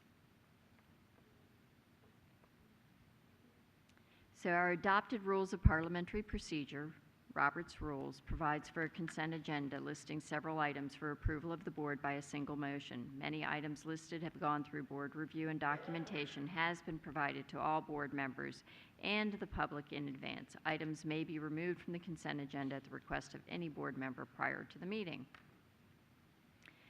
6.01, appoint individuals to serve on committees as detailed in the agenda item. Is there any objection to approving the consent agenda? Hearing and seeing no objection, the consent agenda is approved.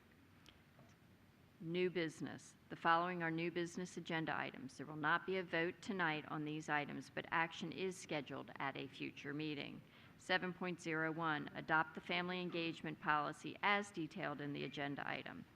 7.02, award the contract for the geothermal piping replacement at Mason Crest Elementary School to the lowest responsive and responsible bidder, and authorize the division superintendent or the assistant superintendent of facilities and transportation services to execute and administer the contract on behalf of the school board. 7.03, award a contract for the Westfield High School synthetic turf field replacement project to the lowest responsive and responsible bidder, and authorize the division superintendent or the assistant superintendent of facilities and transportation services to execute, deliver, and administer the contract on behalf of the school board. 8, superintendent matters. Next on the agenda is superintendent matters, and I call on Dr. Brabrand. Yes, just very briefly. Really excited last week to go to Mount Vernon High School and celebrate with the presidents of George Mason and Nova the launch of the advanced program. This is going to be a game changer for our students at Mount Vernon High School. They're going to have the opportunity to have transferable college credit and also complete the requirements for the high school diploma and become Nova and George Mason students in the process. It's also going to be a game changer for parents who are going to be able to have their kids have really a full year of college credit courses at no cost to families. So really excited about the partnership, and I know it's been hard work from our board chair, from our Karen Corbett Sanders, our previous Mount Vernon rep, Dan Stork, who's now supervisor for the Mount Vernon district, and we really appreciate their working helping make this vision and commitment a reality. Tara Taylor was named Virginia Thespians 2020 Administrator of the Year. We're really excited for her. She's our FCPS Theater and Dance Education Specialist. Under her leadership, FCPS has revised the secondary program of studies for theater arts and technical theater and introduced several new theater and dance courses, including technical theater appreciation, introduction to musical theater, Broadway dance, and hip-hop dance. So congratulations to Tara Taylor on this state award. I also want to, speaking of dance, our dance students are hosting, from Fairfax Academy, a dance concert to benefit the Multi-Sclerosis Society on Sunday, February 23rd at 6 p.m. Dances from the Academy classes as well as groups from the community will be featured. The dance concert will be at Fairfax High School's auditorium. Tickets aren't required, but a suggested donation for the Multiple Sclerosis Society is $20, and I hope many of our community will come out and see some amazing dancing. Thank you. Next on the agenda is board reports, and I call on Ms. Derenak Kofax for an update from the forum held earlier this evening. Thank you, Madam Chair. Earlier this evening, I, with my colleague Karen Keys-Gamara, brought forward a board topic seeking a board forum topic seeking to initiate the process to change the name of Robert E. Lee High School. I spoke about, Ms. Keys-Gamara and I spoke about the naming process and how it needed to be done with transparency and fidelity, that it was the previous board, along with the staff, that took time to revise the naming policy and regulations, as well as a review of schools that were named after Confederate soldiers. We realized the process took time, but we wanted it to be thorough. We are hoping that we talked about how when we began this process, Confederate values are ones that no longer align with our community, and that our schools needed to be places where students, staff, and members who walk through the door feel safe and supported. We also spoke about the fact that critics might say that this is an attempt to erase history, but we wanted to make sure that people understood this was not the case. It was time to make this change as the Civil War ended over 155 years ago, and the history of Virginia will always include Robert E. Lee, as it will be in our textbooks and our museums. I emphasized a strong desire not to create divisions in our community as this goes forward, and it is my hope that the public and community debate will be civil and respectful. I asked Ms. Keys-Gamara and I asked support for our board, and we also talked about the need to bring this forward for new business soon.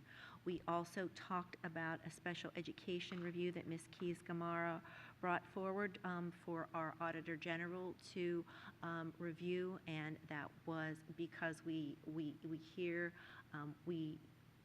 the public's concern, but we also are very committed to making sure our special education students get what they need, and so it was approved that our Auditor General will begin a process in the near future. And those were our forum topics.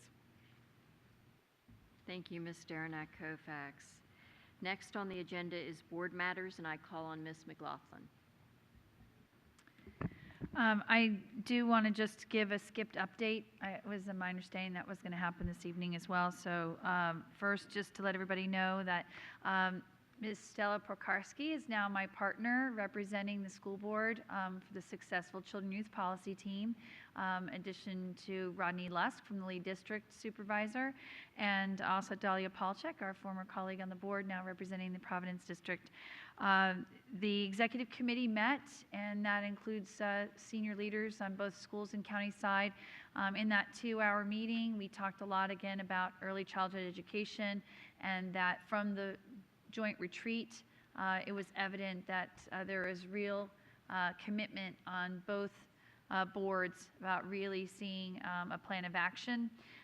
We also basically reviewed sort of the history of SCIPT, and so I would just say to my colleagues, both newer and more veteran, that I really encourage you all to visit the Fairfax County webpage on the SCIPT so that you can get a great history as well as summaries and memos.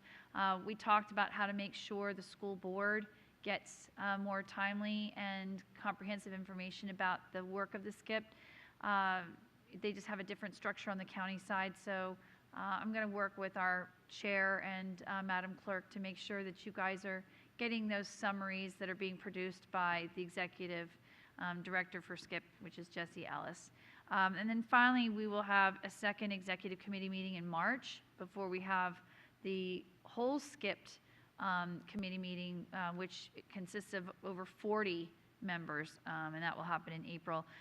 But as Ms. Darniak-Kofax is aware, there is a SCIPT subcommittee on community schools, and there's a draft report that will be reviewed by the SCIPT executive committee meeting.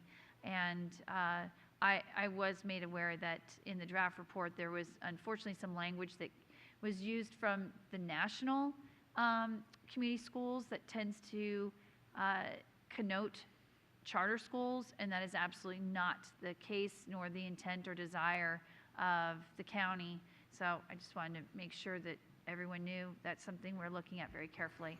And then for me, I will actually, as a gift to my colleagues, pass on any other board matters for the moment, other than I look forward to seeing Braddock residents at Supervisor Walkinshaw's open house Thursday, February 13th. Dr. Anderson. Due to the late hour, I yield my time. Ms. Marin. I yield my time. Ms. Sizemore-Heiser. I'm just going to say one thing. Earlier this week, I was at Chantilly High, and I heard students who escaped from North Korea speak about their experiences. And I know it's late, but I could not let this opportunity go without sharing just one thing that they said in advice to the students at Chantilly High School. And that was a statement by one of the young ladies who said to the students, "Remember, freedom is a gift. Pursue your dreams, but never take for granted the freedom you have that allows you to pursue your dreams." And I just needed to share that because it was one of the most meaningful assemblies I've been to hear these students who escaped North Korea talk about this. So that's all. Ms. Tolan. I just wanted to make a couple of comments to the McLean community. I appreciate all of your emails and comments on the boundary process, on the modular, on addition. I just want to let you know that we are committed to engaging you in this conversation, and I've had meetings scheduled and have attended meetings with the Great Falls and the McLean community, and we are looking at these emails, putting them into groups depending upon what the topic is, and we will be getting back to every single person. In addition, in my upcoming newsletter, I'm going to include a set of information on capital project funding and how that works and what the timing is around that. So please sign up for my newsletter and News You Choose. I just have to highlight one fabulous thing that I was able to attend this week. Great Falls Elementary School is celebrating their 30th year of offering the Japanese immersion program. They had an open house on February 5th. And after posting on social media, I've been hearing some great stories from former students and families that now have these young people engaged in international work, in part due to the time they spent in the Japanese immersion program, and I have to include my own son on that list as well. So that was pretty exciting. Next week, I'm starting my A Day in the Life program, and I will be spending a day with a student at Langley High School. I'll be at McLean High School on February 25th and Herndon High School on February 24th. And our next joint environmental task force meeting is on February 19th. Thank you. Ms. Derenak Kofax. Thank you. I look forward to seeing everyone at my Kofax Coffee, February 11th at Grounded Coffee on Telegraph Road, and that will be 9:30 to 11:30. And next week, I will also be attending the Edison PTSA meeting around, I think, 7 o'clock on February 12th. So I look forward to seeing you all in the community. Ms. Keys-Gamarra. I will yield my time and give my report at the next board meeting. Ms. Pekarsky. Very quickly, I've been continuing my school visits. I will be at Centerville tomorrow, and I enjoyed the Westfield Choral Pyramid concert yesterday, where many of our school choir students participated. Ms. Omesh. Picking one thing to talk about, the Mountain View graduation, I want to congratulate the students again, and really was such a pleasure to hear stories of incredible triumph and what great things our school system and staff can do for students who've gone through incredible struggles. Mr. Frisch. If everybody hadn't have yielded their time, I could have said this good morning. But instead, I will just say good night. And so with that, this meeting is closed, adjourned.